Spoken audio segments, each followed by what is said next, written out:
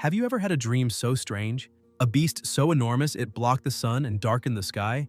Yet it seemed like a cheerful spirit, as if they were the same being. The beast was him and he was the beast. From that moment on, the world would honor him as if he were a true god, because between heaven and earth, he was the most revered. The news on TV said that you are watching the nightly news on June 2nd, 2224, the Ning City Zoo was attacked by a snake over 100 meters long, and specialists couldn't determine the species. Several citizens managed to record the appearance of a giant beast resembling a whale in the sky north of the city, which caused quite a commotion. Recently, internationally wanted criminals have been on the loose in the city, and in front of the TV, a young man was lying unconscious, with his arm completely wounded on the table. In his subconscious, he began wondering if that body wasn't actually his, realizing something felt different, and when he looked in the mirror, he was shocked, questioning what was happening. Surprised to notice the body was completely different, he wondered if he had just turned into a marine iguana. His name is Chen Chu, a second-year student at Ning University, and he decided to rent a place outside the school because he didn't like living in the dorms.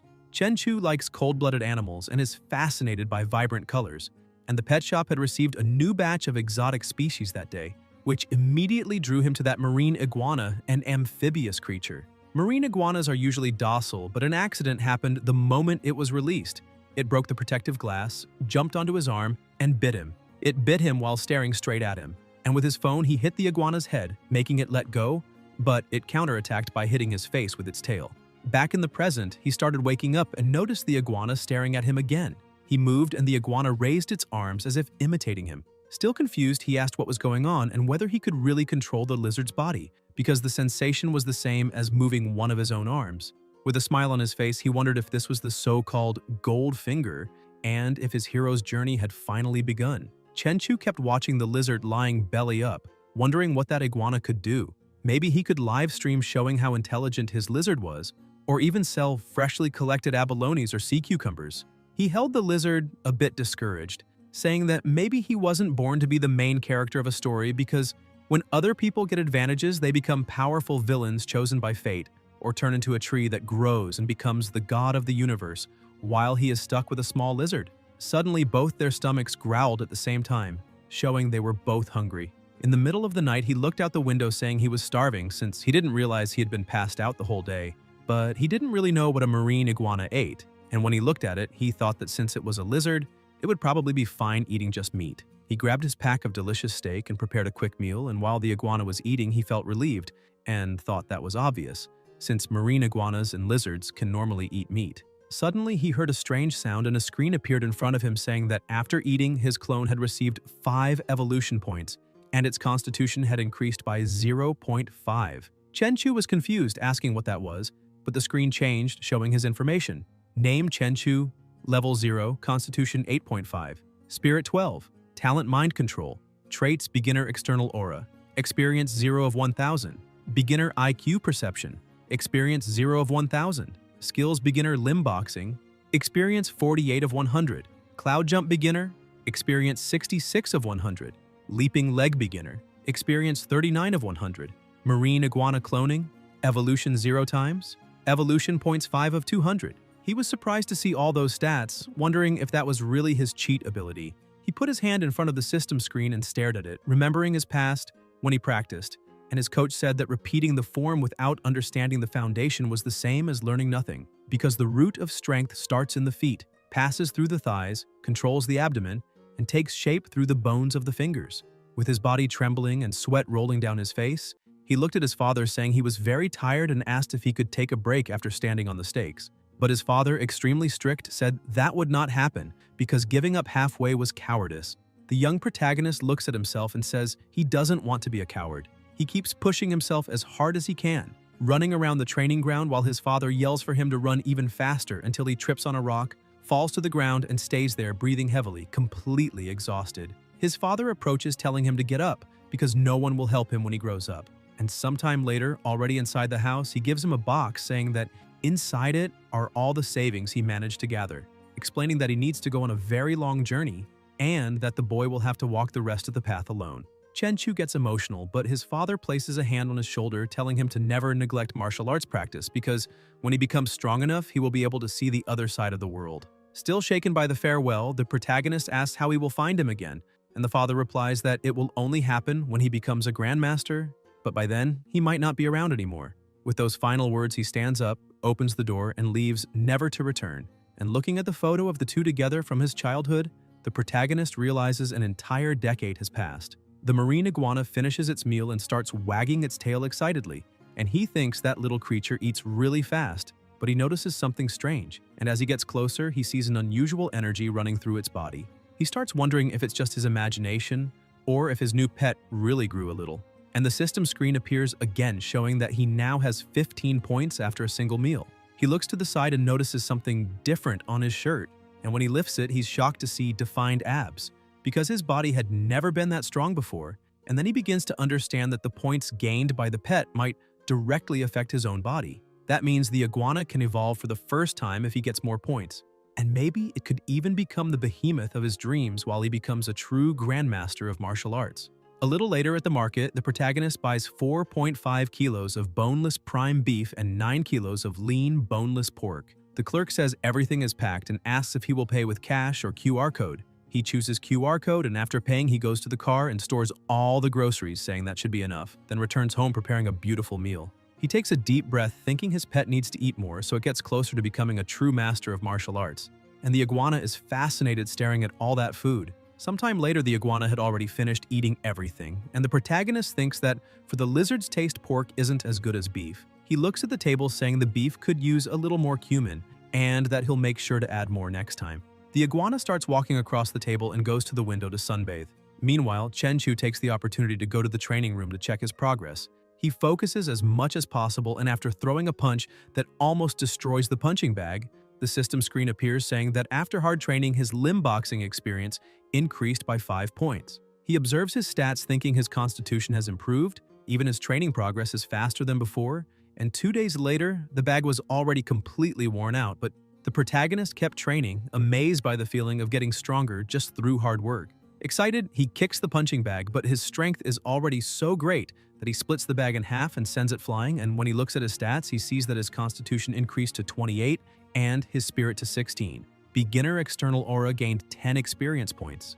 IQ perception also increased by 10 points. Limb boxing is at 48 points, cloud jump at 66 points, and hopping kick at 39 points. He thinks that from the perspective of traditional martial arts, he is currently at the peak of the Ming realm. Chenchu remembers his father saying that the martial arts realms are divided into Ming, Dark, and Transformation. The peak of the Ming realm allows someone to become a high-level fighter capable of facing 10 opponents alone. The Dark realm makes someone a first-class expert able to fight 100 opponents at the same time, and usually these experts belong to legendary families, while the Transformation realm allows someone to face 1,000, with grandmasters recorded in history and extremely rare in modern times. The Transformation realm represents an unbreakable body described only in ancient texts. And excited about all of this, the protagonist asks his father which realm he is in. His father lowers his gaze, saying that once he briefly reached the Shadow realm, and after that, Chenchu interrupts, impressed, saying he's really incredible and asking if he's also part of one of those legendary families.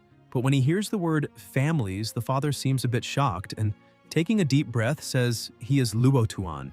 At the end of the day, Chenchu returns to the apartment and is surprised by the size of the pet, since it's already much bigger than before. And with a smile, he says that one more meal and it will be ready to evolve, hoping he won't be disappointed. The pet keeps eating while the protagonist watches.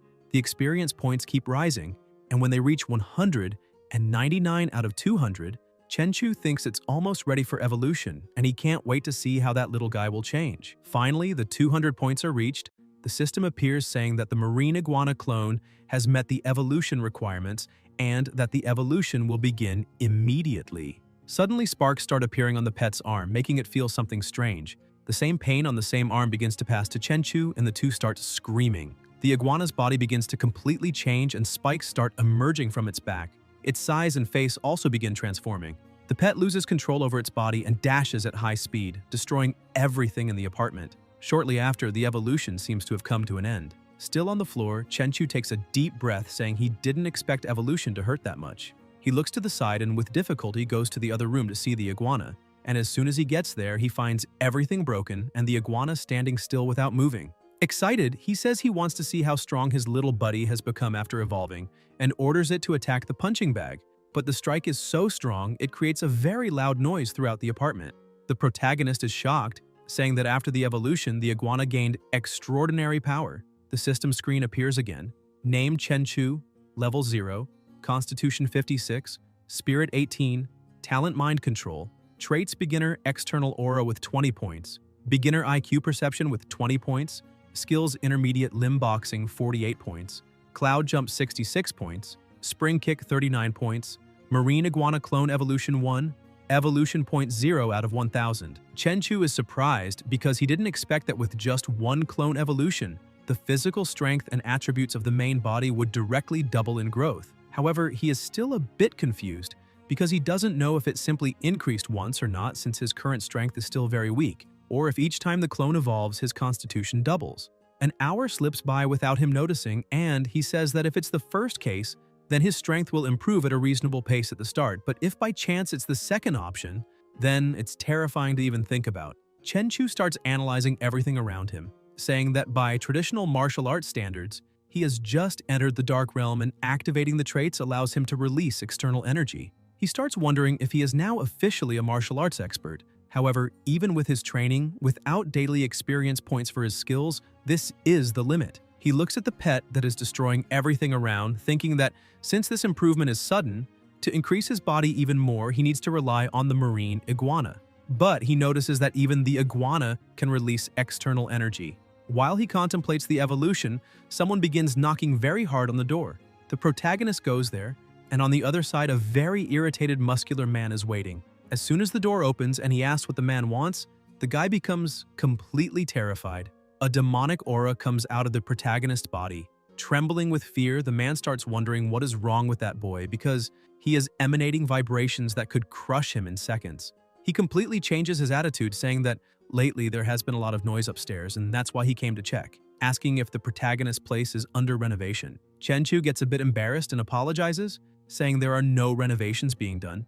He was just training the last few days and didn't realize how much noise he was making. The man asks what kind of training sounds like an earthquake, and when he looks inside the apartment, he's shocked by the destruction, which scares him even more. He slowly begins stepping away, saying it's all good and there's no problem, only asking the protagonist to change his training methods to something a bit quieter. The man runs to the elevator and the protagonist says there's no problem and apologizes again for everything, saying he will adjust his methods from now on. The man thanks him for understanding, and as soon as the elevator door closes, Chenchu and the pet watch. Chenchu closes the door and keeps looking at the pet and the apartment while thinking that the marine iguana clone is way too big now and it's no longer appropriate to keep it indoors, so it's time to set it free. He grabs his car and drives to the shore, saying everything is ready. He opens the door and it runs out while he just watches, and without hesitation his pet dives. He activates Energy Sense, and with his current level he can cover a 10-meter radius around him. As the iguana swims, the protagonist can feel and see everything it sees, becoming surprised when he notices a five-eyed fish. So he decides to make it his prey and orders the pet to attack. It increases speed and rushes into combat, causing a commotion in the water around it. The iguana kicks up some debris, blocking the fish's vision, and with that, it manages a stealth attack, finishing and consuming the creature. The system notifies that after the clone ate the mutant fish, it gained 10 evolution points and the protagonist's physique gained 1 more point. Chenchu is surprised, thinking that after evolution, eating normal food only gives 1 evolution point per meal, but eating mutant fish can give 10 points. He keeps swimming while thinking that with this kind of mutant creature appearing in the oceans and with recent news popping up everywhere, the world is far from peaceful. The protagonist takes advantage of the situation and continues devouring the mutant monsters appearing before him. Sometime later, the system notifies that the clone has reached the daily limit of 100 evolution points and cannot gain more. Even so, Chenchu keeps swimming because to human eyes, the ocean at night is cold and completely dark. But through the eyes of the marine iguana clone, the underwater world is colorful and vibrant. As an amphibian, the marine iguana can stay submerged for a long time, but since it still has no gills, it depends on lungs to breathe, needing to surface from time to time. He keeps moving through the seafloor and observing everything around until he finds a small crack. Upon entering, he finds an underground cave and thinks that place seems very good, so he can let the marine iguana clone rest there. After cutting the mental connection, he takes a deep breath, saying that now the clone is already settled and it's time to go home. While driving down the roads, he notices something strange. An apparently abandoned house has a car parked in front. The protagonist becomes curious, wondering if someone is actually living there, But then he hears a cry for help from inside the house. He thinks he needs to control his abilities and act at the right moment. The thugs inside begin to worry, asking if the car has already left, but one of them eating chips says yes. They calm down, saying that's great, while another yells at the girl, covering her mouth and telling her to keep quiet. The bald man goes to the guy who was watching the girl and kicks him, asking how he could be so careless, because he told him to keep an eye on her and he didn't even notice the cloth gag fell from her mouth. The young man tries to explain to the boss that it was too dark outside and when they dragged her in he couldn't see anything. The boss keeps looking at the girl who is completely terrified and approaches touching her neck, telling her to shut up and behave. The girl begins crying, not knowing what to do or say. Outside, Chenchu begins his preparations. He uses his energy sensibility and easily sees all the places and people inside the house. He sees two thugs sitting at the table, the girl trembling and tied up, while the other one just eats leaning against the wall. Understanding their positions, he starts trying to figure out what is happening, if it could be a kidnapping or even human trafficking, since there are 3 men and 2 of them carry knives. Therefore, it's better to finish all of them in less than a minute to avoid putting the hostage in danger. He prepares for the fight, releases his external energy, and with a single punch blows the door apart, leaving everyone inside stunned. He uses the distraction from the smoke to move forward, and with a kick defeats one of the thugs, throwing him against the wall with great force. The boss becomes furious and tries to attack from behind with a knife, but the protagonist had already sensed it. His strike was so strong that when he hit the boss, the noise was enormous and the impact reached even his bones. The young man leaning against the wall holds the leader, telling him to rest a bit and prepares for combat, saying it is time to use the Yue Wang Ning Fu fist. On the other hand, the protagonist uses Luo Tuan, the 8 extremities boxing. The two begin to fight. The boy tries to make the first strike, but the protagonist defends and tries to counterattack, being blocked and receiving a punch to the head. Immediately, he realizes that Guy is also an expert. Before completely losing his balance, he makes a distracting move and lands a direct hit, throwing the opponent far away. Lying on the ground, the boy smiles, finding everything more and more interesting, and begins to stand up, saying he really didn't expect to meet a true Luo Tuan 8 extremities disciple after coming down the mountain. The Iron Mountain Slam, the supreme move of the 8 extremities, truly deserves its reputation. Chenchu says it's all a shame, and the young man asks what he means by that. The protagonist gets closer, saying he didn't expect to see a bandit being a descendant of the Yue Wang fist, and that it's shameful for a martial arts disciple to follow a path like that. The boy smiles and asks why Chenchu is so arrogant, when he's nothing more than a simple student who knows nothing, because he only understood reality after leaving the mountain. Shouting that to survive in that world you must do whatever it takes, he charges forward. The protagonist watches, and when the opponent is just a few centimeters away from striking him, he simply kicks him and sends him flying, making him fall face first into the floor. While the boy is on the ground, Chenchu observes carefully and thinks that battles between martial artists are truly dangerous because the pressure he feels from his opponent is greater than that of dozens of muscular men.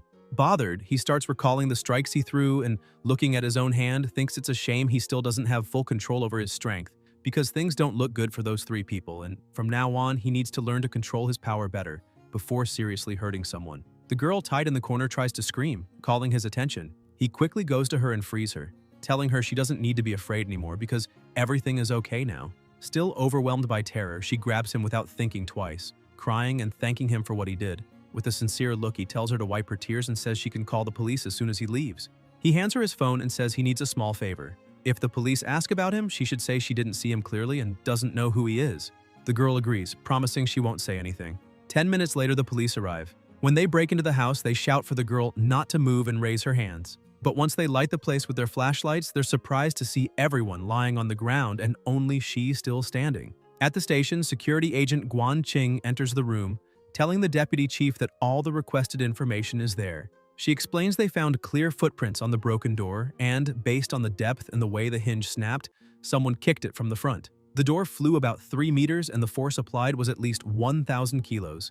The deputy chief places the images on the table, saying that among the kidnappers, 2 died instantly, and the rest entered a vegetative state after suffering severe concussions. According to the girl Lin Rongye, the one who did that was wearing a mask, and since it was night, she couldn't see his face. The agency chief remains confused, saying this makes no sense, because the greatest impact ever recorded by the Boxing King was 800 kilos on a machine, and achieving something that absurd in real life is unheard of. Guan agrees, saying that Guy's strength is truly inhuman, although even stranger things have happened lately. Suddenly, strong lightning cuts through the sky and the deputy chief comments that a major storm is coming.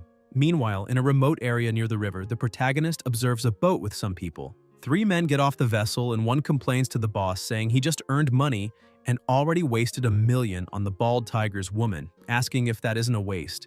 The shirtless man agrees, reminding him they took a long time to find the sunken ship and only profited a little over $2 million. But the boss says they're exaggerating and asks if they even know who that woman is. If they manage to put her in his hands, money won't be a problem. The two get excited and ask if that's true, but the boss changes the subject and asks Four Eyes if he has already dealt with the business with the company. The boy replies yes. He already hired a transport company, rented a high-end commercial building for the offices, and even activated a recruiting agency to find the prettiest girls for the secretary and receptionist positions, just as the boss requested. The leader emphasizes that with his newly awakened ability to breathe underwater, all they need to do is locate any sunken ship to bring treasures to the surface. If they can do that, they'll have all the money they want and no one will go hungry again. While they talk, something moves in the nearby bushes. The boss immediately turns around asking who is there. The protagonist appears saying he has seen many perverts, but that guy really stands out. Irritated, the boss charges forward saying Chenchu is too bold and people like him don't live long. But the protagonist simply stomps the ground with force, causing an explosion that throws the boss upward. Taking advantage of the opening, he disarms him and finishes with a kick that sends him crashing into a tree. The two underlings scream that it's impossible, saying the boss became much faster and stronger after awakening his superpower and can easily defeat 5 men. Four Eyes, panicking, says that's really bad and they need to run away immediately. But before they can take a single step, both are knocked out by the protagonist. The boss, badly injured, screams asking what Chenchu is doing, and the protagonist tells him to look straight at him, thinking he can now test his mental control power. He asks the man's name and what he is doing. Mental control activates instantly, and the man starts moving strangely, saying his name is Zhang Changshou and that he owns a boat and smuggles to survive. A month ago, he gained the superpower to breathe underwater. Chenchu thinks his mental control is extremely effective because that man is now practically a puppet under his command. Changshou continues explaining that he scavenges sunken ships in the depths and trades whatever treasures he finds for money with wealthy people. After getting all the information, the protagonist cancels the mental control and Changshou collapses on the ground crying out in pain and calling Chenchu boss, asking what happened to his hand. The protagonist replies that he broke it himself by accident. Changshou keeps treating Chenchu as his boss and says he is right. The protagonist is surprised to realize his mental control also affects people's judgment. He tells Changshou to rest a bit on the boat because he will go there after waking the other two. The man agrees immediately. Chenchu thinks that to raise his lizard, he will need a huge amount of food. And since Changshou has a boat and deals with rich people, maybe he can get money through his company to feed his pet. Without wasting time, the protagonist uses mental control on the other two and concludes that his power truly is amazing. However, there was some resistance when controlling Changshou, but with those two it was very easy, and apparently his mental control works better on weak-minded people. Shortly after, already inside the ship, they walk down the corridor when a crew member asks Changshou who the man with him is. Changshou, a bit irritated, says that is his boss and demands respect. The crew member immediately greets the new boss and Changshou orders him to prepare the transfer contract because that ship now belongs to his boss. The contract is quickly prepared and handed to the protagonist. Chenchu tells the man in glasses to meet him at the office the next day and calls boss Changshou to go with him to the hospital since he is injured. The next day, the iguana was at the bottom of the sea eating again and the protagonist thinks the ocean is a paradise of infinite food. While his pet eats, he continues training at the gym. The system keeps notifying him that evolution points are rising, plus 5 points, and constitution increases another 0.5. He thinks he can't depend only on the marine iguana to increase his power, and must train as much as possible. And after his 2 fights, he realizes his control over his own strength has improved a lot. In the mountain cave, the iguana is also excited, and the system says the energy absorbed was digested during training, giving it 6 more evolution points. In the city center, in front of a building, the protagonist watches his subordinate saying goodbye and asking him to take care. He thinks the transfer process is complete and that even without leaving home for an entire day, he gained over 90 evolution points and his body grew 20 centimeters. Tomorrow, he must make the lizard's journey into the depths of the sea because he's not the only person with superpowers in that world and therefore needs to become even stronger, especially because there are unknown creatures in the deep ocean. In the middle of the sea, the 2 subordinates were on board a ship. The shirtless man says there have been far fewer fish in recent days and they aren't catching anything. Four Eyes comments that maybe there is a school of big fish down there, maybe even sharks, because they move in groups and even orcas need to be careful with them. Indeed, some sharks were below the water hunting everything that came near. Suddenly, the protagonist lizard begins approaching one of them and lunges to bite. The iguana dodges the attack and starts eating the shark. The system notifies that it gained 10 evolution points, and the protagonist thinks that great white shark meat is quite tender. After the iguana finishes feeding on the shark, the system informs that the clone has met the evolution requirements and asks if they want to evolve. Chenchu is surprised to see he can choose even from a distance, and without hesitation confirms, triggering both evolutions immediately. After going through the pain of evolution, the status screen appears again saying, Name Chenchu, Level 1. Constitution, 130. Spirit, 38. Talent, Mental Control. Traits, External Aura, Beginner. Experience 280 of 1000. Chi Perception, Beginner. Experience 280 of 1000. Skills, 8 Extremities Boxing. Intermediate, experience 370 of 1000. Cloud Step Leap, Intermediate, experience 290 of 1000. Tan Leg Technique, Intermediate, experience 390 of 1000. Clone, Armored Scale Spiny Lizard, a newborn beast attempting to evolve into a fierce Lord-class beast. Evolution, twice. Evolution points, 0 of 5000. Skill, Water Affinity. Lying on the floor, he looks at his stats, saying he finally made a breakthrough, and that his constitution is 13 times that of a normal person. Also, he has reached a level equivalent to a grand achievement in the dark realm of ancient martial arts. He also notices that his constitution didn't double this time after evolving, which makes sense because last time it doubled only because his base attribute was extremely low. He keeps checking the new updates, and when looking more closely at his pet's attributes, he sees it has the water affinity skill and wonders what that means. When he connects to his clone, he's shocked to see that his pet became extremely large, its bone density several times higher than before, and its weight reaching 4 or 5 tons. On top of that, its power has doubled. Its claws look like steel and are far more explosive than before. The protagonist also notices it can now swim up to 70 kilometers per hour faster than a large ship, and it makes less noise and feels less resistance while swimming, probably thanks to the water affinity. Inside the apartment, Chenchu calls his team asking if anyone requested treasures recently, but his employees say no. The protagonist says that's not a problem because they'll find them themselves, and asks how the research is going. The man replies they were able to locate some points with sunken ships, but without Changsho, who can breathe underwater, they can't advance. Chenchu tells him not to worry because he'll handle it. After hanging up the phone, the protagonist thinks that the shallow water areas of the routes used by Country Z in the past and the major trade routes used by Country H and Country R have already been mostly explored. Even so, there are still many priceless ships in the deep sea area. He connects again with the pet, which is in the Yellow Sea area, southeast, around 25 kilometers from the coast, and thinks that now it can breathe deeply in the water after that evolution. Its perception also increased greatly, allowing it to sense an area of up to 20 kilometers around, and he will be ready to depart as soon as he organizes everything. He stretches on the couch saying that this is the point of having a clone, being able to enjoy life. And when he checks his phone, he sees it's almost 11 o'clock. So he decides to get something to eat and treat himself. Somewhere on the pedestrian street, a girl was unconscious leaning against a pole. Sometime later, the protagonist goes to the street and, seeing the food stands, is impressed because they look delicious. But one meal costs more than 3,000, and his savings are only 20,000 for now. Still, soon he will take over Changsho's company, so he will at least get to experience being rich. While walking, he comes across a somewhat infuriating scene. 2 young men approaching the unconscious girl leaning against the pole. He yells, asking what they are looking at, and tells them to leave immediately, thinking that with his growing strength, his passion for martial arts is awakening too. And as long as there is no real danger, he doesn't mind stepping in. The 2 get annoyed and ask what the protagonist just said. And with a knife in hand, one of them says that if Chenchu leaves right now, he will pretend he saw nothing.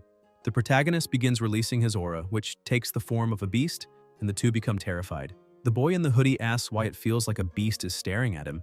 The other, frightened, says they should leave, but the unconscious girl wakes up and starts laughing, asking what they are doing and if they aren't real men since they're so scared, continuing to mock them. Chenchu gets confused and wonders if that woman is crazy. The guy in the hoodie thinks a woman like that isn't something you find every day. The guy with the knife, with his masculinity wounded, says he can't let a woman think he's weak. The 2 start running, saying there's no reason to fear that guy because he's just an ordinary person. The one with the knife charges faster, saying that's right, that the young man is too confident and will be defeated right there and now. Chenchu simply watches them, and as soon as they get close enough, the protagonist attacks and defeats both with a single kick. He thinks he didn't even use 10% of his strength, because otherwise that kick could have reduced the two of them. And right after that, the guys start running away saying the protagonist is terrifying, a demon straight from hell. Chen-Chu simply watches them leave, thinking that this time he'll let them run, because they messed up, but not enough to deserve death. The woman stands up acting strangely and laughing, saying that was amazing, praising the protagonist and saying he is very strong and that it was impressive. Chen-Chu notices she isn't normal and wonders if she was drugged. The woman begins rubbing herself on him, and the protagonist calls the police saying there's a slightly drunk and out-of-control woman outside the Shengtang bar. The girl asks why he called the police, questioning if she isn't pretty and if he wouldn't want to take her home. A few minutes later, the police arrive, and a policewoman says the woman isn't being funny doing this kind of thing, while the protagonist talks to another officer, saying he was the one who called because he went out for a late-night snack and saw the woman there. After settling everything with the police, he thinks that now he can control the giant lizard and search for the sunken ship. And when he uses the probe to sense the surroundings, he realizes that Four Eyes was right because online information confirmed that there is indeed a sunken ship there. At the moment, his energy sense reaches only about 20 meters, so he needs to keep searching. Shortly after, he finally finds what he had been looking for and says that it seems he won the lottery because the bars are solid gold. Immediately, he contacts Four Eyes and tells him to guide the ship 3 kilometers east and drop a container. The guy from before calls the crew member Black Ghost and wonders if anyone besides Changsho can breathe underwater, but Black Ghost just tells him to stop asking questions and not interfere with the new boss's secrets.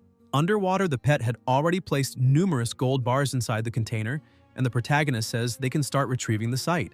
The container is closed and lifted to the surface.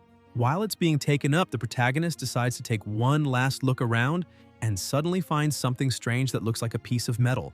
Black Ghost says the cargo is already aboard and everyone can return. Chen-Chu uses the lizard to try identifying what it is, but when he tries to scratch it, he notices it's extremely tough because the claws of his pet can easily tear through common metal, but barely leave a mark on that thing, so it must be some kind of special alloy. He decides to take it because it might be valuable and he'll study it later. As the lizard returns, something suddenly rushes at it and bites by surprise.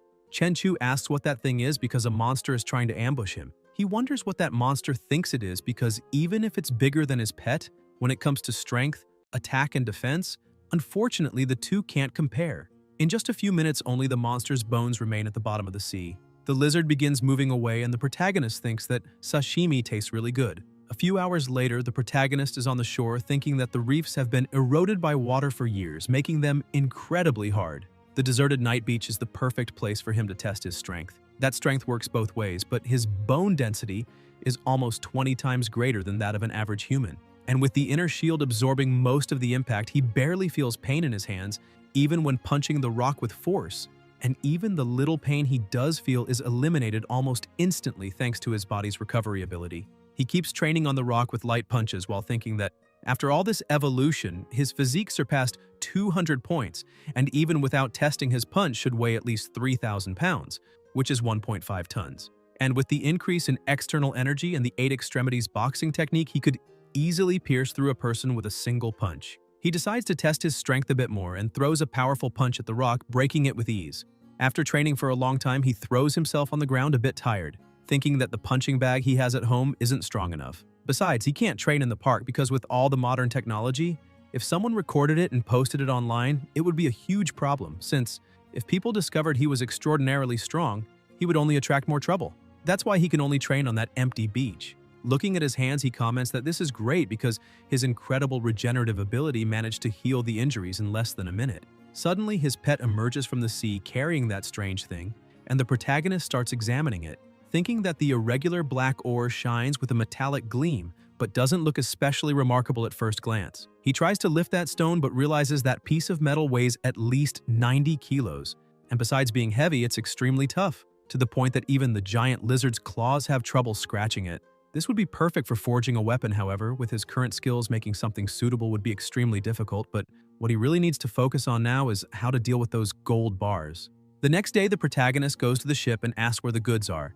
Black Ghost says everything is inside the ship and has already been cleaned and stored in the captain's cabin. The protagonist is evaluating the gold bars when Black Ghost asks how much all that is worth because he has never seen so many gold bars together in his life. The protagonist explains that the bars don't have any kind of markings, so they must have been privately minted and cannot be sold as antiques. He goes to the city center, and upon reaching the 8th floor, the receptionist greets him warmly. Chenchu asks if they buy gold there. The receptionist says yes and asks if he wants to sell rings or necklaces, but he opens the bag full of gold bars and says he wants to sell that. The receptionist is shocked, saying that is a lot of gold, and asks him to come with her because she will take him to the manager upstairs. The manager greets him, asks for his name and how much gold he wants to sell. The protagonist introduces himself, opens the bag again, and says he would like to sell everything. The manager is also surprised, but says he needs the team to check the gold quality, so he will have to wait a bit. While they analyze, the protagonist just sits and waits.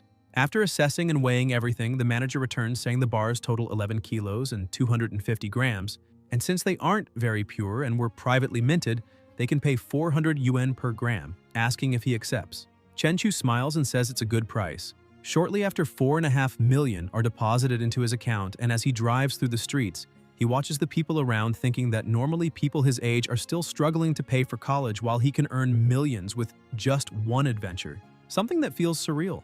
Now that he is a millionaire, he thinks he should buy a car first because the one he currently has is too low and terrible on the hole-filled coastal roads. He goes to the luxury car showroom and starts looking at a Land Rover. 2 other people enter the store and another receptionist greets them, while the protagonist watches the scene and realizes that's his ex. Since back then, he spent a fortune trying to win her over, but she preferred chasing wealth and status, enjoying life with rich guys. She notices him too and tells her boyfriend that he's the loser who used to chase her. The boyfriend asks what a broke college student is doing in a luxury car dealership. Black Ghost gets irritated asking who they're calling poor, but Chenchu steps in and tells him not to bother. The ex's boyfriend shouts back asking why they can't just tell the truth, saying the protagonist is nothing but a poor college student and questioning what he's doing in a place like that. The girl tells her boyfriend not to waste time with that loser and to go pick a car. She walks over to a convertible saying she likes that model, and the boyfriend answers he'll take a look, but inside he feels embarrassed thinking that money exists to impress women. But he only receives a few tens of thousands per month to spend, so how could he ever buy her a luxury car? Meanwhile, another saleswoman is showing the Land Rover to the protagonist. He thinks that the car is tall, comfortable, and can carry a lot, so it should meet all his needs. He tells the saleswoman that he likes the car and will pay with his card. She smiles and says he made an excellent choice, explaining that the car costs 2,380,000 and asking whether he wants to pay in full or in installments. He replies that he will pay in full, surprising the saleswoman. His ex-girlfriend hears that and is stunned, asking how he plans to pay for a car worth more than 2 million with a card. Her boyfriend walks over saying he's just pretending because there's no way he has more than 2 million in his account. She agrees and mocks him, saying that back when they were together, he didn't have money to buy anything besides instant noodles for weeks just to try to impress her. The two get closer and the man starts laughing at him, saying a broke student wants to buy a luxury car and telling him he doesn't need to put on a show because it would be embarrassing if the card gets declined. Black Ghost steps in saying it's none of their business, whether the protagonist can pay or not, and asks what the guy will do if he actually buys the car. The young man replies that if by any chance he really manages to pay, then he will call him dad right there on the spot. But if he can't, then the protagonist will have to call him dad instead. The ex continues feeling superior, convinced he's just bluffing to impress her. Suddenly, the saleswoman returns with the keys and the card, saying the car now belongs to him. The protagonist thanks her, leaving everyone shocked. The man asks if he really bought a car worth more than 2 million in cash, and his ex is completely dumbfounded, demanding to know how he became so rich. Black Ghost grabs the man by the shirt, demanding that he keep his promise, and asking if he isn't going to call the boss Dad. Chenchu tells Four Eyes to stop wasting time with people like them. The saleswoman remains mesmerized, and Black Ghost says they're lucky the boss is so gentle because if it were up to him, neither of them would leave before doing what they said. Chenchu gets into his new car and his ex starts running after him, shouting and begging him to listen to what she has to say. The two saleswomen watch the pathetic scene, commenting that the girl thought she had found a rich man but ended up losing someone with real potential. The other agrees, saying people only realize the value of things after they've truly lost them. A short time later at Claude's Edge restaurant, the best place in the city for dinner with sophisticated service, the protagonist walks in together with his subordinate. A woman sits beside him asking what he would like to order, and Chenchu asks her for a Boston lobster costing 5,888 yuans and 2 king crabs costing 7,888 yuans. Shortly after, the food arrives and 2 girls start feeding him. All of that is very expensive, but it is definitely worth it because it tastes great. The girls keep smiling and asking where he wants his next bite from. Chenchu keeps enjoying that moment, thinking that he has cooked many meals for his lizard, and now it is time to enjoy a bit of a luxurious life. He looks at his tablet and sees that the advisor had sent a message in the group saying that classes would start in 1 week, so they need to remember to arrive at school on time. Some students say they understood, and the protagonist sends a message saying it is true because he had forgotten he was already in the second year. He opens his status panel and keeps looking, while thinking that as soon as classes start, he will have less time, so he needs to make more money as quickly as possible to help his little lizard reach the Shadow Realm. The protagonist connects with his lizard, thinking that the swordfish in front of him is the fastest swimmer among the fish and can reach speeds of up to 60 miles per hour, which is about 90 kilometers per hour. However, he is already faster than that. He manages to hunt a fish, and while eating, he thinks that sailfish is really delicious, and that as soon as he is satisfied, it will be time to resume treasure hunting. While he eats, his evolution points keep rising. As soon as he finishes eating, he starts searching because, by expanding his senses, he can detect things dozens of kilometers away, but unfortunately, even after combing the entire seabed, he couldn't find any shipwreck, and some days have already passed without any results. He keeps swimming searching for things, but the world is beginning to change in strange ways, making him question whether there is some type of secret supernatural organization commanded by the government, because either way now he has these abilities and needs to be even more cautious with his actions. He goes to the high-end commercial building in City N, thinking that after Changsho transferred the company to his name, he never returned there even once, because that is the busiest area of the city, and that alone shows that Changsho really did everything to leave the company with a good appearance. As soon as they enter Tianlan Marine Industries, the receptionist Ning is happy to see assistant Zhang Shu, and he asks her to call everyone to the boss's office right now. Shortly after, in the boss's office, the assistant introduces the protagonist, saying that he is the real head of the company, and his name is Chen Chu, Mr. Chen. Everyone there greets the boss, and the girls become completely enchanted, thinking if he is really the boss because he is very young, handsome, and rich. An assistant calls the protagonist, saying that girl is Ning Nixon, the receptionist. A bit happy, with a reddish face, she smiles, greeting the new boss. Another beautiful woman starts approaching, saying she brought his coffee, and the assistant introduces her, saying that woman is the boss's secretary and her name is Su Lengyu. While looking at some documents, the protagonist asks her to leave the coffee on the table. While his secretary serves the coffee, he keeps observing, thinking that even though it is just a front company, it is surprisingly well equipped, and it costs hundreds of thousands to maintain that company every month, and apparently he needs to find more shipwreck treasures. Chen Chu calls Zhang Shu, saying he would like to end the introduction meeting there, and that he can ask everyone to return to work. Besides that, he asks his assistant to return immediately to the ship and keep an eye on things, at least for now. As he leaves the room, the protagonist remains seated, thinking that apparently the effect of the mind control is stable, but subconscious hypnosis is not foolproof, and that is why he needs to ensure they don't interact too much with the outside world. While holding his cup of coffee, he goes to the office window and the system keeps notifying that he is gaining constitution points. He thinks that using clones to hunt while he just lies down and still gets stronger is truly incredible. Deep in the sea, the lizard keeps hunting, growing stronger and stronger. While hunting, the protagonist connects once again with his pet and asks if that is a barracuda, because barracudas are only about 2 meters long, but that one is 4 to 5 meters. Its speed is also incredible, and its teeth are harder than steel, and if it weren't for his external force field, he might have gotten hurt, which only shows that the number of mutant and aggressive fish in the ocean is increasing even more. While the lizard tries to eat that monster, the protagonist notices that the meat is clearly different, as it provides much more energy. The system notifies that his clone devours it with effort and gains 90 evolution points and 9 constitution points. He notices something different and thinks something is wrong, because that fish definitely has something in common, since right now his muscles and bones are strengthening, and the increase is 10 times greater than it used to be. After finishing eating, the lizard keeps swimming, while the protagonist thinks it really is a shame because in such a vast ocean that mutant fish seems to be the only one of its kind. Meanwhile, at the Tianlan Marine Industry office, Ning asks Leng Yue if she thinks the boss has someone special. She sits on the desk asking why and if she's thinking of hitting on him. The other woman behind looks at the receptionist, saying she's blushing again. Suddenly, someone arrives asking if they still haven't finished work hours, and everyone is surprised to see that it is Chen Chu. Secretary Leng Yue walks up to him, saying they still have some things to finish. The protagonist starts getting ready, thinking that with his hearing, he can hear their conversation from inside the elevator. But to avoid embarrassment, he will pretend he didn't hear anything. He says that it seems they are all working very hard, and because of that, dinner will be on him. They all get excited and thank the boss for that. A short time later, they arrive at the Above the Clouds restaurant. A waitress approaches, asking if he would like to place the order immediately.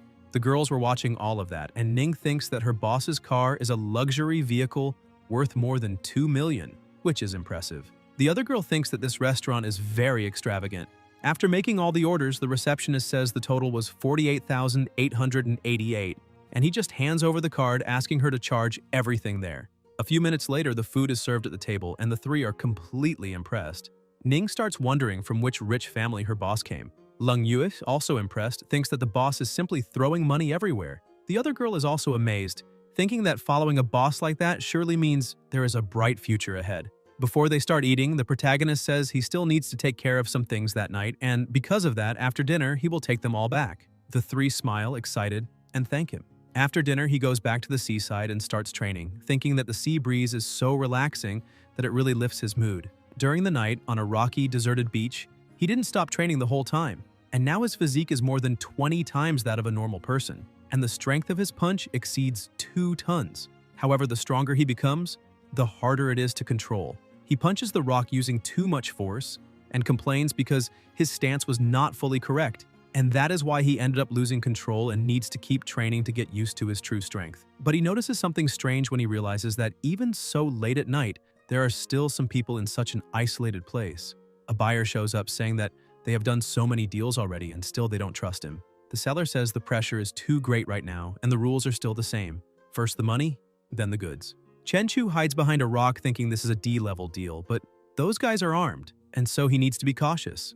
One of the subordinates goes to the boss saying the goods are top quality. The buyer says that is not bad at all and that it is a pleasure doing business with them. The seller also thanks him, saying the pleasure is all his.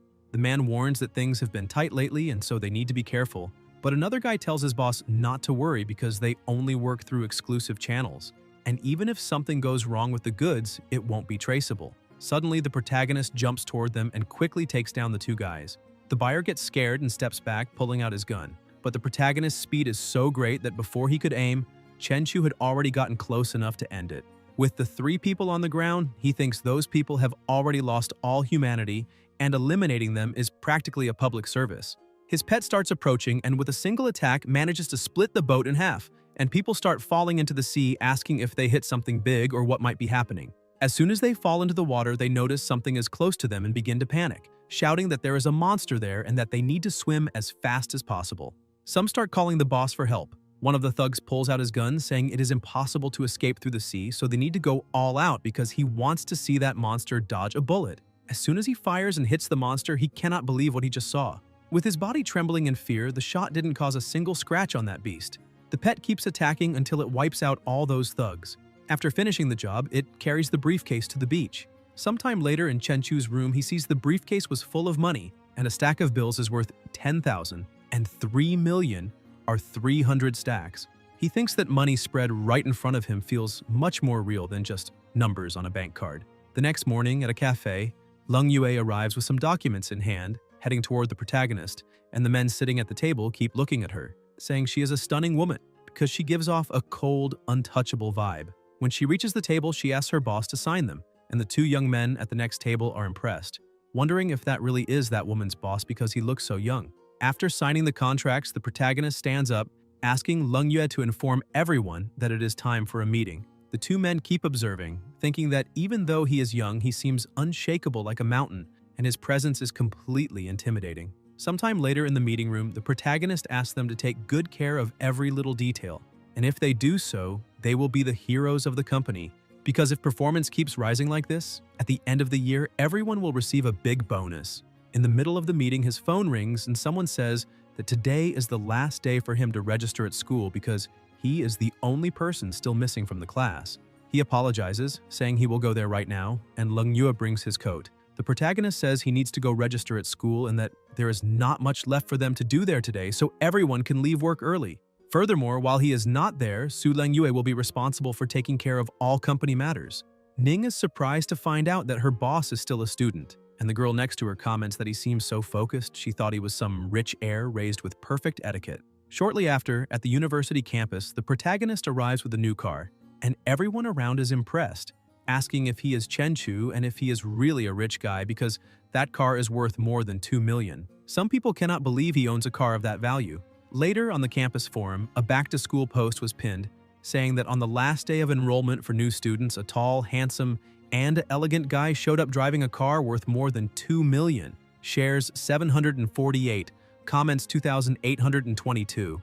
In the comments, people were asking if he was Chenchu because he looked very handsome in the summer. However, others said they didn't care about looks since he was driving a car worth more than 2 million, and his family surely must be billionaire. The girl reading the post feels that man is very familiar, especially those black and white eyes like stars radiating a sharp glow. She keeps reading and sees someone saying that guy is not a freshman because he is in the second year of the finance department and is now entering the third, and his name is Chenchu. The girl is surprised to discover he is from the finance department because that cannot be true since he is in the same year as her. While walking, the protagonist thinks that his body and strength are improving at a very good speed, but he only knows light extremities cloud step and tan leg technique and needs to learn new skills to better control and use his current power. He passes by a fight club but thinks those moves are too graceful, and if he fought someone like that, he would end up crushing the person with a single slap. So if he really wants to learn how to control everything, he needs to keep training alone. He arrives at Longtang Steel and upon meeting the receptionist, says he would like to make a custom steel order around 100 tons or more. The woman agrees and takes him to the VIP room to call the sales manager. Once inside, the manager asks what type of steel he wants to order, and Chenchu explains that he wants a steel pillar with 2 meters in diameter and 5 meters in height, as well as some steel blocks weighing 1, 5, 10, and 20 tons each. After the simulation, the manager informs that the total weight is around 200 tons and the estimated cost is about 700,000, but the final price depends on the product finishing. The protagonist says it's all good and asks to sign the contract the next morning. At Changshu's improvised dock, assistant Zhang Shu informs the boss that the entire area is his warehouse. The protagonist thinks it's great and asks him to leave because he wants to take a look by himself. The system notifies that the clone gained 8 evolution points through directed feeding, and that constitution increased by 0.8. He thinks about all the stages: brightness, darkness, transformation, and beyond transformation. But he hasn't even reached the transformation stage yet, so he still has a long way to go. Looking at the space, he imagines that when the steel pillar is installed in the warehouse, that will be his training field. However, he thinks the maximum daily evolution points is 100, and because of that, he will need many days. And compared to the progress of that giant lizard, his body is still far too slow. At the site of the last fight, Guan Qing and the deputy security chief were analyzing everything together with the police. She starts reading the report, saying that Luo Hao, known as Big Boss Luo in the underworld, owns a bar and commands more than a dozen henchmen. His right hand was almost torn off by a heavy weapon, used with unbelievable force, hanging only by a piece of flesh. Iron Chi Lao had his chest hit with immense force, crushing his organs and dying on the spot. All three were killed in less than a minute by the same person, whose strength and speed were insane. She wonders who could do such a thing when the captain's radio rings saying they found another body coming from the sea. Meanwhile, at Tianlan Maritime Company, Leng Yue comments to the boss that the company has no services. Everyone just slacks off, and she asks if they shouldn't hand out flyers or something like that. The protagonist replies that it's not necessary because business is like fishing. You just need to wait for the fish to bite the bait. The secretary gets worried, thinking that even if the boss is very rich, they might end up going bankrupt. After all, how will the fish bite if no one knows about the bait and no one reaches them? Suddenly, Ning knocks on the door saying someone came to see the boss with a business deal. Leng Yu can't believe someone actually came to bring money in the end. The man enters the office looking around and asking where Zhang Laoda is, and the protagonist says he and his men are all under his command now. The man finds it impressive that he actually sidelined that guy and introduces himself as Wang Tianhua. The protagonist is impressed, saying he finally met Boss Wang and that they should sit down to talk more calmly. Leng Yue says she will prepare tea for everyone. Tianhua explains that there is a centuries-old shipwreck worth at least tens of millions and asks if the protagonist can make it happen. Chenchu asks how Tianhua intends to split things once the items are recovered, and he answers that he will provide the map and keep 70%, while Chenchu would get 30%, because even international teams work at that rate. Chenchu says that if that's the case, he should look for an international team. Tianhua asks what his suggestion would be, and Chenchu replies that he would like a 50-50 deal. Otherwise, it's better to forget it. Tianhua is surprised, imagining that with such strict laws, a private salvage is impossible, and the protagonist is his only chance. He stands up asking if Chenchu is sure he can take everything from there. Chenchu states that just like Changshu, he has many others under his command, and if Tianhua is not convinced, he can go along and see with his own eyes. Tianhua ends up agreeing to the 50% deal and they shake hands, saying it's a pleasure doing business together. Meanwhile, at the police station, the deputy chief was impressed with the exaggerated claw marks, wondering what kind of creature could leave marks that large. He begins to consider whether it could be some abnormal creature and analyzes the records indicating multiple deaths. 4 died at sea, suspected of beast attacks, and professionals would investigate. At the end of the day, Chenchu goes to the warehouse to receive the order, and Leng Yue asks what that huge iron pillar is for. He says it is a calming pillar of the sea, buried at the dock to stabilize the waters and restrain the sea dragon kings. She thinks the boss really knows a lot of things. After making the payment, he looks at the bank account balance, which was at 321,800, and thinks money really flies. And now, only that is left in the Bixi Garden complex.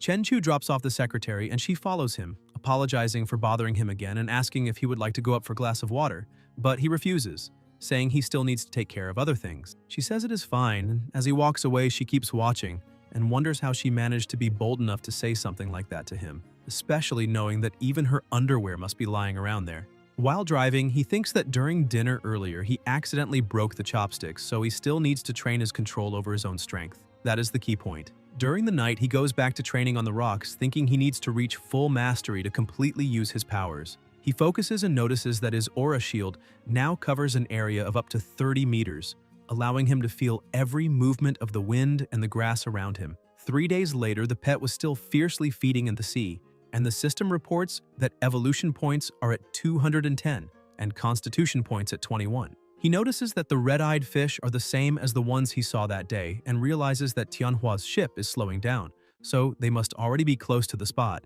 He calls Tianhua, saying that the other team has already arrived, and asks when they will start. Tianhua says the work is quick, and he will prepare things to begin still that night. The protagonist thinks that after hard work, he gained 15 experience points in control, and with aura enhancement, his strength multiplied. Tianhua calls again, saying he still hasn't seen the other team, and Chenchu replies that they are already underwater and asks for the location. Tianhua questions if he is serious because that is truly impressive, then gives the coordinates, explaining that it is 200 meters to the left and about 700 to 800 meters deep. Connected to the pet, he starts descending but notices that even with his constitution, the water pressure is making everything uncomfortable. Upon reaching the point, he realizes there is nothing there and reports that at 800 meters deep, within a radius of 200 meters, there is nothing. Tianhua asks if he really scanned all of that so fast, thinking it is impossible for someone to sweep 700 to 800 meters deep in just 20 minutes. One of the subordinates comments that after hundreds of years the location has probably changed and asks to try moving about 1 kilometer east. The boss apologizes and asks if the protagonist can check this new direction. He continues scanning with the pet, and after searching for a short while, they finally find what they were looking for. They bring everything to the surface, and when opening it, one of the men tells the boss there is a total of 8 broken pieces and 3 intact ones, valued at around 30 million, and if sold privately, they could get about 20 million more. Tianhua asks the protagonist if he heard, because that is the situation, and Chenchu states that now the rest is up to Tianhua because he will only come back to collect the money. A few days later, the two meet, and Tianhua says the total exceeded 23 million. Each one receives 11.5 million, and that he can check if he wants. Chenchu says there is no need because he trusts his work partner. Tianhua laughs, saying the protagonist is quite straightforward and that he will look for him whenever he has new information about sunken ships. Chenchu looks at the pile of money, thinking that the financial problem is already solved, but his strength is still too weak. He needs to train until he reaches the point where sniper bullets and grenades do not affect him before trying riskier moves.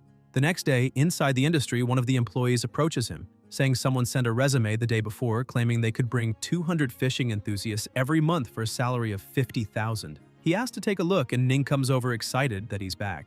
Upon picking up the resume summary, he reads, "Member of the Fishing Association, knows many insiders in the area." Without a second thought, he crushes the paper and tells the employee to reject that candidate, saying he is nothing but a scammer. Ning, excited, asks why he hasn't been at the office in the last few days, and he replies that he had a big project and ended up earning a few million. She brightens her eyes, saying he is truly amazing, and with a smile on his face, he asks if he hadn't already said he would take everyone to celebrate after that project, and emphasizes that tonight he will take everyone to Yunshang Tianwan. The HR girl thinks that working there is truly wonderful. The job is easy, the salary is excellent, and the boss always treats everyone very well. Ning even jumps with joy, saying how nice he is. The girl keeps thinking that unlike her friend's company where the manager tried to hit on her, everything there seems perfect. But then she gets a doubt. If the boss himself tried something with her, would she accept it or not? At the restaurant, Ning comments that she didn't know maritime fishing was so profitable. The HR girl asks if just a few days of traveling can really bring millions, and the protagonist says it was just luck because he caught a bluefin tuna, a fish worth hundreds of thousands. Suddenly, a man appears asking if he is Mr. Chen, owner of Tianlan Marine Industries. He introduces himself as Li Tianrui, deputy general manager of the Tianhong Group and a friend of Tianhui, saying that he wants to fish in the sea and asks if Chen Chu is interested in cooperating. The protagonist replies that as long as it is profitable, he is always interested, and asks the man to go to his company the next day so they can discuss things better. Leng Yue hands over the boss's business card and Li thanks them, saying they will see each other the next day. Xiao Hui observes, saying he didn't expect him to be so young. Ning asks if the Tianhong Group is really big, and Xiao Hui explains that the chairman is worth tens of billions. He is richer than the richest man in the city, and even has the same surname as young Master Li, so maybe they are relatives. Ning is impressed by the idea of tens of billions, and Leng Yue also cannot imagine that she just ran into the son of the richest man during a meal. The protagonist gets excited, thinking that even the heir of the richest man is interested in shipwrecks. Meanwhile, at sea, he thinks it's a coincidence because just when he was telling Xiao Hui about a fish worth more than 10 million, he finds not one but two of them. At night in the warehouse, he looks at the preserved fish, saying that it is worth more than 10 million and its meat isn't even that special. That is not just a fish, it is literally money swimming. And now the next step is to find a buyer and sell it. The next day, while he is still training, the protagonist gets a call saying that young Master Li has been waiting for him in the office for some time. He replies that it's fine and that he is on his way immediately. Shortly after at the industry, the two meet and Tianrui says he has the exact location of a shipwreck. Chen Chu asks why, with all the wealth of the Tianhong Group, young Master Li is still interested in shipwrecks. Tianrui replies that no one thinks they have too much money. The protagonist agrees, saying they will split 50% each after the items arrive, and Tianrui says it's fine by him. Chen Chu keeps staring and thinks that from the young master's look, it's obvious he's not only after the treasure on board, which is interesting. He takes advantage of the meeting and asks Tianrui if he knows anyone who runs high-end seafood restaurants, because he has a 4-meter bluefin tuna. Tianrui says that is very impressive because even a bluefin tuna is within his reach, and adds that he knows someone who owns a seafood restaurant and invites the protagonist to have lunch together so he can introduce them. Sometime later in the warehouse, the protagonist takes manager Lin to see the fish. The manager runs off, and Chen Chu asks him not to run so much because the fish is right there and it won't escape. After examining it, one of the manager's subordinates says the quality of the fish is perfect and all aspects meet A-level standards. Manager Lin says that the fish really is top quality, but since they are all friends, he offers a price of 7 million. The protagonist says it's a good price and accepts the offer. Leng Yue, who is with them, keeps watching her boss, thinking that a single fish was sold for an unbelievable 7 million. Downtown, Chen Chu tells his secretary that they had a great harvest that day, and now it is time to spend a little. She is impressed when she sees that the place is Marriott International, a meeting point for the world's biggest luxury brands. Chen Chu starts buying a lot of things, and Leng Yue is amazed, thinking that this is the peak of luxury and that her boss's money comes way too easily. The saleswoman is impressed, believing a big spender has just arrived.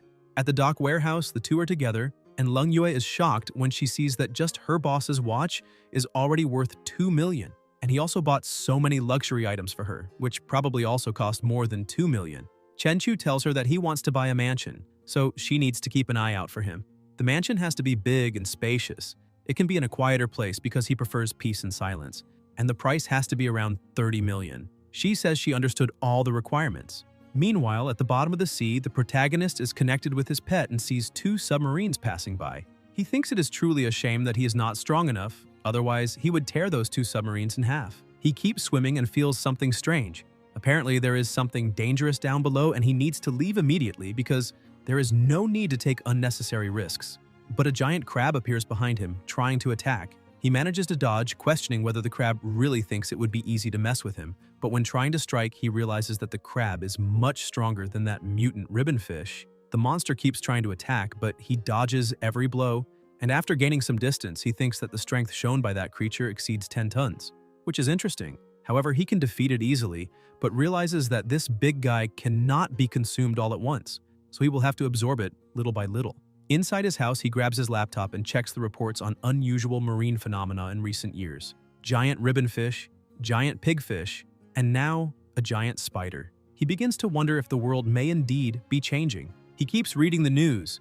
SSN 689, a nuclear submarine from Country M, disappeared at 600 meters deep in the Pacific. The latest report states it was attacked by a giant unknown sea creature. Another nuclear submarine in the Arctic collided with a submerged iceberg, killing all 127 crew members. The protagonist says all of this happened within the last 2 years and that apparently, the deeper one goes, the stronger these unknown creatures become. Meanwhile, inside a submerged cave, the pet was feeding on the monster, and the system kept notifying evolution points that wouldn't stop increasing. The protagonist thinks that its body size has now reached 18 meters. On the surface, he continues training, thinking that his physical attributes have increased by more than 100 points. His bone structure, muscle strength, everything has reached a completely new level. Not even punching a metal pole hurts anymore. And now a handgun would at most leave a scratch on his skin. With his natural armor and reaction speed, common bullets won't even leave marks on his body. At Xinhua bookstore, the protagonist is reading a book and thinks that the world is not as simple as he once believed, and that learning and reading are always the right choices. The women in the bookstore start commenting that the guy is very handsome. One of them tells her friend to go ask for his contact, but she gets embarrassed and refuses. After picking up some books, he states that only through continuous learning can a person keep improving. He returns to his training room in the warehouse, saying that Bajiquan and Xingyiquan may seem simple, but mastering them is not an easy task. He then gets a call from Tianrui saying that they have already arrived. The protagonist asks for the location because his team will be underwater at noon. Sometime later, the protagonist says they managed to find gold and some porcelain fragments, and Boss Lee asks if he managed to find any special box because as long as he finds that box, everything else in the wreck will be his. He thinks that just the gold is worth more than 20 million, and that in that special box there is only a bunch of black mud. He has no idea what that guy wants with it. Once everything is recovered, the special box is handed over to Boss Lee, but as soon as he opens it, he almost has a heart attack, saying this cannot have happened to his elixirs. Meanwhile, the deputy chief is investigating another case. His subordinate says that just like the people who died before, all of their blood vanished and their muscles dried up like jerky. However, the time of death is only 10 hours ago. The deputy chief says it is better to wait for the superiors to arrive to investigate. He thinks that all the victims were thugs without family ties, but physically strong, and asks his subordinate Xiao Zhang to write a report later and shut down all entertainment venues in the city. Later that night, another person is attacked. The information reaches the deputy chief, and completely irritated, he asks how this is happening, because everything was shut down. So how did 4 more people just die? While all of this is happening, the protagonist keeps training and after a few days manages to make great progress in both Bajiquan and Xingyiquan. The system appears, notifying that he has understood a new martial arts technique and asks him to give it a name. Chen Chu thinks about it and decides to call it Explosive Fist, because it combines the posture of the 8 extremes of Bajiquan and the half-step Bengquan of Xingyiquan. 1 step, 1 explosion. Punches like cannonballs. In the middle of the sea, a fisherman is excited, saying he finally managed to catch the fish after chasing the shoal for so long. However, he must remain cautious because this time, the investment was huge. Just 1 fishing net costs millions, and he cannot afford any mistakes. Suddenly, the alert inside the cabin goes off. One of the fishermen rushes to the captain, saying there is a hole in the middle of the net and the fish are escaping. The captain tells him to pull the net as fast as possible. Tom Chan-yun says the detector shows nothing. However, the net does not move. Underwater, the protagonist's pet had already reached an enormous size, and he thinks that with a single bite it takes dozens at once, so that free banquet was very satisfying. With its affinity with water, sonar detectors cannot detect it at all, and now it is time to go home because it is already satisfied. When they finally manage to pull the net up, the boat captain starts to panic, questioning why all his fishing nets are torn and why the fish have disappeared. He wonders what kind of monster or divine being could be behind that. Meanwhile, at his dock like a king, the protagonist was relaxing when he received a call from young Master Lee, saying he was returning to the city and, to show his gratitude, he would take the protagonist to an amazing place that night. Chen Chu says that if it is an invitation from the young master, then he must check it out. Night arrives and they go to the elegant Mengluo Pavilion. A beautiful girl comes to the door to welcome them. Tianrui arrives all happy, asking if someone reserved the Yungxiao Hall, but the receptionist says that hall is always reserved for him. She takes them to the hall and the protagonist observes the environment, thinking that it is no wonder the king neglects his duties because places like that are perfect for enjoying the atmosphere. After indulging, they go to a forest, but he notices that something is following him because the aura is making him a bit uncomfortable. similar to the night he was chased by that giant lizard. Excited by the situation, he wonders if it could be a monster or even a ghost. However, he is pleased because it has been a while since he has stretched his legs. Suddenly, a guy wanting to show off to his girlfriend calls the protagonist to bet on a race. Chenchu begins to disdain him and accelerates like a madman. The couple is impressed, saying that the turn he just took was completely insane, questioning if he is trying to kill himself and if he is really human. The protagonist thinks that at that speed, not even the fastest car could keep up with him. However, that car is still close, and it seems they are not weak. As soon as he reaches the beach, he gets out of the car and asks the person to get out quickly because he is not a bad guy. A naked woman hiding behind a palm tree says that is a funny way to speak, pointing out that she was bathing at the beach and someone took her clothes, asking if he could give her something to wear. Chenchu starts running toward her, asking if she really wanted clothes, because if that is the case, then he can get some for her. As he approaches, he throws a punch toward her, causing a huge impact, but is surprised as a mist covers the place. As that mist begins to dissipate, the girl transforms into a monster, saying that the protagonist's vital energy is truly impressive, strong, and rich, and now she really wants to eat him. Startled, he retreats quickly, dodging her attack, and asks who she is. She says she is also human, but a more perfect version, and her name is Yingxiao, the Orochimaru of the black market. She keeps attacking while shouting that eating the protagonist is like eating hundreds of healthy and energetic people, enough to help her complete the first stage of evolution. Chenchu keeps dodging all attacks, but with astonishing speed he appears behind her, asking if she really wants to eat him, because first they must see if she has what it takes. She is shocked by his speed and his completely terrifying strength. He throws just one strike, causing a massive explosion. Yingxiao, already defeated, asks how this is possible because the protagonist clearly does not have the aura of an awakened one. She tries to escape, hiding behind the palm trees. However, the protagonist is like a predator, attacking her at all costs and destroying everything in front of him. He realizes that this being can merge with trunks and stones, but every time he attacks the attached object, her aura weakens. After destroying everything around them, Yingxiao has nowhere left to run, and the protagonist stares at her on the ground, saying that merging with trunks and trees really is a good survival ability. However, it is a pity that she met him. He emphasizes that if she answers a few questions, she will receive a quick and painless death.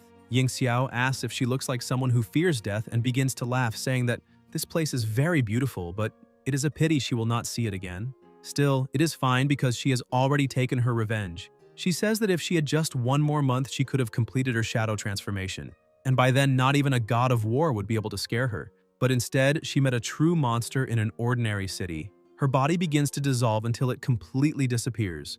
The system notifies that he managed to eliminate a corruptor and gained 10 attribute points. He becomes a bit confused and asks what a corruptor is and what those attribute points are. The system explains that they can enhance abilities, strengthen weapons, and improve the body itself, in addition to unlocking special abilities such as lightning, ice, fire, and others. He looks at the system, thinking that he already has extraordinary powers and that soon the giant lizard will have them too. He starts smiling, imagining that with those powers he could create a real-life Godzilla. He goes to the warehouse and begins searching about corruptors and awakeners, but his search on the internet finds no relevant information, and he concludes that apparently the authorities have blocked those details. Still, he thinks it is fine because he is still too weak, and when he becomes stronger, he will explore this world again, maybe after his physique surpasses 10,000 points. Suddenly, the system appears asking him to choose an element to enhance: wind, fire, water, earth, lightning, light, or darkness. His current physique is insufficient, allowing him to strengthen only one basic element, so he quickly chooses lightning. The system notifies that attribute points were used to enhance his extraordinary abilities, granting lightning mastery and +1 to his mental attribute. He begins to control lightning with his fingers and asks if that is just a cheap version of lightning powers, but accepts it because even lightning mastery has experience points and seems it can be improved with training, which is not bad at all. Currently, his status is Level 1, Physique 465, Mental 57, Mental Control External QI Techniques, Beginner Experience 571 thousandths, QI Sense Beginner Experience 481 thousandths. Abilities: Collapsing Punch, Beginner Experience 26 500ths, Sky Step Intermediate Experience 517 1,000ths, Spring Kick Intermediate Experience 412 1,000ths. Powers: Lightning Mastery, Beginner Experience 10 10,000ths, Attribute Points 0. Clone: Spiked Scaled Lizard evolved twice, already a mature beast, goal to become a Beast Lord. Evolution value 3,195 thousandths. Clone abilities, observation hockey, armament hockey, talents, affinity with water and lightning mastery. At the bottom of the sea, the lizard was already using its lightning power to eliminate its prey. The protagonist thinks it is another mutant sea beast as terrifying as the giant spider from last time. With that prey, the lizard gains 980 evolution points, and the protagonist concludes that so far, the giant lizard has lightning mastery and is already stronger than him. Meanwhile, at the city airport, the deputy chief was waiting for someone. He approaches and asks if those two are agents from the Department of Special Affairs. He introduces himself as Guan and says he was assigned to receive them. The man shakes his hand and introduces himself as Huang Junfeng, thanking in advance for their cooperation. The man in white says his name is Nangong Jian, chief investigator of case 907, and asks to see the body. They proceed to the morgue where Guan presents the corpse, explaining that this person died the night before and was the only body found, and that in the past 4 days, 4 people mysteriously died each night. Junfeng begins using his powers to analyze and senses Yin Xiao's aura. However, Jian notices that the aura is fading, which means she is dead. His partner gets confused, asking how the person who did that also died. Meanwhile, in the warehouse, the protagonist kept training, thinking that his power had grown too fast and he was not managing to control it, so he does not dare visit Ning's house because he fears breaking her couch just by sitting. He remembers giving her a ride when she invited him for tea, but he said he couldn't because he had other plans for that afternoon. Furthermore, he thinks he cannot get too close to her since he might accidentally crush her bones. The next day, a seller was showing house number 88. He says the main building has 560 square meters, with a front garden of 70 square meters, plus a backyard of 200 square meters and a billiard room of 80 square meters. He emphasizes that the last buyer, the current owner, paid in full including furniture worth over 1 million, and that the total price is 34 million. Chen Chu says that for 25 million he will buy it now. However, he suddenly receives a call for help on the phone, saying there is a monster. Somewhere else on top of a building, Junfeng and Jian were observing. Junfeng comments that no unusual activity has occurred since last night, and that it shows the corruptor is really dead, but he finds everything very strange, because that being was in a semi-ethereal state, and a being like that is not something normal people can handle. He asks the captain if they should stay and investigate since they could take the opportunity to get to know a bit of the city's commotion.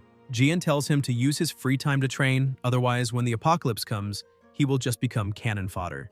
Junfeng doesn't believe the apocalypse is close.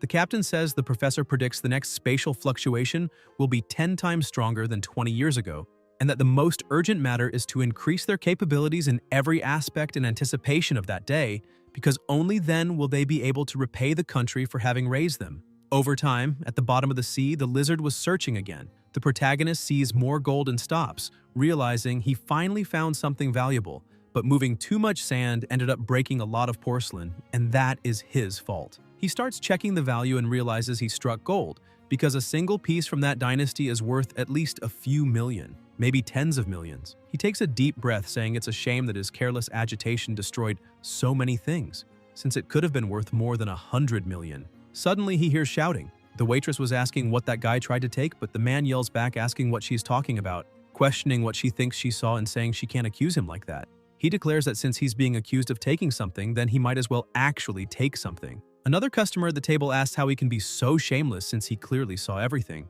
The waitress begins to back away, afraid of the situation. The man shouts back at the customer, saying it doesn't matter whether he saw anything or not, because if he doesn't like it, he should try to do something about it. The protagonist stands up, saying this is interesting because he has never met someone as arrogant as that guy. The man keeps acting arrogantly, saying he has just met him, and if he isn't happy with the outcome, then he should try to hit him. Chen Chu starts walking toward him, and the man keeps acting arrogant, asking if he's really going to try something, since he is just another bloodthirsty youngster who only knows how to talk. The protagonist asks the shopkeeper if there are surveillance cameras there. She understands exactly what he meant and goes to the outlet, pulling the plug and saying that, unfortunately, the cameras are broken. The protagonist smiles and, with a single slap, knocks the man out, commenting that nowadays someone actually enjoying getting beaten is ridiculous. Back at his warehouse, the system reports that his thunder control experience increased by another 10 points, and his mental strength rose by 1 point. Lying on the sofa, playing with electricity, he thinks that human life barely reaches a century and is just the blink of an eye in a star's life, and that one day he will break the boundary between life and death. The next day, Chenchu meets Leng Yue and asks her to find some time to study accounting books because she will take care of the company's finances when the time comes, and for that she will receive double. She is surprised but happy at the same time and agrees. He turns to get into the car and she asks where he is going. He smiles, saying he needs to sell some things. Shortly after, they arrive at a shop and a man introduces himself saying his surname is Gao, and he is the owner of that antique shop. Chenchu asks if he can help estimate the value of that plate. The shop owner invites them to discuss it in a more private place. As soon as they go upstairs, the protagonist shows the plate inside the briefcase. The shopkeeper analyzes the item coldly, saying it has a salty sea smell and was apparently recovered from the ocean floor. After examining it, he confirms it is truly genuine. But it is part of a set, and apparently Chenchu only has one piece, which significantly reduces its value. The protagonist is a bit upset, saying that it really looked like a set because when he found the piece there were many others around, but unfortunately that was the only intact one. Gao comments that this is indeed a pity, and if it's only that piece, he can offer 4.5 million. Chenchu says it's a good price, but he'll think about it. Sometime later, in the middle of the street, Leng Yue tells the boss that after visiting so many shops, Gao does seem to be the most genuine. The protagonist asks what she meant by genuine since he did offer the highest price, and maybe they should sell to him. However, he still has doubts because he felt something strange in that man's eyes, and he is definitely hiding something. In the luxurious villa's living room, a man was asking Gao if he was really saying that he had managed to find a clue about that sunken ship. Gao shows the plate he bought from the protagonist, saying that this porcelain has the official seal they had been looking for, and emphasizes that it was sold to him by a young man, clearly someone who must know something more. His boss tells Gao to send all the information to Fox because within half an hour at most, he wants to know everything about that person. A few minutes later, they receive the information, and Gao says that the protagonist is just an ordinary college student who suddenly spent almost 3 million to buy a luxury car and even traveled abroad together with Li Tianrui. He asks his boss if they should keep doing business with those people who are supporting this kid, and Du Hong starts smiling, wondering what Gao is even talking about. Lying in his bed, Chenchu remembers that Gao had asked him to fill out that form because they needed his information for future transfers or auctions. He thinks that the negotiation that day went really well. However, he still can't shake the feeling that Boss Gao is hiding something, but he hopes nothing strange happens. The next day, inside the elevator, the protagonist keeps feeling weird. He thinks last night was actually peaceful, and maybe he's just overthinking it, so it's probably better to forget about it and head straight to school to check things out. After absorbing that sea python, his strength, muscle density, and everything else had reached 50 to 60 times that of a normal person, and maybe now he could even withstand bullets. As soon as the elevator arrives on the floor, a man was outside. Chenchu steps out of the elevator and is immediately intercepted. The man places a gun against his back, telling him not to move or make a sound. He must just follow along. The protagonist simply obeys, and inside a van he pretends to be completely terrified, asking where those thugs are taking him since he doesn't remember having done anything to offend them. The driver says they're taking him to meet someone, so he shouldn't try anything. Shortly after, they arrive at a hideout.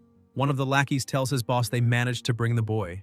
The boss, with a scratch on his face and irritated, says he'd like to see what kind of person made him wait all night. The protagonist smiles and asks if it's just them. The people who had kidnapped him start to get scared because that kid was completely terrified before and suddenly became calm.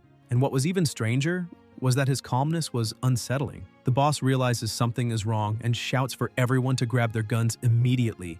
Chenchu uses his speed and with one strike knocks out the thug who was armed beside him. He grabs the gun in his hand and their boss tells the protagonist to lower the gun. One of the ones pointing a gun asks if he's not listening since he was already told to lower it. The boss starts to smile, even though a bit nervous, and tells Chenchu that he only has one gun while he has two.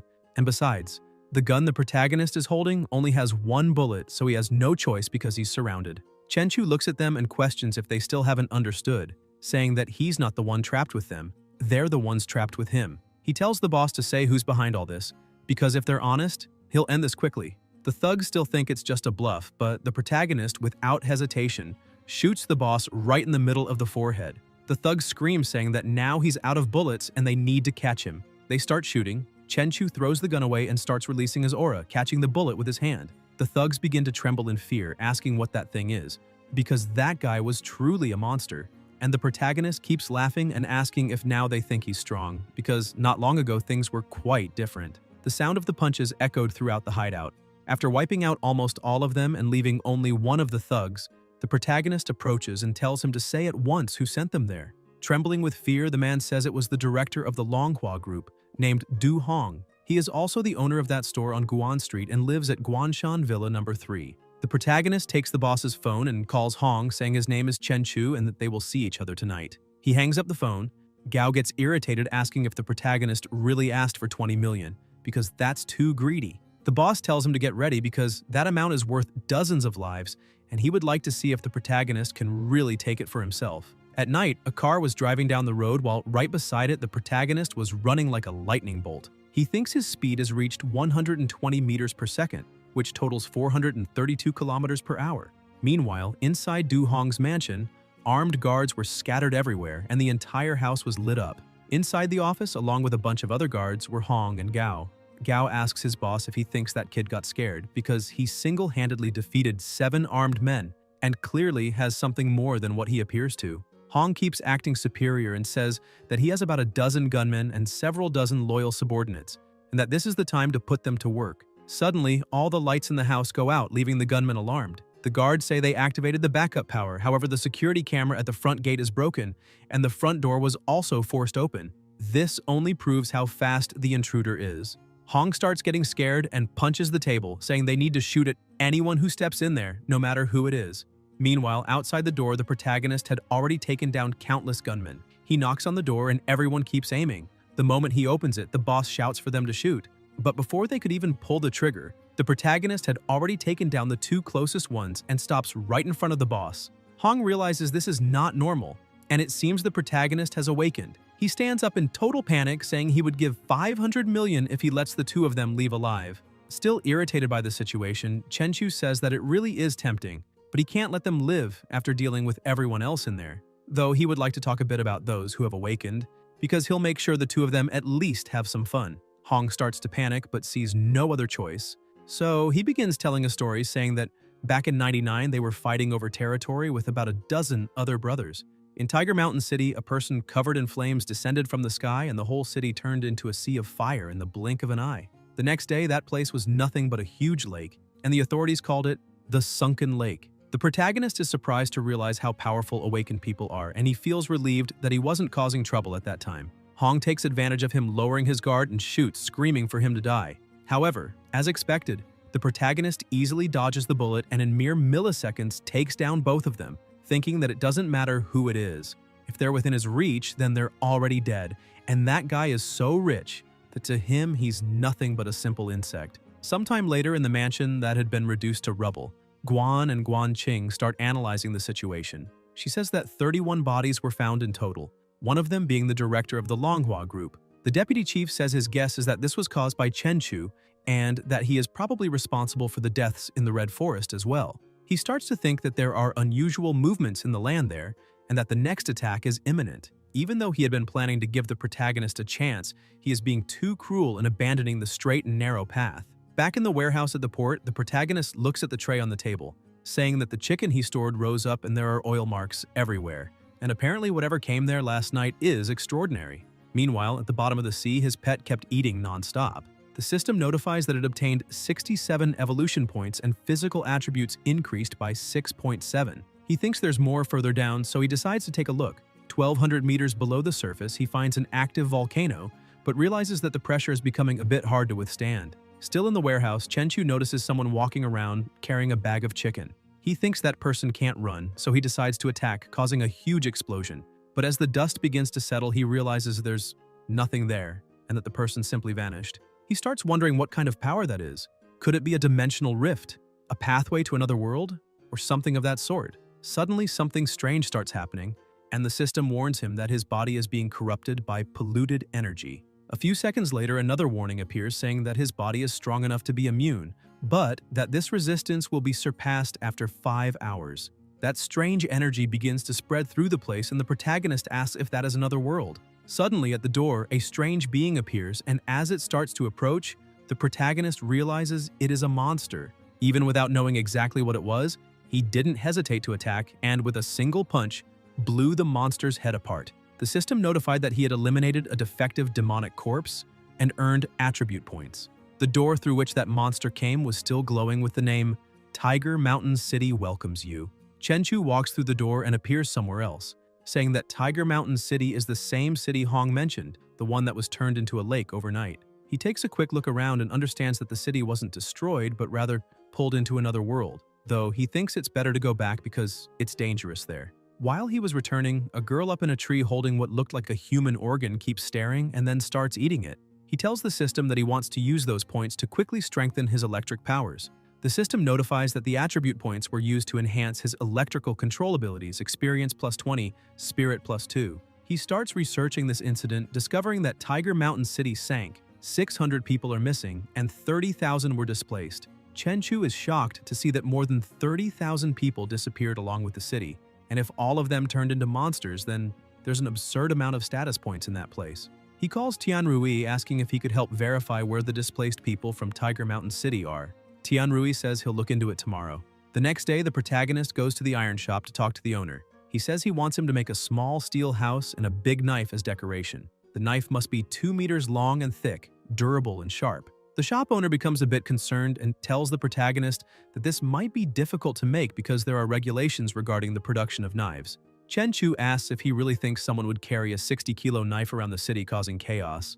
With nothing else to say, the owner just starts laughing. Chenchu begins to think that demonic corpses are strange beings, and he might end up infected by them. Besides a knife and a metal house, he could also use some armor. At the Hyacian Hotel, the information received says that there are many conflicting reports about the survivors of Tiger Mountain City. The authorities claim the matter is resolved, and even after investigating, they couldn't find anything. Inside his car, the protagonist says this was already expected. More than 30,000 people were also buried at the bottom of the sea. He sees that it wasn't a bad day of work, since he managed to collect more than 40 of them that day, and he only needs 300 more evolution points to evolve for the third time. Later that day, in another house, the agent introduces a woman saying that she is the owner of the house, Miss Lin Chinj. She says that apparently Chenchu has a great eye. The protagonist says that all the money is right there, and they can start after she checks if everything is in order. Chinj is impressed when she sees that he brought 20 million in cash. Deep under the sea, the pet kept eating non-stop. The system notifies that it gained 29 evolution points and reached the maximum score possible for this phase, asking if it wants to evolve. The lizard was 1,400 meters below the surface, and he says yes. Both begin evolving at the same time, and he thinks he can hear ants moving food 100 meters away. 300 meters away, a security guard on patrol complaining about life. His strength and speed doubled, and he remains just as agile as ever. Now he has reached Earth level, his constitution has hit 1,000, and his spirit 200. The system notifies that he has gained water affinity talent and electric fire spit, along with electrical control. He thinks he gained the electric fire spit ability because he ate all those mutant tiger-headed fish. He thinks that now his pet is a total of 40 meters long, and at this point, it's not just a giant lizard, but Godzilla itself. It fires its electric fire, and he thinks that even though it's reasonably strong, it is still weak internally, and its electric fire has only average power. For now, nothing changes, until he notices another huge monster a bit deeper. The monster tries to attack, but he manages to defend himself, thinking it's quite strong and that when he eats that monster, he'll probably be able to bite a warship in half. Using only the strength of his limbs, he rips open the opponent's mouth, thinking it's just too strong. After eating the entire monster, he thinks that tiger-headed fish gave him over 2,000 evolution points and a lot of burning energy. He keeps swimming around the place because that cave must have been the territory of that enormous tiger-headed fish. While looking around the place, he sees something terrifying. An iron bar was lodged into a monster's skull, and he thinks it's horrifying, giving off a feeling of fear he can't even describe. And it also seems like there's something inside the head because the energy in his body is boiling. The system warns that he has discovered an ancestral factor and asks if he wants to absorb it immediately. The protagonist says yes, and the pet's body becomes surrounded by dense energy. The system says he has absorbed an ancestral factor and is now undergoing an extraordinary evolution, having obtained the power of an ancestral beast, Kiksh's Crimson Flame, currently absorbing Crimson Flame energy. Crimson Flame plus 10 points. He decides to test his new ability, and upon using it causes a massive explosion meters away. He becomes impressed with his own power because that demonstration of strength was terrifying, a simple burst of energy, and that island vanished completely. A little later in the warehouse, the protagonist is fully equipped. The sword he is holding weighs a total of 120 kilos, and it's the perfect weight for him, so he names it the Celestial Sword. The armor he is wearing is made of titanium alloy, and it's not bad either since it's quite useful, and once he evolves further, he will be able to detect other beings. When he opens the door, he is surprised because he didn't expect his first opponent to be just a little girl. He He starts questioning if she is one of the Tiger Mountain City survivors with special powers, because if so, she is also a monster. He goes in and notices there are many other monsters, and apparently the city gets livelier at night. Without hesitation, he begins his attacks. The system says he eliminated a demon corpse and gained 5 attribute points, and he asked to strengthen his weapon, the Celestial Sword. The system asks which aspect he would like to enhance: durability, sharpness, armor-piercing capability, damage against monsters, elemental enhancement wind, fire, lightning, electricity, or light. And Chenchu asked to put 3 points into durability and 2 into sharpness. He keeps attacking the monsters, destroying all those coming his way, and begins releasing energy, saying that they're fast but not fast enough. The system notifies again, saying that he defeated a second-level demon and earned 10 attribute points. His armor was enhanced by 15 points, and he acquired a first-level shock deflection ability. He tells it to put 5 points to increase the armor's resistance and 5 points to improve the sword's cutting power. He notices something moving near him, and when he looks to the side, he sees a strange slime moving quickly. He attacks and destroys everything with ease. The system keeps notifying him that he killed a violent second-level demon and gained 12 attribute points, eliminated a 4-armed second-level demon and gained 10 attribute points, and killed a snake-like second-level demon and gained 10 attribute points. Suddenly, an even bigger and stronger monster appears beside him, preparing an attack. He thinks this is important. There's no way he earned all those points for nothing. The monster attacks, causing a huge impact in the area, and the protagonist dodges at the very last second. He thinks that monster is basically as strong as he is, but it's far too slow and that fight won't even be fun. He begins attacking and with just a few blows manages to eliminate the monster. The system says he killed a 5th-level armored demon and gained 100 attribute points and also discovered the demonic armor element. Now he can use 10 attribute points to absorb it. Chenchu thinks it makes sense that the monster was truly strong since it was 5th level, and now he understands why he needed to hit it more than 10 times to take it down. But this also shows he still lacks a fatal strike strong enough to eliminate monsters with a single move. Suddenly, he hears a voice telling him to run, and as he approaches, he realizes it's the girl who stole his chicken, the same girl who told him to run before, and she doesn't seem to intend to attack him. He gets closer and gently touches her head, asking if she is Shixi, and introduces himself, saying his name is Chenchu, and emphasizes that from now on she'll be his little sister and he'll take care of her. The protagonist calls her over, saying he'll take her back to the city and buy her new, beautiful clothes. Sometime later in the city, the two are inside the car, and Chenchu asks if she knows what that dark lake is in the flooded area. She says it's the Black Tide, but she doesn't know what's in there, only that it's dangerous. He buys a pretty dress for her, and after taking a bath and putting it on, he gives her food. Shixi begins running around the house, completely happy, as if she were a child again. He looks at his status panel, now level 1, with physical strength above 1,000, mental strength above 200, mental control and external chi techniques at beginner level with 780 out of 1,000 experience, chi sense at beginner level with 640 out of 1,000 experience, skills collapsing punch, beginner with 105 out of 500 experience, celestial steps intermediate with 580 out of 1,000 experience, spring kick, intermediate with 460 out of 1,000 experience. Proficiencies lightning mastery beginner with 400 out of 10,000 experience. Crimson flame with 930 out of 1,000 experience, attribute points 80. Inventory demonic armor element 1 unit. Weapons celestial sword resilience plus 13. Cutting power plus 7. Armor break no data. Armor demon emperor armor resilience plus 35. Shock deflection specialty at first level. Lizard clone with scaled spines evolved 3 times. A beastly home with ancient origins, evolution value 2,420 out of 10,000. Chenchu thinks that when he was fighting, he was fully covered, which suppressed his crimson flame and allowed him to unleash an explosive force capable of guaranteeing certain death. And since he still has 80 attribute points, it might be better to use them to strengthen his armor. He believes he has just surpassed the intermediate level and is at least 3 times stronger now, and Shixi watches impressed by the protagonist's aura. Meanwhile, at the university, a group of people were sitting, and one of the students says the place they are training in seems to be at least lieutenant level. The blonde asks if he's referring to a second lieutenant, and the girl questions if he means they ended up attracting the attention of some secret department. Suddenly, someone else walks into the room saying, "That's exactly it. A special department has been created in the city, and as soon as training ends, the successful participants will become lieutenants. However, there will be many dangers." He asks whether the group wants to quit or join, and everyone chooses to join. Back at the warehouse, the protagonist was still training. He says that his external covering makes the power of the crimson flame concentrate inside him and then explode outward with everything. That will be his strongest attack, capable of eliminating anything in a single move, since his punch has at least 150 tons of force. So he will call this technique Exterminating Flame. After training, he sits on the floor exhausted, thinking that 100 punches should be enough, and that now, if he finds that demonic corpse again, 3 punches should solve the problem. On the university campus, the protagonist walks past the students, and one of the girls says that he truly is very handsome. The blonde guy beside her says that car is very expensive, and that guy must have been born with a silver spoon in his mouth. Another girl scolds him, telling him to be nicer. The guy with glasses asks why she cares so much about that guy. The driver says it's because he saved Lin Rongya from 4 kidnappers a month ago. The blonde keeps acting superior, asking if that kid really saved someone from 4 kidnappers, but the guy with glasses tries to downplay it, saying they weren't kidnappers, just some desperate men.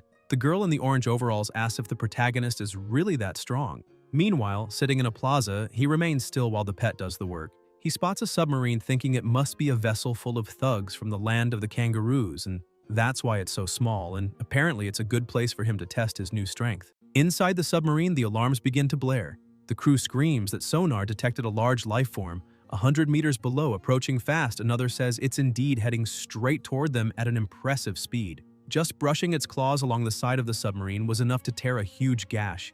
The crew screams that the 2 rear cabins have been damaged and are leaking, and the sonar has also been damaged. The captain shouts to close the valves immediately to stop water from entering, and they need to activate multi-beam bathymetry, define a destination, and get an image of the surroundings. One of the crew members manages to get the image and tells the captain it's a massive creature about 40 meters long, even larger than a blue whale. The captain cannot believe it, asking how something can be that big when blue whales normally reach only 30 meters, and he orders the rear hatches closed and to return to the surface immediately, but the crewman says the water intake is severe and still causing damage. With no other options, the captain orders them to fire the torpedoes, push the turbines to maximum power, and head to the surface as fast as possible. The pet looks at the torpedoes coming toward him and starts smiling, because now he has reached a speed of 200 kilometers per hour and those torpedoes will never catch him. The show has only just begun. The submarine tries to escape, but the pet quickly catches up. The torpedoes that were following him head straight for the vessel and cause a massive explosion. The protagonist analyzes the situation, thinking that even so, the submarine's explosions are not very strong, and if he's hit directly, he would definitely get hurt, which means he needs to get even stronger. During the night, Chenchu and Shixi were watching a performance, and a man beside him says that the new girl is one of the 4 most beautiful of all the new students, because she dances with the agility of a bird. The protagonist becomes a bit surprised, asking if she is that girl, while his new little sister is stunned by her beauty. That woman performing is the same one who had been altered and leaning against a pole earlier, and as soon as she finishes performing, another person arrives, a man holding a bouquet of roses, and confesses that he fell in love with her at first sight, asking Chinkin to be his girlfriend. The crowd watching the show starts shouting, asking what that guy is talking about, saying that the woman is free and needs to leave the stage, that doing that is outdated and he should stop embarrassing himself. Chin Chin apologizes to the president, but says that the audience will not allow her to say yes, and besides, she doesn't like him anyway. After the event, she goes to the protagonist and asks if he still remembers her. People start looking around, wondering why the school beauty is waiting for that guy. The protagonist is a bit confused, and she says that about a month ago, he had called the police and saved a girl who had been drugged. Chenchu says he remembers that and asks if there is any problem. Embarrassed, she keeps staring at him, trying to speak, but her shyness won't let her. The protagonist turns away and says that if there's nothing to be said, then he will leave. Shixi looks at that woman and doesn't like her very much. She looks at the protagonist's car and says that it costs at least $2 million, and on top of that, he's wearing Gucci shoes worth at least $30,000, which only shows he looks like someone born into wealth, unlike that guy Wei Xian.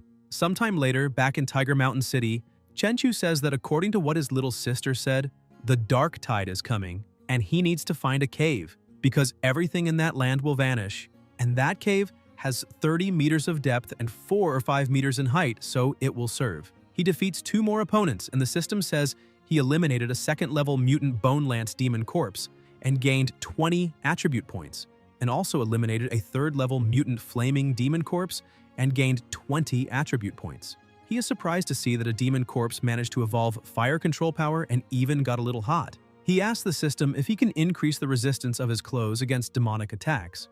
The system notifies that he used 10 attribute points, and his armor merged with demonic materials and ignited, becoming extraordinary. Chenchu says that with extraordinary demon armor, he has basically become immune to normal flames. Meanwhile, his pet was searching for food. The protagonist thinks the Pacific doesn't have many deep-sea fish, and mutant fish are hard to find. And if that's the case, maybe he could hunt them at a fish farm. Somewhere underwater, he finds a school of fish and thinks that more than 20 of them should be enough for a good day of food. Still in that strange space, the protagonist encounters a slightly different opponent. He manages to defend himself but is impressed by the speed of the monster, because it broke the sound barrier. The monster looks at him saying it has found fresh meat. The protagonist studies his opponent's movements, thinking that the sword technique of that demon corpse is surprisingly agile, and when it grips a blade, its arm trembles twice, and the sword's trajectory changes. Now that he understands it, it's time to end this. So he charges forward with everything he has. But suddenly, a face appears on the demon's chest, spitting an impressive amount of fire. The protagonist defends and uses his exterminating flame ability. The demon's face is shocked and is finished off with a single strike. The system notifies that he eliminated a 5th-level blazing demon corpse and earned 100 attribute points, fusion core element discovered, and now he can spend 10 attribute points to extract it. Even without knowing exactly what the fusion core element is, he decides to extract it anyway. Suddenly, a heart appears on his sword, and the system says that his weapon, the celestial sword, has been fused with demonic materials and ignited, becoming extraordinary. He tests the weapon and is surprised to see that now it can launch attacks, as he can combine the power of flames and lightning to create an energy explosion with the sword. On the other side of the city, Chenchu finds a completely different demon corpse and is shocked to see that it underwent so many mutations that it turned into something similar to a spider. He looks around and realizes the forest is so quiet it's getting eerie, so he will head back. Back at the warehouse, Shixi runs to the door after the protagonist leaves, saying she will close it for him. Chenchu is surprised and wonders if she can really close a shapeless door, which means she has spatial power and is more mysterious than he thought. But closing the door works very well anyway. At least this way, the remaining demons won't leave while he's not there. The system says it has detected that the protagonist can increase his storage space and that with 10 attribute points, he gains 1 square meter. The system asks if he wants to do it, and he says yes. He says that's exactly what he needed, because he was about to start complaining that carrying that sword was getting inconvenient, and having a storage space is everything he wanted. In the deep sea, the pet had already appeared about 5 to 6 meters in just 3 hours and gained 500 evolution points, and farm-raised fish taste very good as expected. On the surface, aboard a boat, a man calls his companion Shan Tianjun and uses a torch to shine a light on the water, asking what happened to that tuna. Tianjun says it's very strange because there is enough oxygen in the water. Suddenly, they notice a bit of blood in the water and start shouting that something is happening to the tuna. But a second later, the boat is completely destroyed with just 1 strike from the pet, throwing both men far away.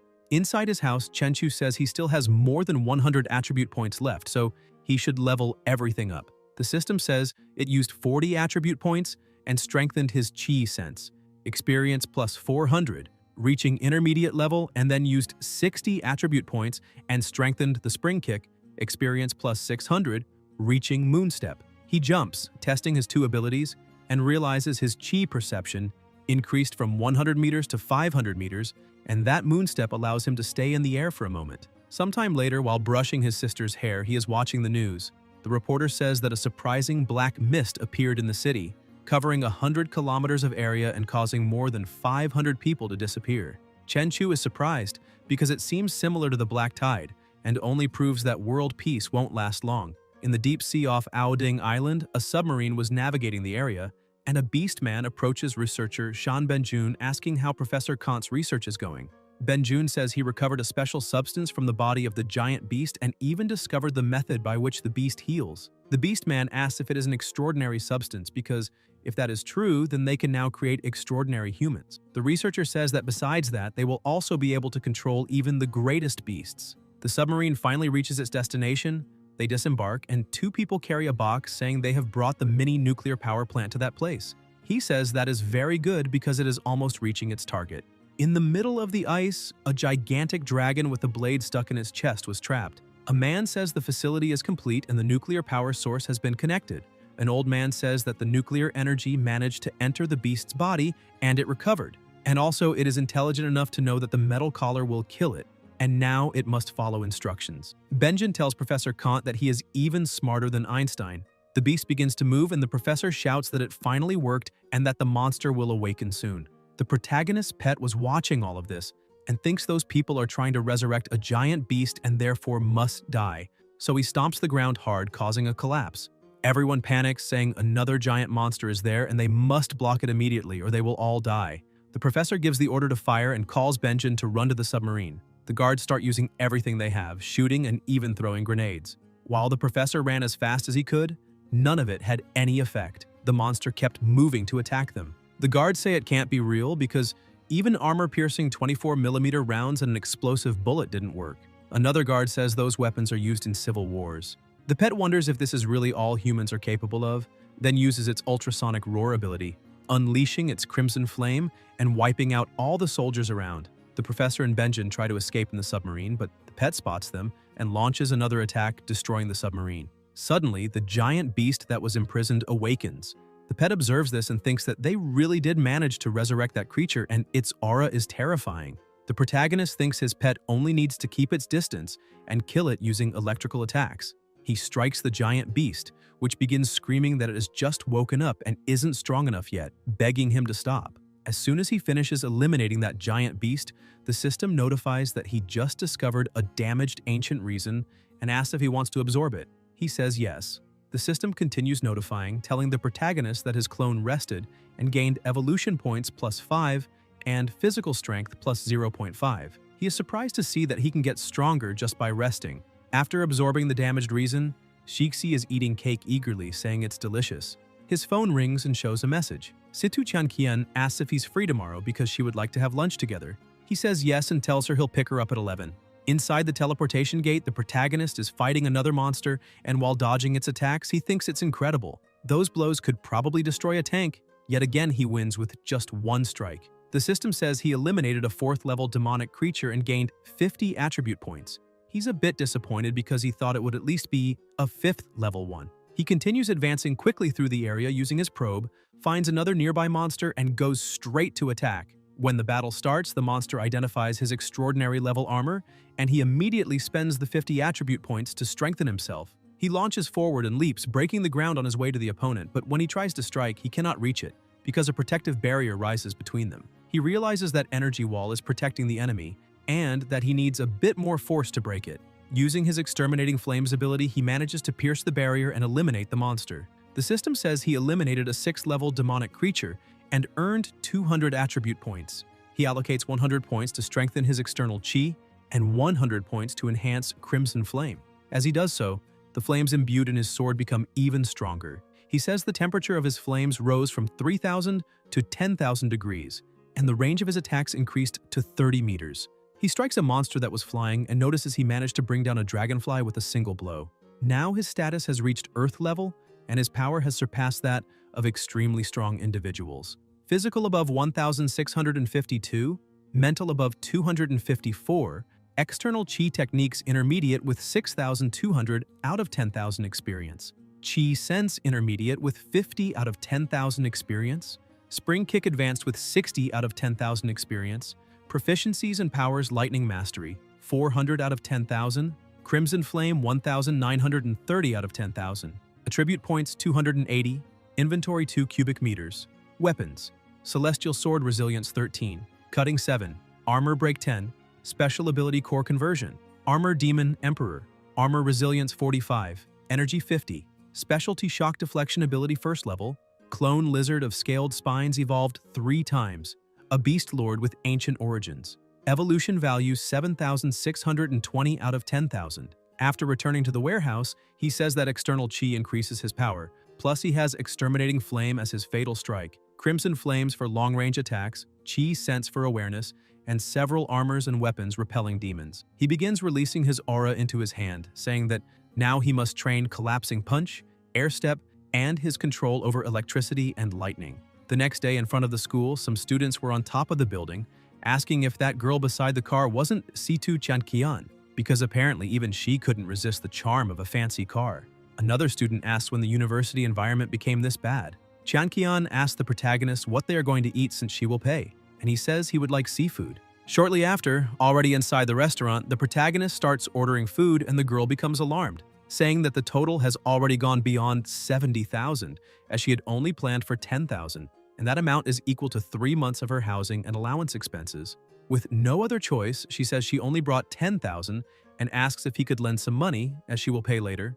The protagonist tells her not to worry about it because he already paid the entire bill and all she has to do is enjoy. Looking at him with admiration, she asks if he really opened a seafood company, because that is amazing. She also heard that he hasn't been going to school often and now understands why. Thinking it must be because he is busy working and that entrepreneurs have a special aura, Chen-Chu looks at her and says it's not exactly that. The truth is that he hasn't been going to school because he has been busy killing monsters and leveling up, so he hasn't even had time to manage his company. She starts shifting around a bit, confused, asking what killing monsters and leveling up means, and if it's some kind of game. But the food arrives at the table, and she becomes distracted by the size of the crab, losing track of the conversation for a moment. Chen-Chu stares at the crab while thinking that if the apocalypse really happens, he doesn't know if he will still be able to enjoy such luxury. They go to a luxury store. Qian waits in line behind him, thinking the protagonist said he wanted to go shopping after eating, but she didn't expect him to buy at LV, especially after spending 80,000 on a meal. Spending another 20 or 30,000 on clothes after that leaves her in disbelief, since she couldn't afford even one of the buttons on his outfit with her 2,000 per month allowance. Chen-Chu holds her hand and says they will buy her some clothes now. She becomes shy when he grabs her hand, wondering if he thinks she is easy. After choosing everything they wanted, he says he will take it all and hands the card to the attendant, who is also surprised, thinking he is the same guy from before.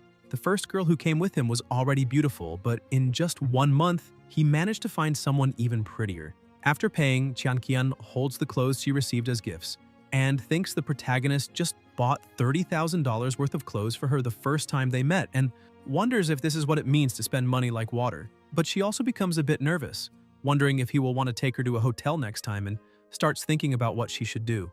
Meanwhile, in a nearby gym, a demon suddenly appears and the protagonist senses it. He turns to her and says he has urgent matters to deal with and that he will send her straight to school. That attitude surprises her, making her think he has no ulterior motives or is taking things slowly. In the end, she thinks she may just be overthinking it.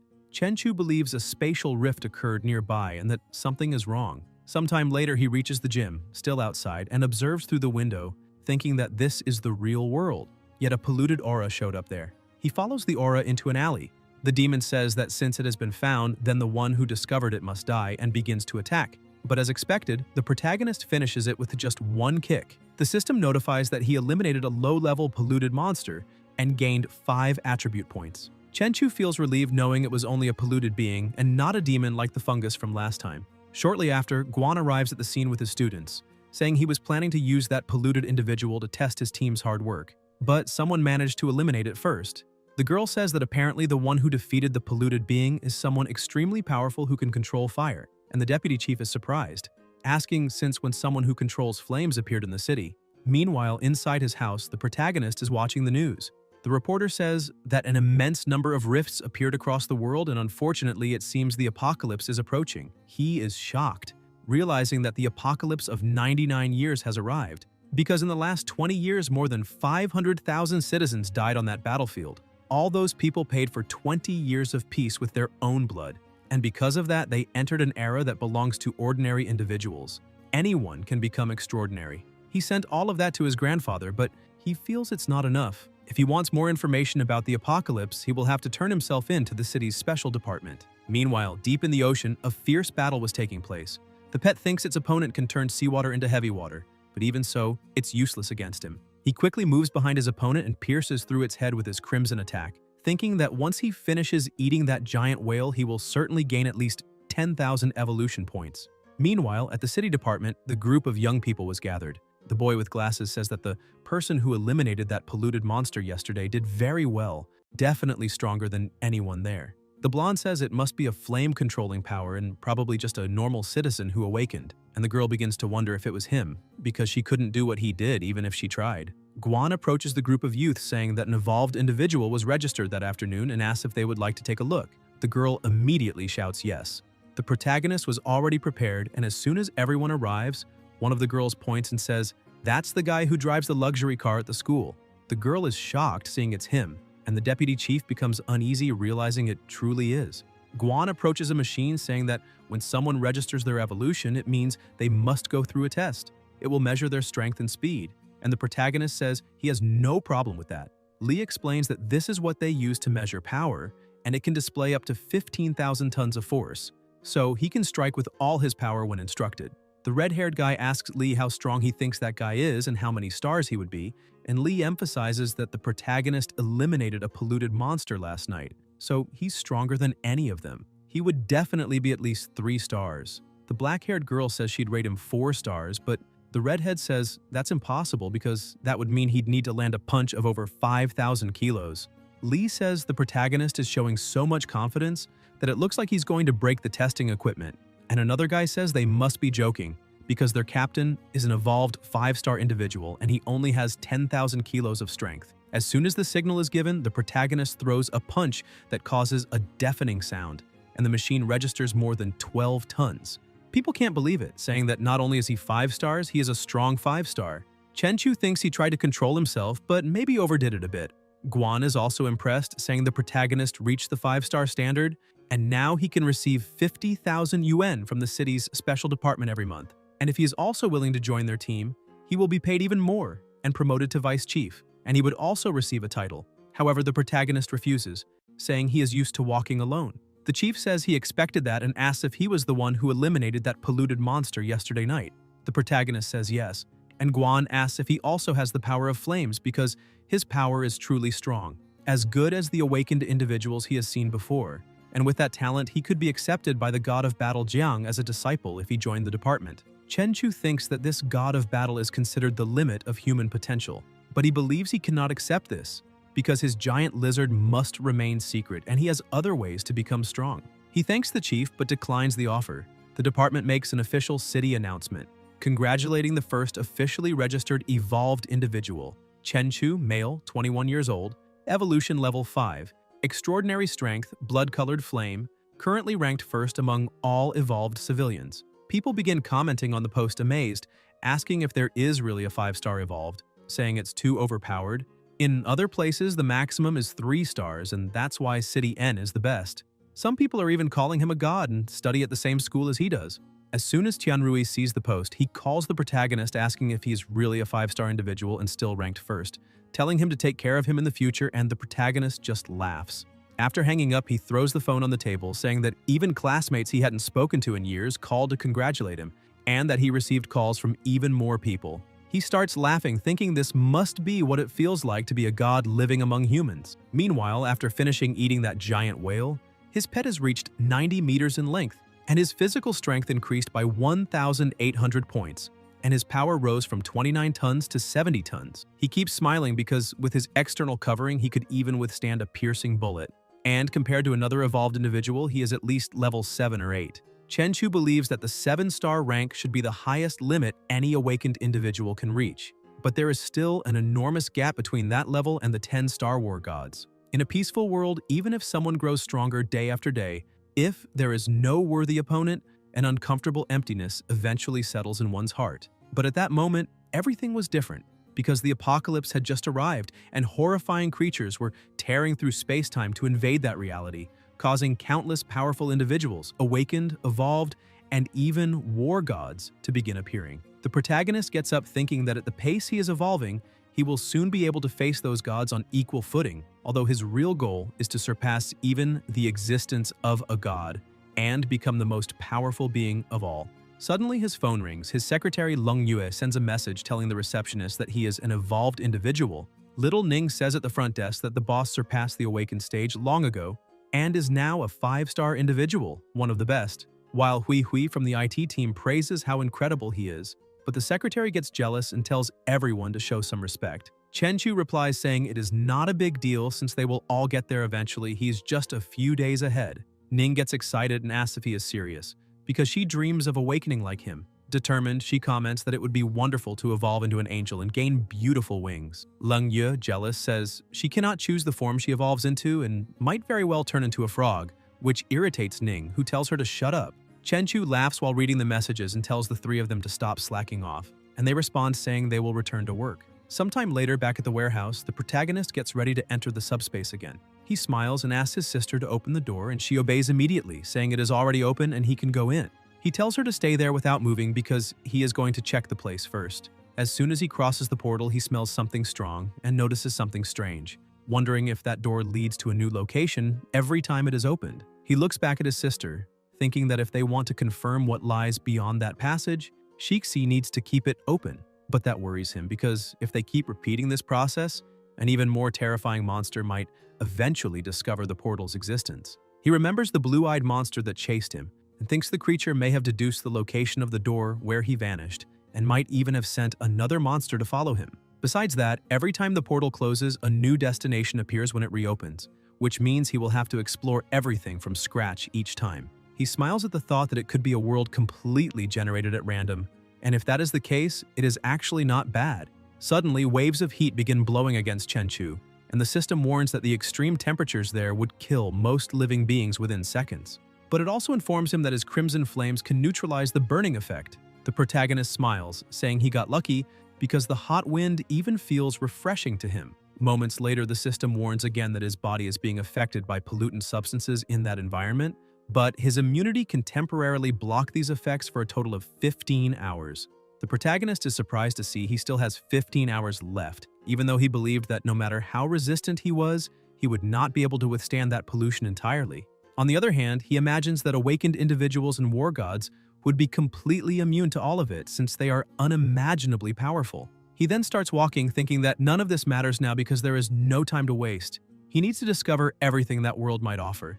Chenchu begins using his detection abilities, but does not find any trace of life, whether monsters or humans, since that place is utterly deserted. He keeps analyzing the surroundings and comments that it is no surprise, because such an infernal environment would not support life under any circumstances, which is why he needs his sister to open the door again. Suddenly, he notices something rising behind him and, thanks to his reflexes, he quickly turns and attacks the monster. His strike slices it in half, but the creature simply regenerates. The system informs him that it is a poisonous smoke monster of difficulty 3, making Chenchu smile since he had not even noticed its presence, which proves that this world truly has something different. The creature lunges forward trying to injure him, but it is blocked by the protagonist's protective barrier. He then understands that his senses did not fail because that monster is not alive, and being a filthy entity, it needs to be dispersed with thunder that repels evil spirits. Chenchu gathers energy in his hand and prepares to strike just as the monster stops right in front of him, creating the perfect opening. Lightning hits it directly, making the creature scream in pain. The skull falls to the ground and the system reports that he has eliminated a strange third-level monster and received 20 attribute points. The protagonist, however, wonders if that was truly a third-level monster, since it seems much stronger and has the special ability to make physical attacks useless. Besides that, his blows caused no damage at all, perhaps because the creature was born in lava, which also nullified fire attacks. He feels relieved for having been lucky enough to possess talents capable of countering all those abilities. Otherwise, that fight would have been extremely difficult. Suddenly, he hears footsteps behind him, and when he looks, he notices that it is his sister. He points out that he had asked her to wait outside the door because it was dangerous in there. With a shy look, she says that she came exactly because the place was dangerous and she was worried. The protagonist smiles and sighs in relief, thinking that it hardly matters since outside might not be much safer anyway. He then approaches her and tells her to stay behind him and not get close no matter what. But suddenly she smiles in agreement and begins to disappear, leaving him startled. He tries using detection but senses nothing at first, only a faint fluctuation of energy in front of him. He stomps the ground, destroying everything around, and with incredible speed starts leaping through the area toward that fluctuation. As he approaches, he notices that the environment changes completely. Observing it, he comments that it could be called a building, but it looked more like a seal or a prison capable of completely hiding the aura of a colossal monster. A dragon was chained there. Chenchu approaches, saying that the true treasure of that world had been the dragon all along. It was the burning wings of Vandenfeld, a genuine dragon. The protagonist recognizes how strong it is, not even wanting to imagine the attributes it possesses. Suddenly, the dragon rises, irritated, saying that humans are fools for challenging him while caring nothing for their own lives, calling it ridiculous. He claims that this is his world and calls the protagonist an intruder, but says that since the human is standing before him, he will be merciful and give him two choices. The true dragon stares at Chenchu and says that the first option is that he will be buried there with not even ashes left to mourn. As for the second, the dragon says he would be delighted to gain a new servant, as long as Chenchu kneels and acknowledges the power of Vandenfeld. The protagonist smiles, saying he wants nothing from that dragon, but admits he is a bit interested in its bones. Hearing this, the dragon becomes furious and summons several poisonous mist monsters. Chenchu keeps smiling, commenting that he once thought those monsters were impressive, but now sees they are just nonsense, and even asks if turning into those creatures is the fate of anyone who accepts becoming a servant. The dragon orders the monsters to eliminate the intruder and drag his body to the river of lava. Chenchu remains still watching, and as soon as they approach, unleashes his elemental power, destroying them all in the blink of an eye. The dragon asks what happened and whether it is true that his servants vanished instantly.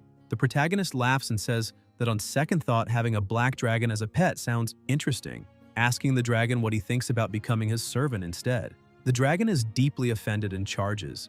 Chenchu draws his sword and counterattacks fast enough to wound the creature's neck, making it even angrier. Furious, the dragon yells that he will send him straight to hell and fires a blast of fire that the protagonist blocks with ease, mocking it by asking if that is all. The dragon roars that he will burn him down to nothing and releases another, even denser beam. A hot mist fills the area as he declares that no one in that world has ever endured even a second of his infernal flames. However, in the middle of the haze, Chenchu comments that for a moment he actually thought the dragon was powerful, but now it just seems like a giant hairdryer. Consumed by rage, the dragon prepares to attack again, but the protagonist charges first and kicks it straight in the mouth, causing a colossal explosion. He states that he possesses extraordinary power over fire and still has the protection of a monster emperor's armor, so no one could be better protected than he is against flames, which means he can simply ignore any fire thrown at his body. The black dragon approaches, asking if he is truly immune to fire, finding it curious, and suddenly lunges, trying to bite him while questioning whether he would also be immune to its fangs. However, the dragon cannot hit him. Chenchu jumps, reaches the creature's neck, and as he drives his sword in, activates his lightning and cuts the dragon from end to end until reaching one of the bones. Noticing that he could damage it, he quickly pulls away. Chenchu comments that it is no surprise that the dragon is called Burning Wings, since it can shift into a red form, but he points out that all those charges were useless. He then unleashes the power of his armament, making the aura of a dragon manifest around him as flames wrap his body, explaining that this is a new technique he has just learned called Fire Wings Bloodburst. The true dragon keeps advancing, demanding to know how the protagonist dares to use or steal its powers, but once again fails to land a blow. Chenchu takes advantage of the opening and tears the creature's head off. The system reports that he has eliminated a 5th-level dragon-type demon and received 1,000 attribute points. With flames still burning around his body, he declares that this trash has reached the end of the game. Shixi reappears and, upon seeing the dragon's head, says that her brother is truly powerful because the dragon is dead. Chenchu returns to normal form, saying that this is the effect of the 4,000 attribute points he placed into his physical body. It is absurdly strong, and he used only 10% of his chi, and his natural recovery should cancel the consumption. He then decides to name that form Bloodburst Type 1. He approaches the dragon, saying that now he has scales, fangs, and even the meat, in addition to blood that resembles lava, which is also an extraordinary material. Just that head alone would be worth at least 100 million to the government. But he realizes a problem. How would he explain where a 5th-level dragon head came from? If he said he defeated it alone, he would reveal that he is strong enough to qualify as 6th or even 7th level. He lifts his sister off the creature's head, thinking that he should store it first since maybe it tastes good. He then decides to exchange 200 attribute points for storage space, managing to store the dragon's head easily.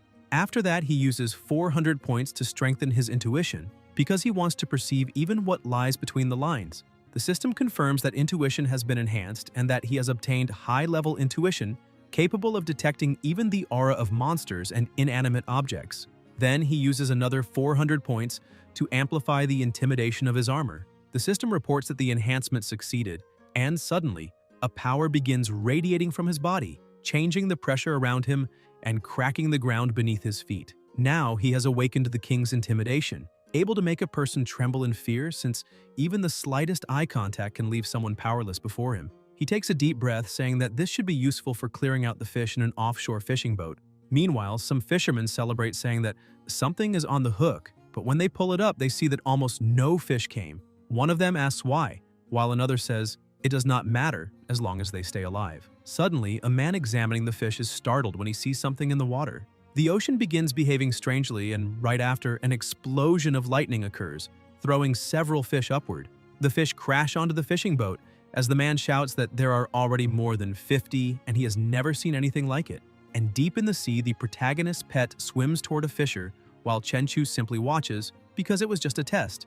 And he concludes that the king's intimidation made the lizard's oppression even stronger, to the point that nothing could move inside the area of effect. He then combines flames and electricity at the same time and realizes that he can fly, since humans have always dreamed of reaching the skies, so he climbs higher and faster, thinking that as long as he maintains these two powers together, he can completely ignore gravity. During the test of his new ability, he notices something on the horizon, guided by intuition, insisting that there are still countless unexplored places in that world. And as he approaches, he thinks that there might be a being there, so unknown that even the ruling dragon of that world did not know of it. After all, the black dragon was just a magical creature imprisoned, and clearly some superior power had to be behind it. Determined, he continues heading there, and soon he is walking through the ruins of the giant kingdom, observing drawings on the ancient walls and understanding that a civilization of giant dragons once existed there, although he still cannot identify whether they worshipped a dragon god or even a true god. Suddenly, a colossal stone door produces a strange sound, and even sensing immense danger behind it, Chenchu remembers that there is no catching a tiger without entering its lair. So he advances without hesitation and finds a path lined with enormous statues of giant dragons, until finally concluding that the black dragon had been like the little brother of those creatures.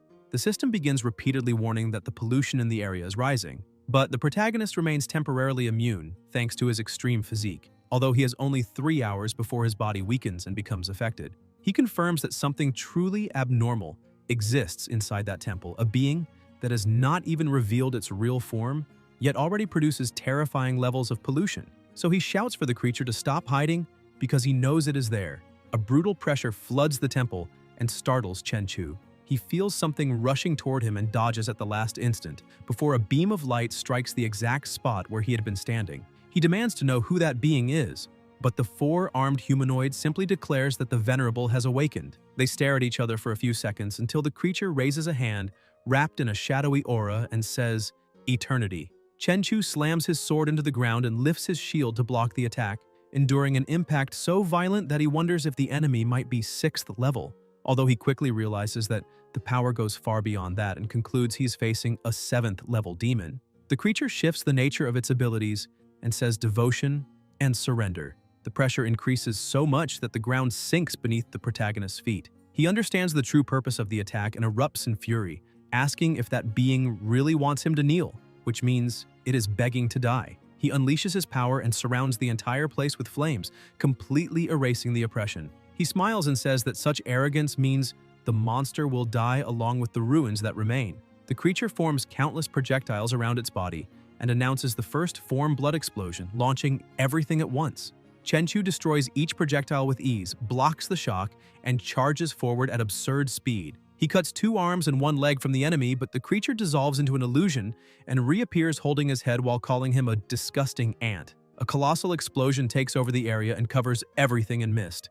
When it clears, the monster notices that Chenchu is still alive, releasing even more power and declaring that he will end this. The creature retreats while compressing energy around itself and drags 2 stone mountains toward him in an attempt to crush him. Chenchu withstands the pressure, charges again, and cuts the enemy in half, although another illusion is all that remains. This time he moves even faster, appears behind the creature, and strikes while declaring that this is the second form blood explosion. The monster's body trembles as if twisting its head backward while holding Chenchu with both hands and growling that he is far too arrogant. Another explosion erupts and sends the protagonist's sword flying. Chenchu says the blade would only slow him down and that he will handle everything with his bare hands, calling the enemy to fight the old way. The 7th level demon creates a barrier around its body, but the protagonist's strength is so overwhelming that the impact produces a deafening boom and throws the creature far away, making it bounce, slide, and crash into everything, until it realizes Chenchu is already in front of it again in the blink of an eye, grabbing its head and smashing it against the ground with a colossal force. A strange mist spreads across the area and the creature's body vanishes, reappearing in the air as it aims at the protagonist and activates its trap. Chenchu tries to react upon hearing its voice, but a new wave of monstrous pressure hits him, and chains erupt from the ground to bind him. The system warns that the dragon's sealing formation can absorb the energy of the item it sealed and use it to strengthen itself. The monster says that the more he resists, the harder it will be to escape. Chenchu asks if that is how it sealed the ancient dragons and begins forcing the chains until they crack. He says it is a shame the opponent is not competent enough to seal him, since he is nothing like those idiotic dragons. Using brute strength alone, he breaks every link and frees himself with ease, ordering the creature to listen carefully to his name, Chenchu. The monster watches in terror as the protagonist activates even more of his blood abilities, cracking the ground with each step until he vanishes and reappears behind the enemy to strike it from behind, throwing it downward and then reappearing in front of it again to launch it skyward. He comments that he watched Naruto and will now open the gates and show how Rock Lee should have handled Gaara. The sequence of blows becomes so violent that the monster cannot react, being hurled across the area again until Chenchu slams it against the ground with brutality, pierces its chest and rips out its heart.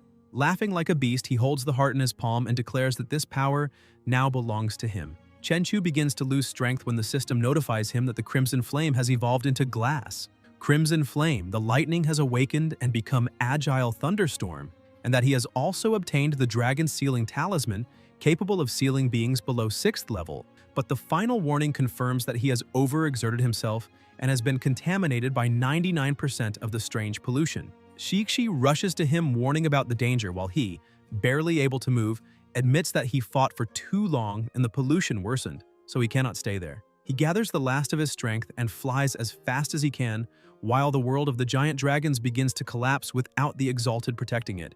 But as soon as he crosses the exit, he falls to the ground. His sister quickly shuts the door and calls him in desperation, but the protagonist can only say that, once closed, the door loses its connection to the other world and no one knows where it will appear again. Shikshi runs to him and Chenchu says he is fine because all power comes with a price. He thinks that blood explosion seems to be nothing but condensed raw power, and that only someone with insane physical strength could withstand it, since an ordinary person would have their blood vaporized using even Type 1 and end up as nothing but a dried corpse. He tries to stand despite the pain and concludes that to reach Type 3 he will need to strengthen his body even more. He holds his sister's hand and says that the teleportation door is closed and they need to find a place to rest. Meanwhile, among the ruins of the palace in the Land of Giants, the fallen monster begins to move its hand, awakening as it sees blood dripping from its chest and releasing a furious roar. At the same time, elsewhere, a man calls for reinforcements and reports that at 35 degrees north and 2,200 meters away, a group of 5th-level polluted monsters has emerged from a fissure, and somewhere, in city, K-humans use all available artillery to contain the horde. The agents on the front line receive word that 6 minutes remain before the second volley of shots. Seth tells everyone to hold the line so the monsters cannot escape. The bald man tells him to relax because the creatures are devouring their own dead and have not moved. When Seth asks for the pollution level, Mark checks the system and reports about 15.5%, concluding that they can last another 8 hours. Seth comments that this is already enough to complete their objective. The bald man prepares for battle, saying that the bodies of 7 5th-level monsters will bring in a good amount of money because even incomplete, they are worth a lot. Mark reminds them that they need this money to increase their firepower and that if a third is left over, he will be satisfied. Seth adds that, as the people from Country Z like to say, they should count their blessings, because without support from the base, any of those monsters at full health would mean certain death.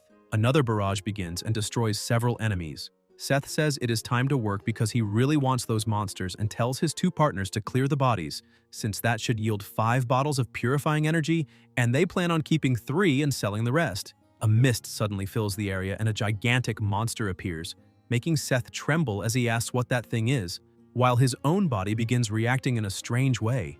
The Colossus advances, sending Mark into despair as he realizes the pollution level is rising absurdly and has already surpassed 531. But before he can react, his head is destroyed in a single blow. The leader orders everyone to flee immediately, but Tyler is also killed, and the monster watches Seth try to run, even though the pollution is so intense that his body collapses and explodes. Somewhere inside the apocalyptic base of Country M, a maximum alert is triggered as an apocalyptic event is detected, causing the highest level defenses to activate in order to eliminate any threat for the sake of humanity. A nuclear missile is launched, travels around the globe, and hits the giant and the smaller monsters around it.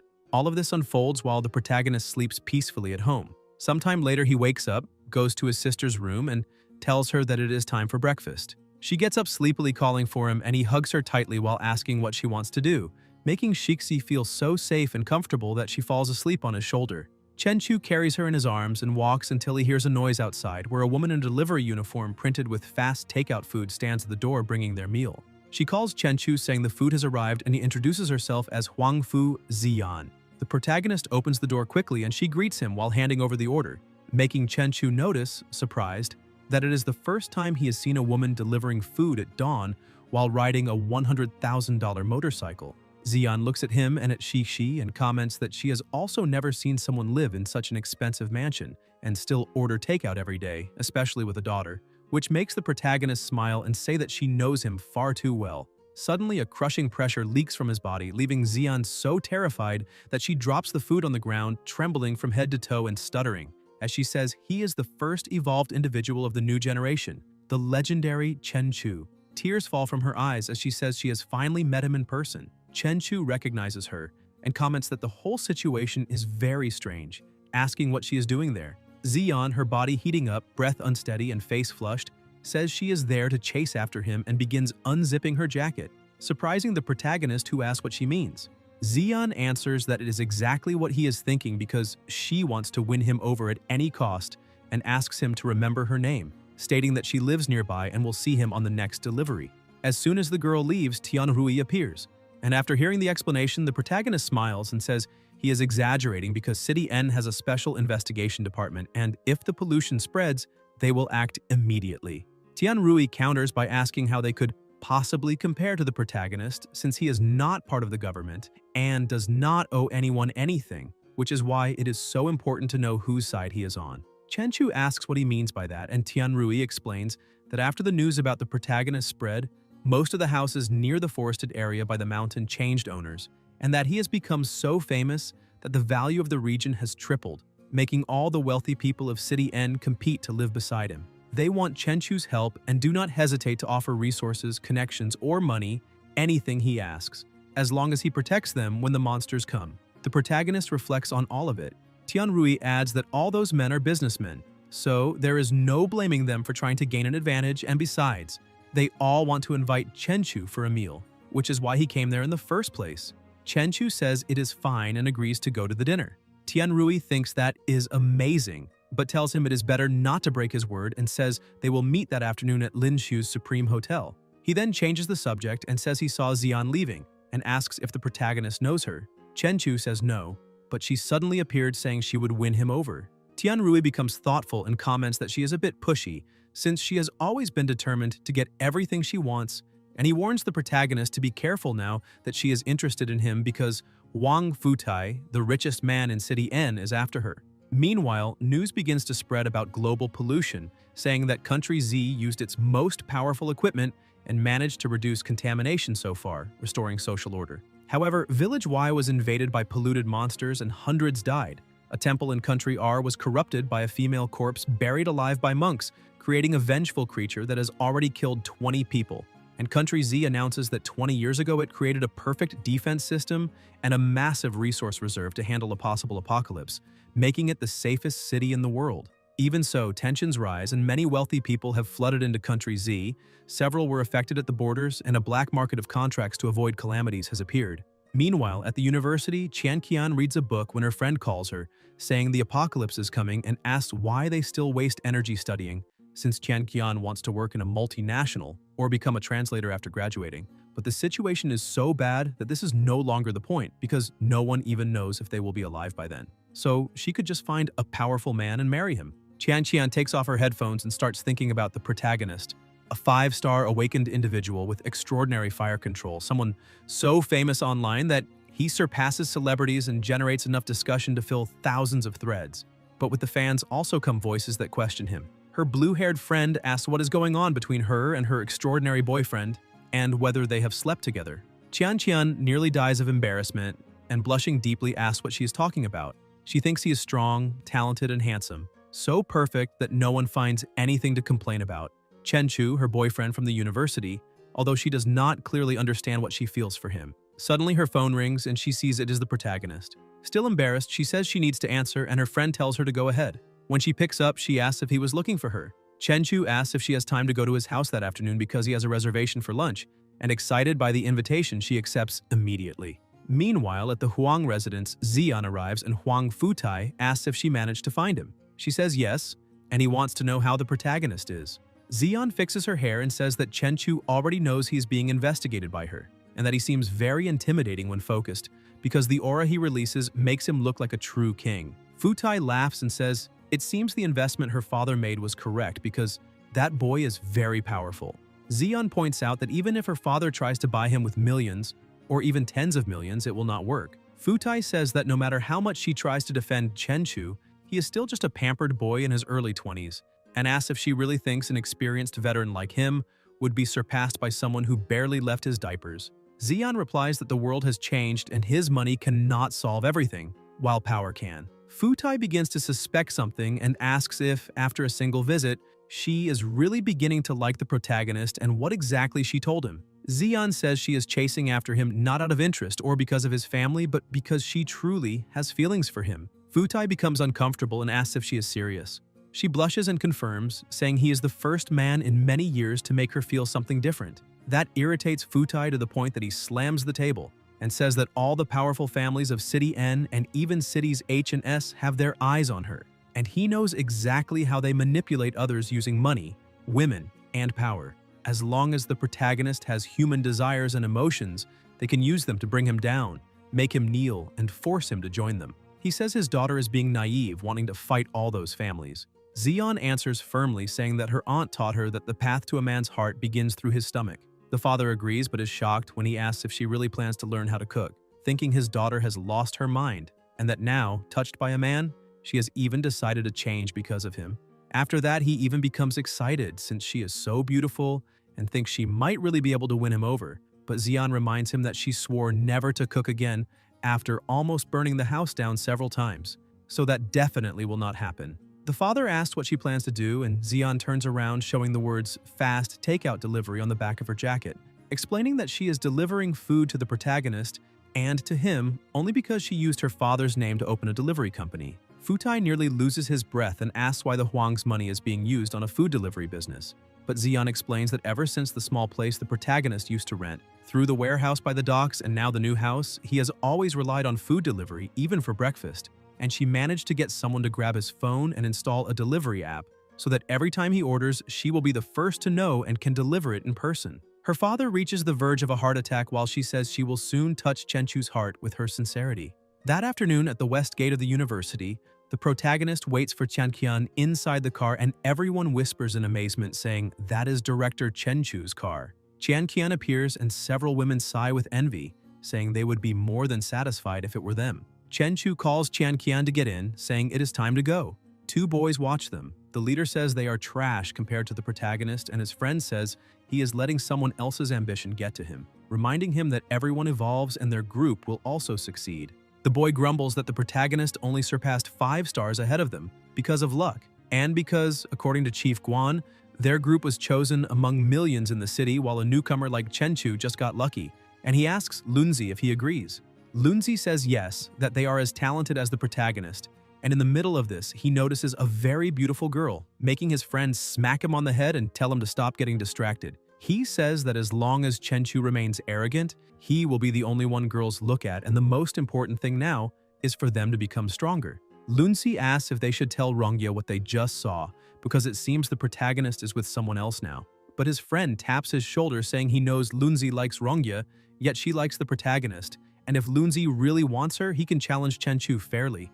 Even if he does not win, at least he will be a real man. However, talking behind someone's back is not something a hero would do.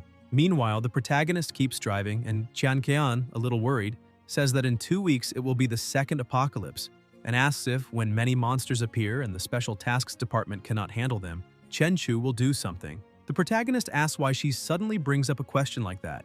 Qian says many people online are criticizing him and calling him a coward. Chenchu asks if it could be because he chose not to join the Special Tasks Department. Qian says probably yes, because people said he refused to join the department because he does not dare to face the monsters that will appear in 2 weeks. Chenchu says he is the first student in that country to evolve, so of course there will be people who dislike him because the crown of glory is heavy. Qian brings the subject up again, saying that if a monster strong enough to turn the world upside down appears and the Special Tasks Department is short on manpower, then Qian cuts her off, saying he will stand on the front lines without hesitating for even a second. He explains that he did not join the Bureau because he did not want to be restricted by bureaucracy, filling out reports before doing anything, which does not fit his lifestyle. Qian is happy, thinking that someone she likes would never be a coward. Shortly after, inside the hotel, the two had just arrived. The protagonist enters the room, greets the receptionist, and gives his name. Qian is surprised to see that everyone inside is a billionaire from major companies. As soon as they enter, a man says it is a pleasure to finally meet the protagonist, and that apparently his useless son kept Qian informed about the situation. The protagonist says he knows the essentials. The man says they can get straight to the point and introduces himself as Li Chenghong. He continues, saying that to ensure safety during the impending apocalypse, they have decided to form a security council and would like to invite the protagonist to be the president. Qian asks what this security council is, and Chenghong explains that it was created to protect them, the elders, and to ensure that the houses around the hill are not damaged by contaminated monsters.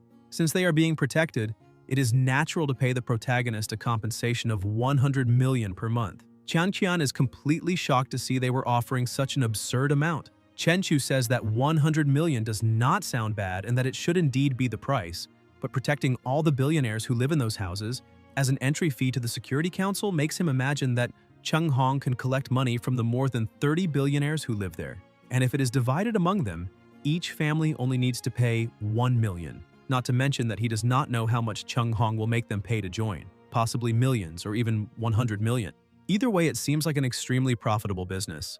Futai, who is present, asks if Qian is saying that the money is not enough. The protagonist says that in times of peace, all those rich people unite, and even if something goes wrong, they fix it quickly with money and act with arrogance, believing they are powerful. But now the apocalypse has dragged everyone off their pedestal, and in an instant, all are equally threatened by polluted monsters, with no difference between a prince and a kid, and that makes those who earned millions their entire lives very unhappy.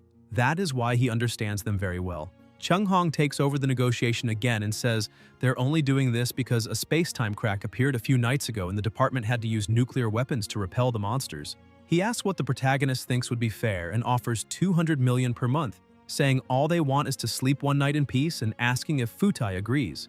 Futai tells Chenghong that his son, Li Zongwen, is in the Special Tasks Department, and therefore Chenghong knows better than anyone how efficient those lazy people are, because if they were reliable, they would not need to be there. He raises his hand and says he will give 300 million per month to the future department president, and hopes Qian accepts because he is taking 100 million out of his own pocket. Qian pulls a bill from his pocket and says money becomes useless paper after a few attacks, then burns the bill, saying that all the money they have will become nothing but fire starters. Qian is shocked again when she sees him burn the money, frightening everyone, and the billionaires stand up, asking if the protagonist is really saying that after the second attack in 2 weeks, money will become useless. Chenghong starts checking the news, saying that cannot be true because the authorities said the approaching apocalypse was only a normal level threat. The protagonist asks if he really still cannot see the truth, because in the media reports, only normal individuals and evolved people are being sent to deal with the attacks. Chenghong begins thinking about it and becomes even more confused. Qian asks him to try guessing why even the Special Tasks Department cannot locate a 4-star awakened individual, since they are busy trying to maintain the 5 apocalypse gates, and reminds him that those gates are not the true battlefield because the officials cannot even take care of themselves, so how do they think they can help anyone? Futai slams the table, asking what the protagonist wants them to offer. Qian says he does not want money. He wants a special type of soil produced in Julong, specialized medicine from Baitai, and a special export of Lantian gold. He also wants to see the mountain fortress blueprints in 3 days, and the defenses must be completed in 1 month. Chenghong asks what mountain fortress plan he's talking about and when the houses became part of a defensive structure, but suddenly he realizes the truth. The houses around the mountain will be the central point and will use the mountain's natural geography to be in an easily defendable area, and even if the entire world faces an apocalyptic event, people there will be able to live for years with air circulation, electricity, wide space, clean water, food, and medicine. Qian says that once they meet his request, he will become the president of the security committee and promises to protect them all. Futai begins applauding and says it is no wonder the protagonist is the strongest person in the country because he is terrifying both in power and in planning and in foresight. The others begin applauding as well, and Qian looks at him with admiration. As soon as the meeting ends, the businessmen start leaving. Tianrui, who is waiting for the protagonist, says he was truly incredible because he managed to handle all those people. Chenchu says that everyone will benefit from this, and Tianrui holds a golden card saying that his father owns shares in that hotel, so they can enjoy themselves. He hands the card to the protagonist and says he will not interfere. Chenchu takes the card, looks at Qian and says he would like to talk with her because they cannot waste Tianrui's kindness. She becomes embarrassed but agrees. They go up to an exclusive luxury suite, and the protagonist notices that the room blocks all noise and is shielded so signals cannot leave or be intercepted. He removes his suit and looks at Qian. Even though she wants it, she becomes shy and says it might be too fast. But the protagonist approaches, holds her by the waist, and asks her to be his girlfriend. She gives in to the moment, and the protagonist begins gathering energy at his fingertip, thinking that she is only a normal person. So, when he controls the energy inside her body, he must be extremely careful because he is an extraordinary human with a physical stat of 4,000 to 5,000 points. He touches her chest and begins channeling his energy. She immediately feels intense discomfort, and the energy is so overwhelming that her clothes begin to tear. The protagonist has to be as careful as possible, thinking that a single moment of carelessness could rip her entire body apart. When he finishes, Qian is unconscious and without clothes, so Chenchu places her on the bed and covers her with a sheet. He thinks everything went well and that her body is merging with that energy and slowly changing. There are no signs of pollution or mutation, so he simply needs to wait until tomorrow to see the result. As he pours himself some wine, he thinks about using the dragon seal to take a portion of the monster energy he absorbed and turn it into seeds that, once planted in a normal person, will make them evolve. Even though it is dangerous, he needs to make Qian evolve as well. 1 hour earlier, they had been lying on the bed, and Chenchu had said that each apocalypse wave would only grow stronger, and that in an atmosphere like this, she would not be able to finish college. Qian became worried and asked what she should do if she could not study, since her only option would be to run from the monsters. The protagonist tells her to look within herself for answers and asks if she wants to become an evolved individual. Qian is shocked and asks if he is truly saying that she can evolve because that has always been her greatest dream. Chenchu explains that he can use the dragon seal to crystallize a portion of monster power, and that once her body absorbs the crystal energy, she will become as powerful as an evolved person. But as with all great power, there are great risks. If she cannot control this power, she will fail to evolve and become a monster instead. He looks at her and asks if she is truly willing to take that risk. Qian reflects and, with her head lowered, says that if he is the one doing it, she has no fear, and she also wants to be independent so she can protect her mother and fight by his side, not becoming a burden. Chenchu smiles and says that is an excellent answer, and asks her not to move because it is his first time doing this, and he might place it in the wrong spot. Embarrassed, she admits it is also her first time. When the dust settles, a superhero will rise on stage. He is the embodiment of strength, the fearless protector of this city, the 4-star evolved Tianlong. With his shining metal body, he will tear through the darkness and destroy all threats. Every strike a step toward freedom, every appearance planting fear in evil's heart. A true man never looks back at the explosion behind him because he knows his real battle lies ahead. Cheer for him, applaud him, because every voice gives him strength to advance. And let us witness the legend of Tianlong. The woman says that is the short video they filmed for the city's special task department, and that the profile already has hundreds of thousands of followers on the app. The other one is the 5-star captain of Jinghai City's department. She asks if he does not think it is amazing because those videos went viral and can make millions effortlessly, besides being easy to produce. The protagonist asks if those videos were made with special effects.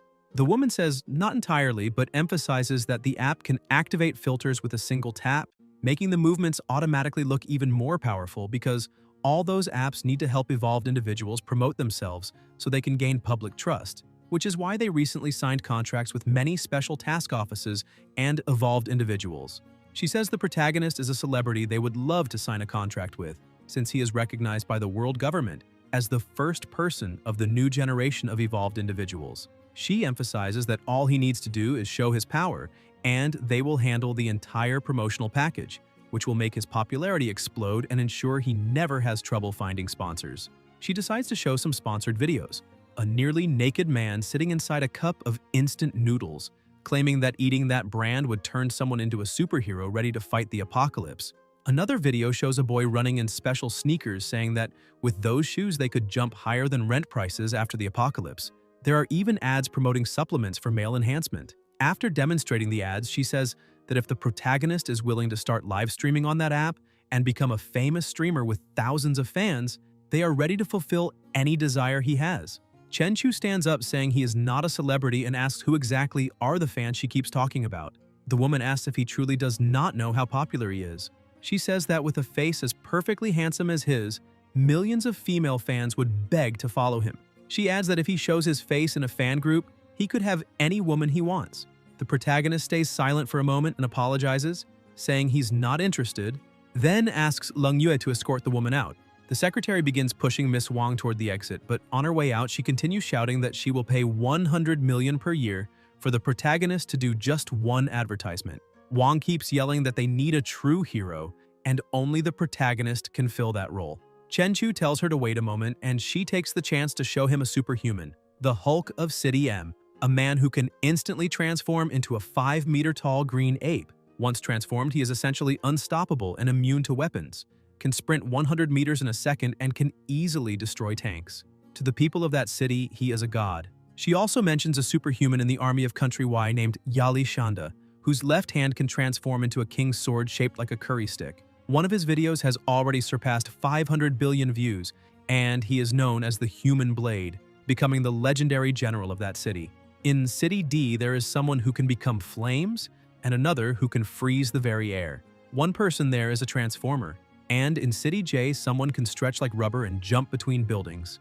They also have people who can become invisible. Wang says it is natural for ordinary people to feel fear and uncertainty in the face of the apocalypse, and these people need a true hero who can make them feel safe and give them hope. She emphasizes that those other superhumans have become symbols of their countries, and they need a symbol like that as well.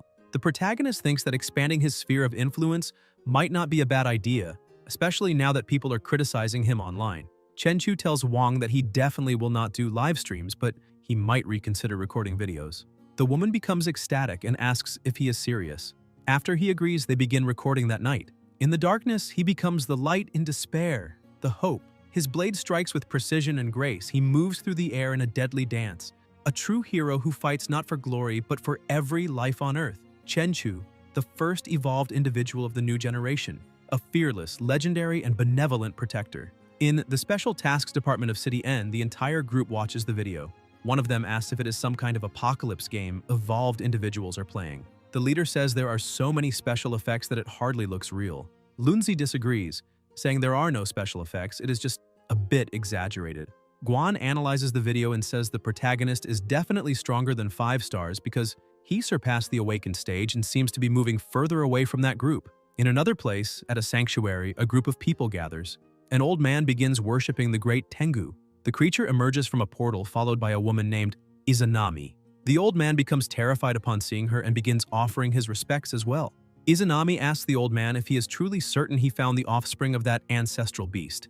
Kneeling, he explains that the giant creature appeared near the maritime zone of City R, but City M discovered it first, and according to international law, the resources of such a creature should belong to all humanity, but the discoverer has priority, so in the end, they will only be allowed to obtain 30% of the resources.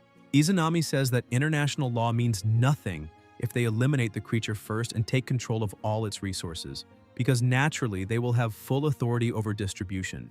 Deep in the ocean, several submarines were navigating while searching for something, and a team of divers from Country M was scanning the area. They find some footprints and realize they are enormous. Then they become shocked when they see that the monster whale's skull is 20 meters long. The radiation system begins showing that the radiation down there is 46 sieverts, and everything indicates that this is the fissure from which the radiation is leaking. Suddenly, one of the divers sees a shadow and asks his teammate if he also saw it, but the other says no. Then the radiation device starts blaring nonstop, and the diver tells everyone to wait because something must be wrong.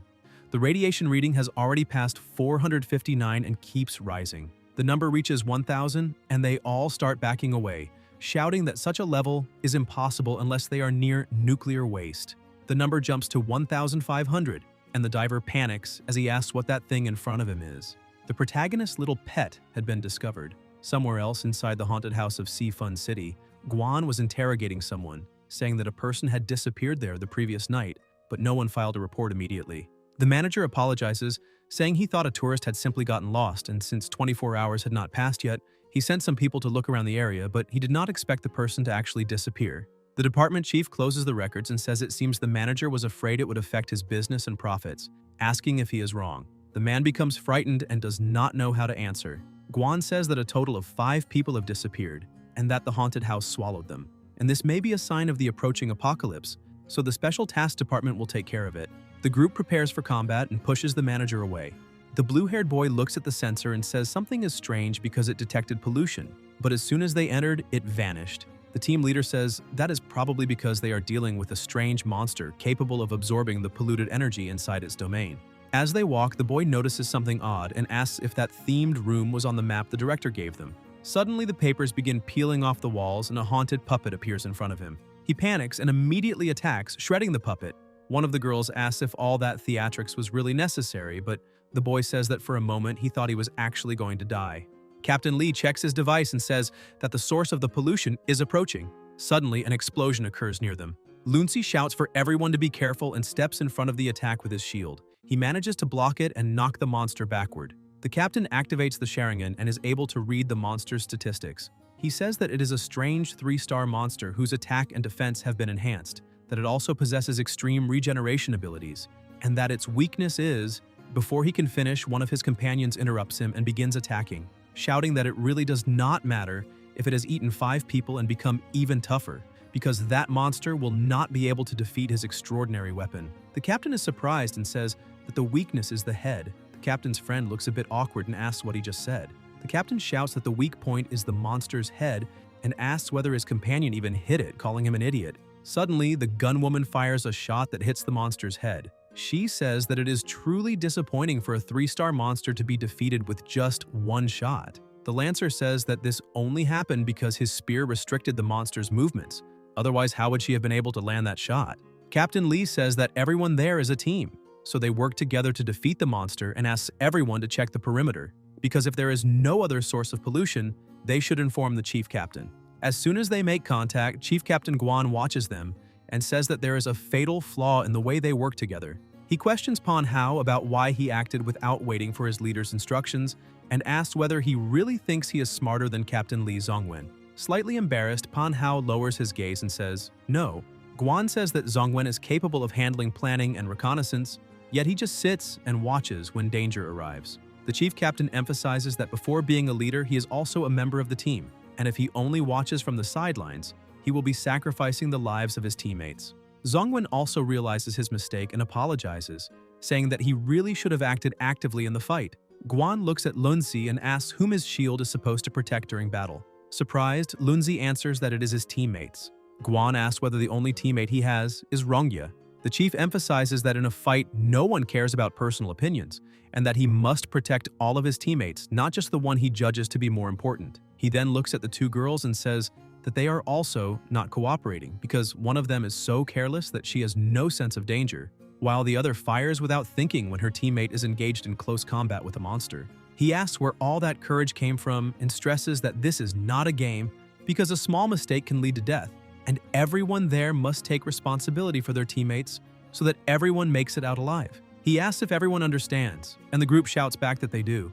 Guan says that he has finished his reprimand, however, for their second mission, they could be in even worse condition, and with the group's current strength, they are capable of dealing with ordinary 4-star monsters. He stresses that what he's about to say next is a military secret, so no one is allowed to leak it. He states that he truly believes each of them has enough power to face a 4-star monster, and that is why he will provide an ultra-secret piece of military information, but once again asks everyone to pay close attention, because they cannot share it with absolutely anyone. After he explains a bit, the group becomes frightened. Zongwen asks what an apocalyptic level is.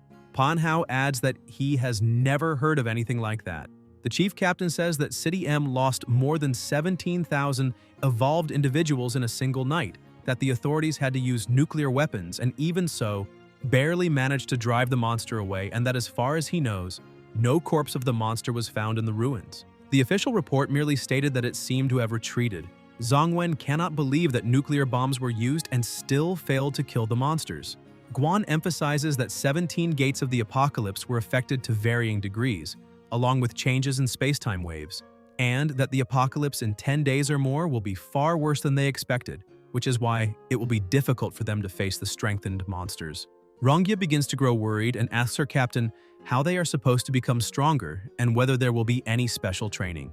Guan opens a box on the ground and takes out a crystal, saying that time is extremely short and that the Department of Special Tasks has already disseminated spiritual creatures, so they should already know what that means. Pan Hao gets excited and shouts that those crystals can awaken a person's latent potential, allowing their abilities to grow much faster. The captain says that they were selected to use those crystals to become stronger, and that everyone on that team must ascend beyond 4 stars within the next 10 days, and that this is for the future of humanity. The entire team becomes excited, saying that they will not disappoint or let anyone down, because this is for the future of humanity. Meanwhile, by the seaside, the protagonist is looking at his pet statistics, thinking that at the pace the lizard is hunting for food in the fish farms of the North Sea, it will be able to evolve for a 4th time in a few days, and after that he will only need to worry about Qianqian's evolution progress. In Qianqian's dreamlike landscape, she has tears in her eyes, frightened, looking around and asking where she is. That dark energy begins to take the shape of a monster and prepares to attack her. Terrified by the monster's approach, she starts screaming for it to stay away and suddenly wakes up completely drenched in sweat in the protagonist's bed, not fully understanding what is happening and breathing heavily as she remains still for a moment. Chenchu asks how she's feeling. Qianqian questions what he means by that. The protagonist forcefully throws a bowl at her, but thanks to her reflexes, she manages to block it and shatter the bowl. He asks what it feels like to be an evolved individual. Qianqian is still somewhat confused and asks what just happened. Chenchu says that 1-star evolved individuals can strike with 500 kilograms of force and move at 15 meters per second, and he congratulates her, saying that the evolution worked. Surprised by all this information, she starts to feel a bit excited, looking at her hand and saying that she really does feel stronger, asking whether she successfully evolved. Becoming an evolved individual has become the dream of countless people around the world. On the black market, a low-quality evolution inducer has become a coveted item, with its price skyrocketing to more than $50 million. However, using such a low-quality inducer carries enormous risk, as the slightest mistake can turn the user into a terrifying mutant creature. Many ordinary people desperate to evolve are forced to be chained under extreme conditions, with family members standing by with weapons during artificial evolution procedures. Once the body destabilizes, the resulting death is horrific and indescribable. Even so, countless people willingly take the risk of suffering and follow the path of evolution without hesitation. As the end of the world draws closer, the era of universal evolution advances at a rapid pace. Meanwhile, in the open sea near Aocho Island, Izanami and her small army order Ebisu to open the path quickly. He creates a sphere of energy around himself and approaches the seawater, managing to open a passage for them. They quickly descend toward the seabed and find a cave. The lizard is inside, and with the force of its roar alone, it already terrifies everyone. Bitten quickly steps to the front line, saying that the beast is releasing the aura of a king and that no one can look directly into that monster's eyes. Irina is astonished, saying that even in its juvenile form, the presence of that monster rivals that of a 9-star magical beast, which is terrifying. A monarch-class being. Susanoo asks her if she is sure about what she sensed. She analyzes it once more and says that the beast is slightly stronger than the monarch-class creature that attacked their base last month, and that her perception cannot be wrong. Izanami begins preparing to attack, saying that this is a magnificent primordial beast and will certainly produce an enormous amount of essence for their use. She orders Bitten to use her illusion magic to stun the monster, while everyone else must extract every drop of the core essence and then destroy the corpse. They cannot leave behind any trace. The monster tries to contend with Benton's power, while their leader remains captivated by the beauty of that beast's power, emphasizing that they must devour and absorb it to become the beast themselves. Because darkness will devour everything, chaos will reign over all, and therefore, they must worship darkness and chaos, the infinite void, the intertwining of light and darkness, the cycle of life and death. Everything will return to nothingness, and they will become eternal gods. Their pursuit of transcendent power has never stopped. When the flames of destruction tore through the heavens, a mushroom-shaped cloud blossomed, a symbol of the end shrouded in death, and the furious shockwaves swept across the land like divine snow. Civilization and order were shattered, and the world returned to the primordial chaos of creation. 30 days and nights passed before the dust finally settled. Mountains that were once towering were flattened and turned into deserts, and mighty rivers were reduced to dead pools. In the exposed fissures of the rocky earth, survivors gazed in horror at the remains of a colossal beast the size of a mountain, its bones gleaming with a strange metallic sheen, still maintaining a battle stance even after destruction, as if silently recounting the story of a lost era. Within its crystallized marrow, they discovered a mysterious substance that shone like the stars when light struck it, pulsing like a living being and refracting colors beyond the visible spectrum. After 700 days and nights of research, they finally uncovered its secret. It could reconstruct the molecular structure of living beings, allowing carbon-based life to break free from the marks of evolution. A researcher said that this was the flame of Prometheus, the forbidden future of wisdom. The Prime Minister raised a culture dish containing the brilliant blue material during a press conference and declared that today they would crown themselves as gods, naming this substance of divine origin. But fate soon revealed its truly terrifying face. The first group of volunteers turned into crystal statues under the sacred blue light, their final expressions forever frozen in a mixture of agony and ecstasy, their mortal flesh like tissue paper trying to contain intense fire. Only then did they understand that it was not that the origin lacked power, but that the human body, made of mere clay, was unworthy and completely incompatible with the divine gift of the gods. Yet fate always has a plan. After the apocalypse, monsters began to roam the earth, and they were surprised to discover that survivors who had come into contact with the original substance, along with some humans, found that they could evolve by absorbing the corruption of monsters. Only then did they realize that mythology had not abandoned them. It was accelerating toward them. In that era, they were the heirs of myth, continuing to evolve and grow ever stronger until one day they might reach the realm of the gods. Izanami continues greedily, saying that they will finally become gods, when suddenly she hears a different voice saying, "Praise be to the god." Startled, the leader asks who is there. The protagonist appears atop his beast's head and says that they should offer praise, and that his name is Chenchu. The leader orders Irina to analyze the protagonist's information immediately.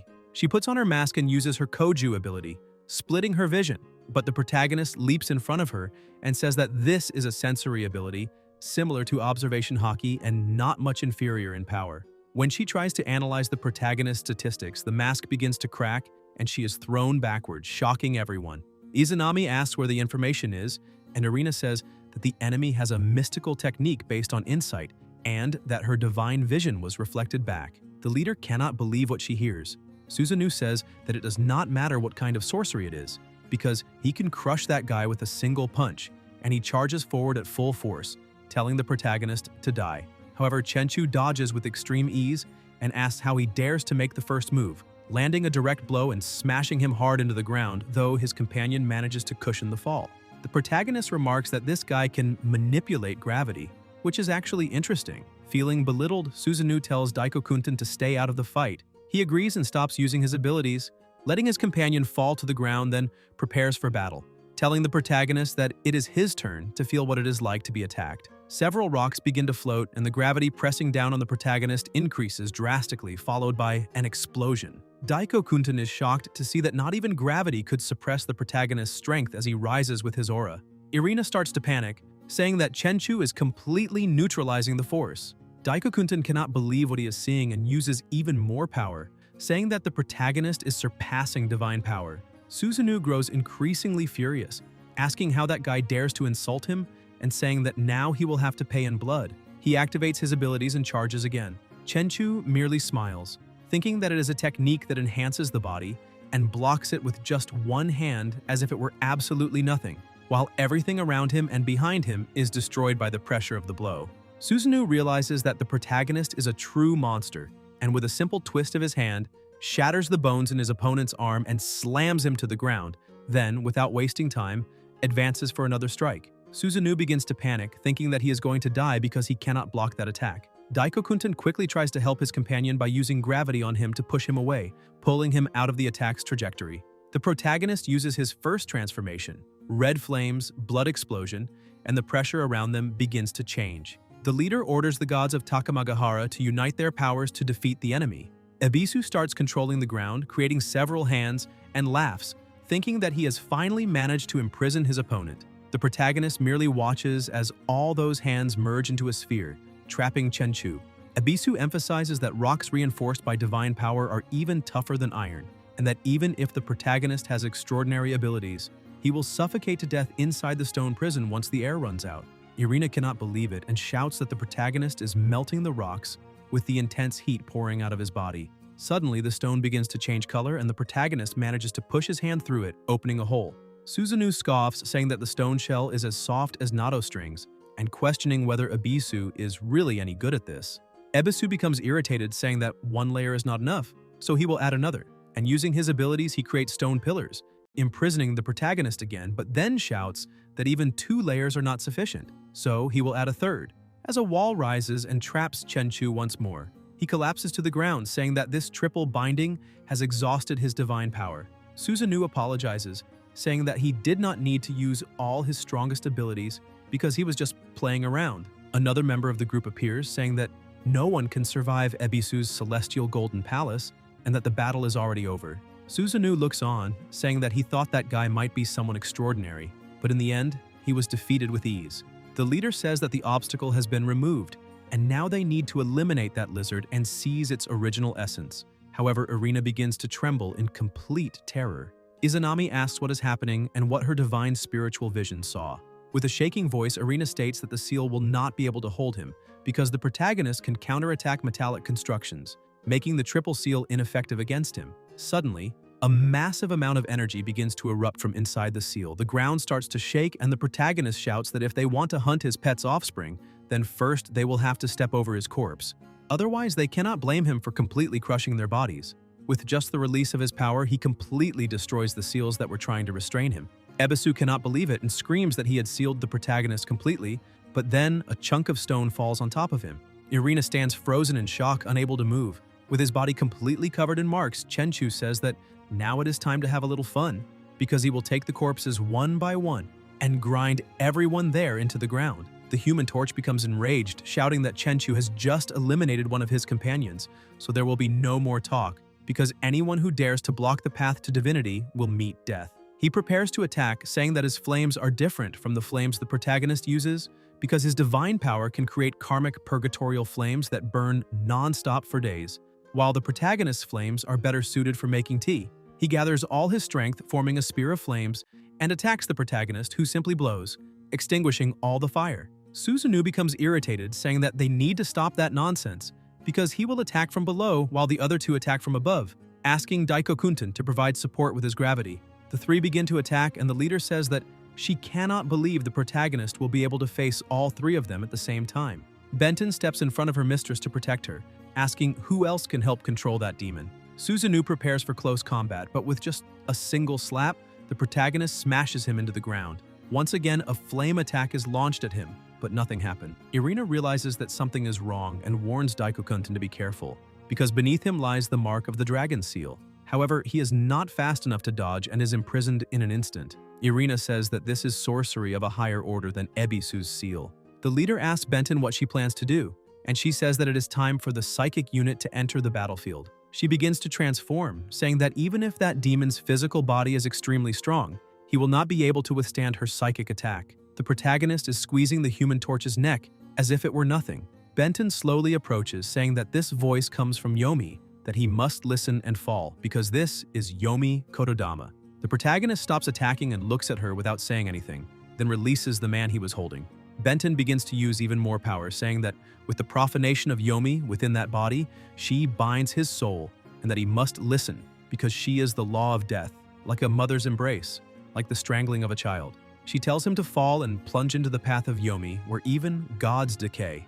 The Human Torch, almost out of breath, says that Benton's Kotodama is still effective, and that the demon can no longer move, and that it seems he must have entered the realm of nightmares. The protagonist feels as if he is in a dark place and suddenly begins to see Benton's image, who says that power in the real world has no meaning there, because that is her mental domain, and crushing him is as easy as reaching out her hand. She emphasizes that all the physical refinements the protagonist has made are useless, and that he also cannot use his sorcery. He feels his body being restrained by something. Bitten continues, saying that this is an arena exclusive to mental power, and suddenly something pierces through him, severely injuring him. She starts to smile and asks if it hurts, because in her domain the sensation of pain is amplified 100-fold. She prepares to attack again, saying that the best part is that the protagonist will not be able to pass out there, and that, in fact, he will become increasingly lucid, every nerve faithfully transmitting that agony, as the attacks begin to pierce through him again and again. However, Chenchu remains standing,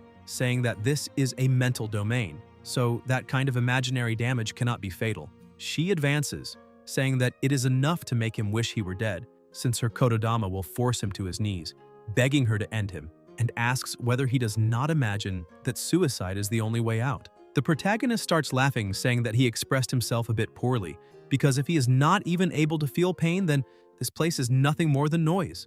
Bitten begins to go mad with rage, saying that this is impossible, and attacks him once more, piercing his body. She smiles at him and asks whether he truly feels no pain. Chenchu tries to explain, saying that if the pain she is causing is worth 100 points, then when he activates the blood explosion of the crimson flame, the pain of his blood boiling is probably around 1,000,000 points. He slowly releases his power, saying that this imagination is certainly interesting. However, a genjutsu of that level does not work on him, and from that moment on, her soul will remember one thing forever. She was defeated. Back in the real world, she begins to fall, repeatedly muttering the words, "I am defeated." As she collapses to the ground, blood begins to flow from her eyes and mouth, shocking the leader. Chenchu looks at her and says, "Arise." Bitten rises quickly, following the protagonist's command. Izanami begins to panic, asking whether Chenchu truly turned Bitten into his puppet, and whether it is possible that the realm of nightmares turned back on her. Bitten grips her sword, saying that they need to leave, because that place is terrifying. The leader starts shouting, saying that this is betrayal and that it seems Bitten is truly willing to kill her own mistress. Chenchu starts to smile, saying that today's training ends there, and tells Izanami that she may take her disciple back because his conqueror's aura control will end in 3 days. However, he asks her not to draw hasty conclusions about him in the future. The leader asks whether the protagonist really thinks everything will end like this, saying that those who dare challenge the divine will pay with blood, and adds that Bitten can die now. Tengu suddenly attacks and eliminates her with a single strike. Chenchu says that this is the first time he has seen someone so cruel, killing even their own allies. Irina cannot believe it and asks why, saying that Bitten was clearly one of them. The leader replies that those who are useless have no right to become gods, because the shell of an unworthy vessel cannot contain a gift bestowed by the gods. The intertwining of light and darkness, the cycle of life and death, everything will return to nothingness, and they will become eternal gods. She rallies her remaining disciples, saying that this is the dance of death of Takamagahara. Chenchu begins to lose his patience and uses the level 3 Crimson Flame explosion, completely transforming his body. Izanami begins to grow frightened, saying that something is wrong because the essence of the protagonist's power and the origin of the lizard behind him are extremely similar, questioning what their exact relationship is. However, the protagonist simply ignores the question and charges forward with full force to attack. Izanami is so terrified that she cannot move, but Tengu uses his wings to defend, only for the impact to send both of them flying backward. The red-haired woman uses her ability, Shinsho Yokarin, a technique that simulates a sacred mirror symbolizing truth, one of the imperial relics, which releases divine light with overwhelming power. The light begins to strike the protagonist, making him feel intense discomfort and forcing him back as his body starts to crack. The leader says that this is Shinsho Yokarin, capable of piercing the defenses of a demonic beast, like a microwave destroying the body from the inside out. Even while suffering unbearable pain and having his body ravaged internally, Chenchu summons his sword and gathers even more power, creating a barrier in front of his body. At that moment, someone emerges from the shadows behind the protagonist and attacks him from behind, but the strike causes no damage. Shocked, he sees the Imperial demon armor covering the protagonist's body. With a single counterattack, Chenchu destroys the man who had approached him. Izanami, watching from afar, says that this is useless, because where there is light, there is also shadow, and as long as shadows exist, Tsukuyomi is immortal. Tsukuyomi reappears from the shadows and tries to attack the protagonist again, but his strike does absolutely nothing. He realizes that this is an astonishingly powerful defensive ability. Tengu seizes the opening and attacks with all his strength, the blow cracking the armor and splitting the ground beneath it. The leader says that Tengu's attacks can destroy an enemy's defenses and that even the strongest shield would be shattered with a single strike. The protagonist remains silent, looking at them, and suddenly starts to smile, saying that they made a good attempt. He throws his sword, slicing off Tengu's nose. Tsukuyomi tries to attack him from behind, but the protagonist dodges and blocks the successive strikes, counterattacking and landing a fatal blow, yet Tsukuyomi's body begins to turn into smoke once more. The protagonist says that this man truly cannot be killed as long as shadows exist, and therefore, he will vaporize the shadows along with that trash. He begins to gather such an enormous amount of energy that it looks like a small sun forming around his body. Tsukuyomi's body returns to normal and he collapses to the ground, burned all over. Chenchu takes the opportunity to strike, plunging his sword into Tsukuyomi's body and killing him completely. He looks at the remaining enemies and asks who would dare take another step forward. The red-haired girl falls into despair, screaming for her little brother, but Tengu stops her from approaching. He watches, seeing that she is truly suffering. Izanami looks at the rest of her team and furious shouts at them, asking what they are standing around for and ordering them to attack together to defeat that monster. However, the two are too afraid to approach. The girl continues trembling with rage as she looks at her brother's corpse on the ground and starts screaming, asking why such a great sacrifice is necessary just to obtain the essence of origin, saying that all her brothers are being killed there. The leader approaches and says that all of them are candidates to become gods, and that if they can eliminate that demon, they will obtain enough origin essence to become even stronger. The girl keeps crying, saying that she does not want to become stronger. She only wants to be a normal person, a good older sister. Izanami grabs her by the neck, calling her a coward and saying that she betrayed the oath of the Yaki Congress, declaring that this is a capital crime. She emphasizes that they are the heirs of myth, that they have continuously evolved, growing stronger and stronger, until one day they can touch divine power. The red-haired girl tells QNMD to act. The leader orders Tengu to eliminate that traitor, saying that her heart has already failed and that she is therefore unworthy of being a divine vessel. He merely turns his head away, ignoring her order, and the other two also pretend not to hear. The protagonist finally plants his sword into the ground and detonates it, saying that he truly had no intention of fighting them to the death, and that if she renounces hostility, she may leave now. Suddenly, the leader begins to act strangely, asking whether the protagonist truly wants her to surrender, because that is absolutely impossible. Her body starts to transform and her hair turns into serpents. She kills the red-haired girl and one of the snakes begins to devour her body. She says that every drop of origin essence will be her nourishment, and that all power will belong to her. The snakes begin to swallow the corpses lying on the ground. Irina says that the leader is fusing with the abilities of their Yaki Kong, and that this means she only ever saw them as... Izanami says that is exactly right and asks what Irina meant by Yaki Kong, calling it ridiculous, because they are nothing more than vessels used to cultivate the essence of origin, and that only she is worthy of becoming a goddess. The protagonist remarks that this is an unexpected turn of events, since they have a problem in their own backyard. Susanoo tells the protagonist that he truly cannot stand him, but that this is an internal matter of the Yaki Congress, and if he does not want to die, he should leave immediately. He picks up a stone and throws it at the former leader, saying that this is a fight for survival. However, one of her serpents effortlessly shatters the stone. She asks whether this means Susanoo is just another dog willing to kill its own master. The stones around her freeze in midair. Daiko-kunten uses his gravitational power while praying for the orphans, test subjects, and disaster survivors. Izanami had taken orphan children after the catastrophe and implanted crystals in them, claiming that by becoming gods they could escape the suffering of mortals. However, most of the children could not endure it. She laughed, saying that those who survived from that day onward were the Yaki Kong. He says that they gathered there and became the Yaki Kong for a single reason from the very beginning, and that reason was survival. He attacks her with all the surrounding stones, but the surge of energy she releases is so immense that it destroys them all, causing a blinding flash that leaves him unable to see ahead. With astonishing speed, she appears behind him, saying that she has already obtained the powers of light and darkness, so he is no longer qualified to challenge her. Using the power of darkness, she creates serpents that bind his body, and even on the brink of death, he shouts that he will never submit. However, his former leader simply crushes his body and starts laughing. As the protagonist watches, she uses gravitational power to lift all the stones and the remaining disciples, pulling them directly toward herself because they must surrender their power. Chenchu grabs Irina by the leg and she asks what he is doing. The Human Torch charges forward, releasing his flames and declaring that he will fight her to the death. Susanoo agrees, saying that even if it means they die, they will not let her win. Izanami laughs and casually counterattacks with her serpents, slicing Susanoo in half with ease. The last survivor releases all of his power, declaring that even if he cannot fight back, he will take her down with him. A serpent simply opens its mouth and swallows his body. An explosion occurs, but she remains completely unharmed. She remarks that apparently that piece of trash preferred to self-destruct rather than let her devour him. Even so, one of her serpents moves to the body and retrieves the crystal lying on the ground. She points out that this changes nothing, because he was merely a vessel for the essence of origin, and even if he destroys himself, the essence living within him will not dissipate. She consumes the essence of fire and begins to control all the powers of her former followers. With a smile, she says that she has already devoured 7. Looking at Irina, she grows terrified and says that if killing is useless, then there is no escape.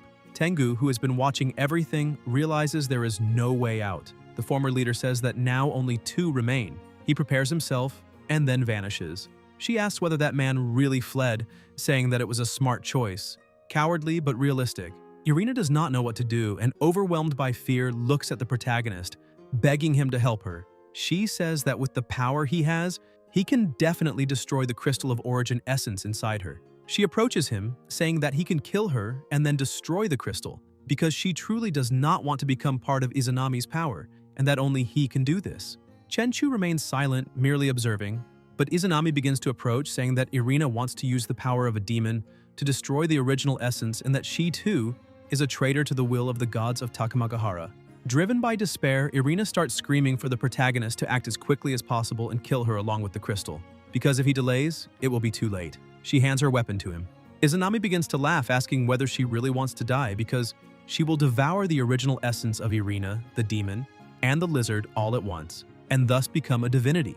Chenchu takes the short sword from Irina's hands and says that she does not need to die. Izanami attacks, shouting that the 2 of them must become sacrifices for the new god. The protagonist ducks swiftly and drives the short sword into Izanami's forehead, beginning his assault as he says that he had decided not to get involved in all that chaos. But since she tried to drag his pet into it, he has decided to change his mind. Izanami pulls the short sword out of her forehead, saying that that level of power is not enough to kill her. However, the protagonist appears beside her and lands a punch so powerful that it slams her into the ground, causing a small explosion, saying that she will die anyway. The impact of the clash is so intense that Irina is thrown backward and she begins to cry, trembling in fear. Chenchu asks how it felt to take his punch, and Izanami starts cracking her body, saying that it did not even count as a tickle. Chenchu starts laughing and releases even more of his power, thunder tempering his body and fire forging his bones. He activates the level 4 Crimson Flame Blood Explosion. Izanami begins to panic as the protagonist's speed and strength become so overwhelming that she can no longer defend herself. At the last second, she manages to switch bodies, abandoning the old one behind. Chenchu smiles and says that he truly did not expect her to escape. He grabs the old body in his hands and turns it to ashes. He tells her to use every trick she has because he would like to see them. Izanami begins to use shadow abilities, but with a snap of his fingers, all the dark serpents are completely annihilated. Izanami grows terrified, realizing that Yaki is simply useless. The protagonist begins to approach slowly with a completely terrifying aura around him. With each step, lightning bursts from his body, destroying everything nearby. Izanami thinks that the way that demon walks carries a pressure more frightening than that of a god. She uses serpents to corrode the protagonist's body, silver to seal his soul, gold to corrupt his existence. And with the combination of these powers, she creates a new serpent that appears beside him. But once again, he destroys her attack with a simple wave of his hand. Another water serpent appears and he grabs it, but another rises from the ground and swallows his body.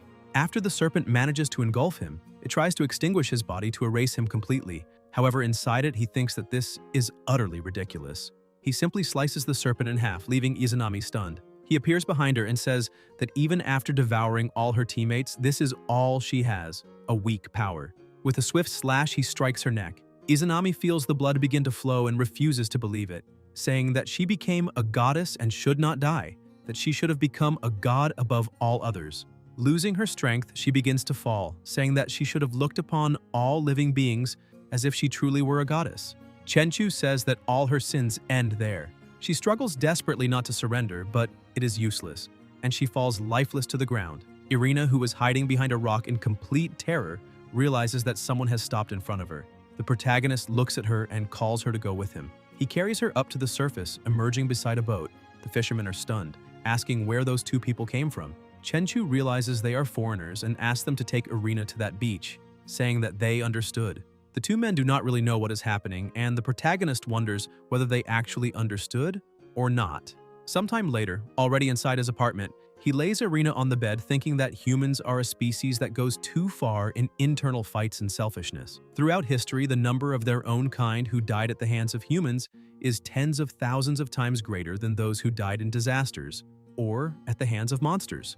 After gaining power, most people do not think about protecting the weak and upholding justice, but instead draw their blades against those even weaker. He does not deny that there will always be good people in this world who will stand up. However, this is the perverse nature of humanity. For that reason, he does not hesitate to assume the worst of anyone who might threaten his survival, because he is not good and does not carry weeping souls.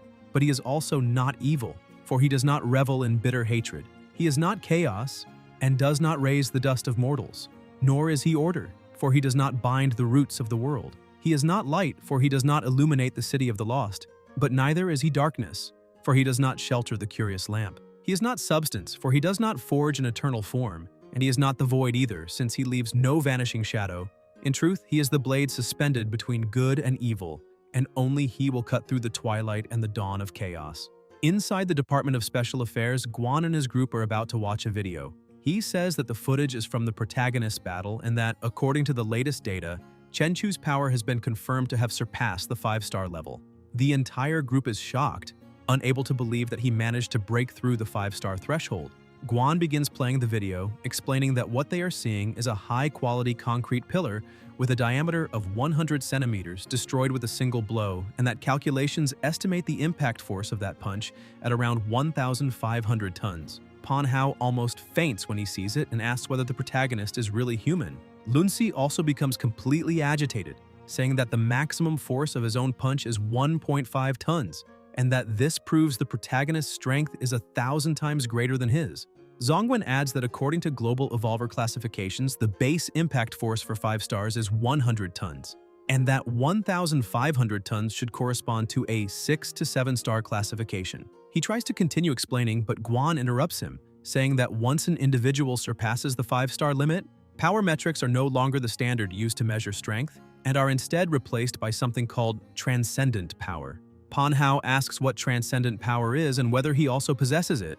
Guan explains that, from what he has heard, evolvers in every nation have their own evolutionary systems, and the ultimate goal of evolution is to awaken this transcendent power. Things like controlling gravity, releasing hellfire from one's body, mental control, that kind of ability. People will do anything to evolve beyond 5 stars as early as possible. As far as he knows, the neighboring R country even tried to use technology to accelerate the evolution of awakeners. He takes a deep breath and says that everyone present is just a bunch of rookies who have not even reached 4 stars yet, so they need to stop daydreaming. Everyone agrees, even if they feel a bit disappointed. Inside his home, lying on the couch, the protagonist looks at the crystal.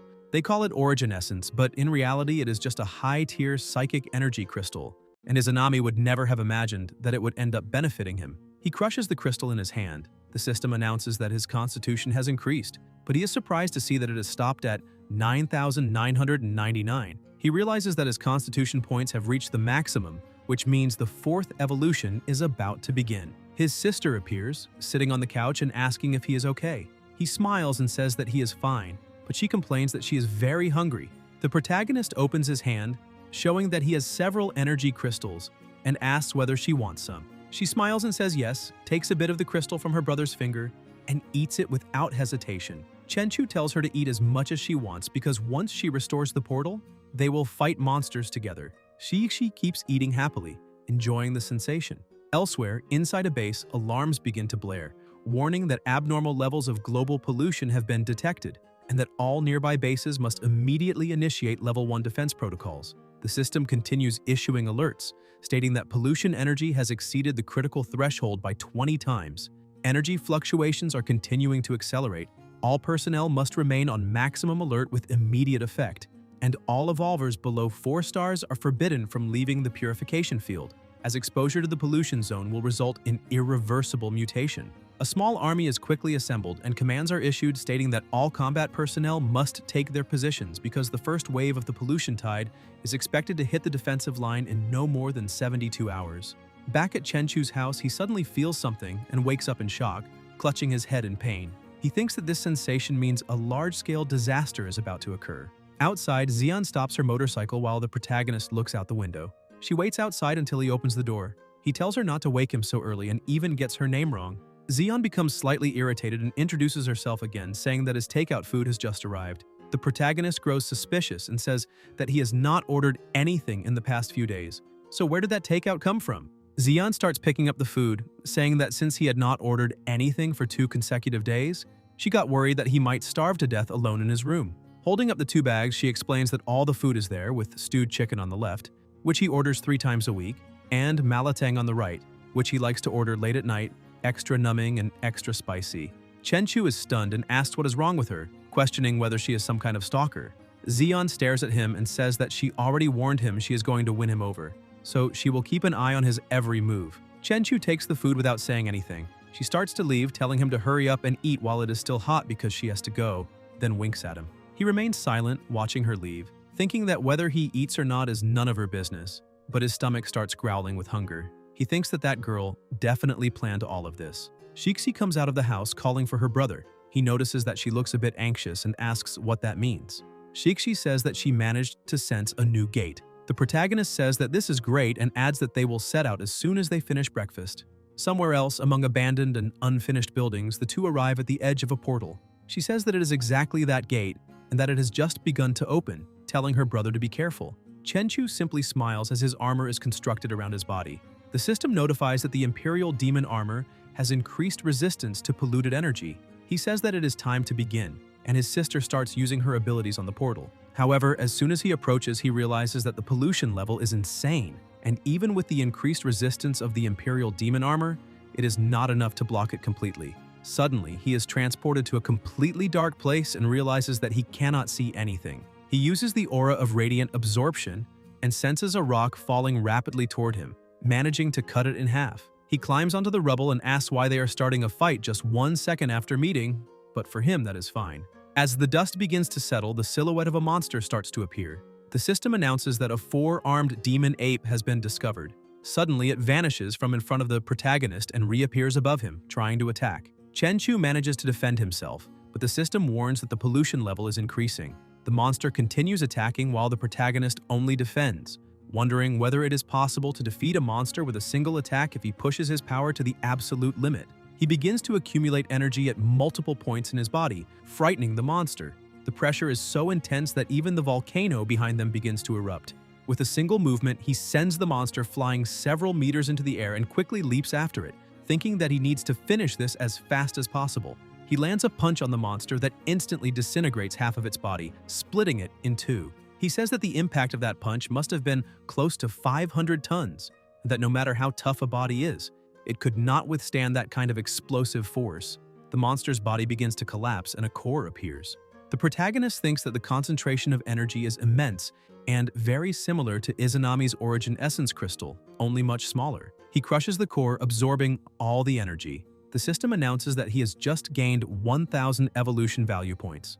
This shows that it is a pure energy crystal, and that he can obtain evolution value simply by absorbing one. Looking at his status panel, he realizes that he still needs 10,000 evolution value points to evolve. He truly did not expect to discover a way to evolve so quickly. He continues advancing through that world, eventually reaching a forest.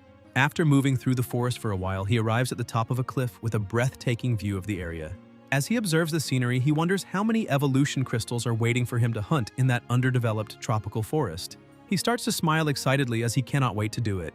He walks to another part of the forest and expands his observation aura to the maximum. He sees some ants carrying objects. The system identifies them as demon ants, level 3 demonic beasts of the nature type. In addition, he notices that the demonic crystal energy inside those demon ants is much darker than that of the demon ape. Moreover, they feed on crude demonic matter, which he finds very interesting. Suddenly, he hears a sound and looks up to see several shapes flying overhead. The system alerts him again, identifying them as demon mosquitoes, level 4 demonic beasts of the nature type. The protagonist notices that they are behaving strangely, which shows that they have spotted prey, and apparently that prey is not him. Suddenly, the level 4 mosquitoes attack the level 3 ants, surprising the protagonist. He realizes that the mosquitoes are evolving there, and that a level 4 demon mosquito can evolve into a level 5 elite by hunting other demons. As he watches, he notices another movement. Something leaps over him and attacks the mosquito that had attacked the ant, causing a small explosion. The ape kills the mosquito and starts eating it. The system identifies it as a level 6 nature-type demon ape. Chenchu continues observing, thinking that every hunt and every evolution exists to refine that raw energy layer by layer. The ape also begins to evolve, growing 2 more arms on its body. Chenchu realizes that when high-level demonic beasts reach the end of their lives, they all return to the foot of the Tree of Life, collapsing within the sanctuary of its tangled roots. Their shells slowly decompose, and the essence of the demonic crystal they refined over a lifetime returns to the great tree's root system, becoming nutrients that sustain its eternal life. The tree of life remains silent, merely caressing the remnants of those minerals with its roots. He approaches the ape, thinking that the new demon ant eggs are already incubating inside the anthill, and that the next generation of demonic crystal minerals will soon hatch to continue this endless energy cycle, born as slaves, becoming food in death, a cycle that never ends. He begins to release his power, declaring that this perfect energy cycle ends at this moment, because the essence those monsters spent their lives refining will now be claimed by him. The atmosphere changes, and the protagonist rampages through the surroundings, annihilating all nearby monsters as if it were nothing at all. The system starts issuing repeated notifications. He uses his abilities to collect all the crystals at once. The system explains the fusion rules. 8 low-level crimson demonic crystals equal 1 mid-level crimson demonic crystal, and 8 mid-level crimson demonic crystals equal 1 high-level crimson demonic crystal. The protagonist continues fusing them. The system alerts again that the power of evolution has condensed into a crystal. A high-level crimson demonic crystal not only provides a massive amount of evolution value, but also has a 1% chance to trigger a super random demonic evolution. A successful activation will unlock power far beyond any conventional evolution. The protagonist is astonished and wonders whether something like that truly exists. However, he thinks that a 1% chance is simply too small. If this evolution does not trigger the super evolution, then that precious high-quality crimson demonic crystal would be a complete waste. He turns to look at the monsters around him, saying that there must be something above a crimson demonic crystal, so he decides to go for a second round, once again exterminating all the surrounding monsters. After gathering a large number of crystals, he believes it should be enough. He begins fusing the crystals again. The system states that if he collects 8 high-level crimson demonic crystals, he can fuse them into a mid-level, deep blue demonic crystal. He is surprised to discover that crimson demonic crystals can evolve into deep blue demonic crystals, so he proceeds with the fusion. After completing it, the system announces once more that a mid-level, deep blue demonic crystal has been obtained, and that the chance of super evolution has increased to 10%. However, he still feels this is not enough and wants to reach 100%. With that in mind, he returns to the forest, causing complete chaos in the environment. Several hours later, exhausted from constant fighting, he wonders what would happen if he fused the essence of all the demonic beasts in the entire forest. He gives the system the order to fuse, and the air around him begins to behave strangely. Soon, the system announces that the synthesis of a high-level deep blue demonic crystal has been successful. A high-level deep blue demonic crystal allows the user to activate a super evolution with a 100% success rate. Chenchu says that he has exterminated all the demonic beasts in the entire Forest of Death and finally managed to forge that crystal. Once he uses it, he will have a 100% guarantee of triggering a random super evolution. Suddenly, another monster approaches and tries to attack him, but the protagonist dodges. He stares at the monster and senses an extremely powerful conqueror aura, something he has never encountered before. The two continue staring at each other, and the protagonist wonders whether that aura can directly distort the environment itself, because no ordinary demonic beast should possess such power. Moreover, he has already wiped out everything in that forest to forge the demonic crystal. Yet that beast really thinks it can simply take him on as if it were nothing.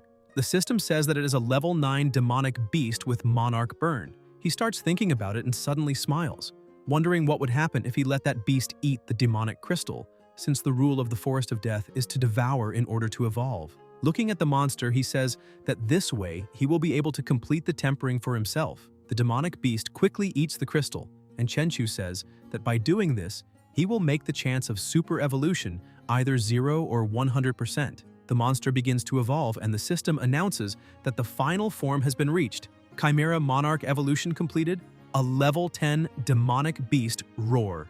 The protagonist tells the beast to evolve, saying that he will let it eat for now, but that it will spit everything back to him amplified 100-fold. With its serpent tail, the beast starts attacking. Chenchu observes this and quickly defends himself, slicing the attack in half. He looks back and sees that it is potent acid, exactly as he expected. The serpent tail has also evolved. If even a single drop had grazed him, the level of contamination would likely have meant instant death. He looks at the monster, thinking that the immense body of that beast might lose in agility to a human, but its advantage in strength is just as obvious. It is almost like his pet lizard. Its colossal size grants a growth potential that far exceeds human limits. Moreover, being at the top of the food chain, it seems to have been hunting in the forest of death for several decades, and the demonic crystal energy accumulated in its body and head must be immeasurable. The protagonist realizes that a decade is probably a conservative estimate, because that monarch-level demonic beast has likely been alive for more than a century. He advances, saying that he would like to see which is more durable, the monster's scales or his blade. However, the monster manages to block and shove him backward. He realizes that the pressure around him is immense, but the strike he delivered managed to injure the monster, which then healed in the blink of an eye. The beast rises and begins to roar loudly. Chenchu notices the environment changing slightly and looking up, wonders if that could be lightning magic. Several bolts of lightning begin to strike toward him, but he dodges all the attacks and charges forward, counterattacking with a direct blow to the monster's head, destroying everything around them. However, he is surprised to find that the monster suffered basically no damage and knocks him back again. Chenchu feels that the impact has left his entire arm numb, which means that the flesh of that beast is even harder than steel. However, he notices one thing: the wound is bleeding. He smiles and says that even if the monster's flesh is as hard as steel, since he managed to make it bleed, its time is almost up. The demonic beast roars again, creating even more magic circles and making a storm of lightning rain down. Chenchu watches the attack and says that this time the monster did not give him any room to dodge, so he will have to face it head-on. He advances through the lightning, striking him directly, and the system alerts that the durability of the Imperial demonic armor has reached 0.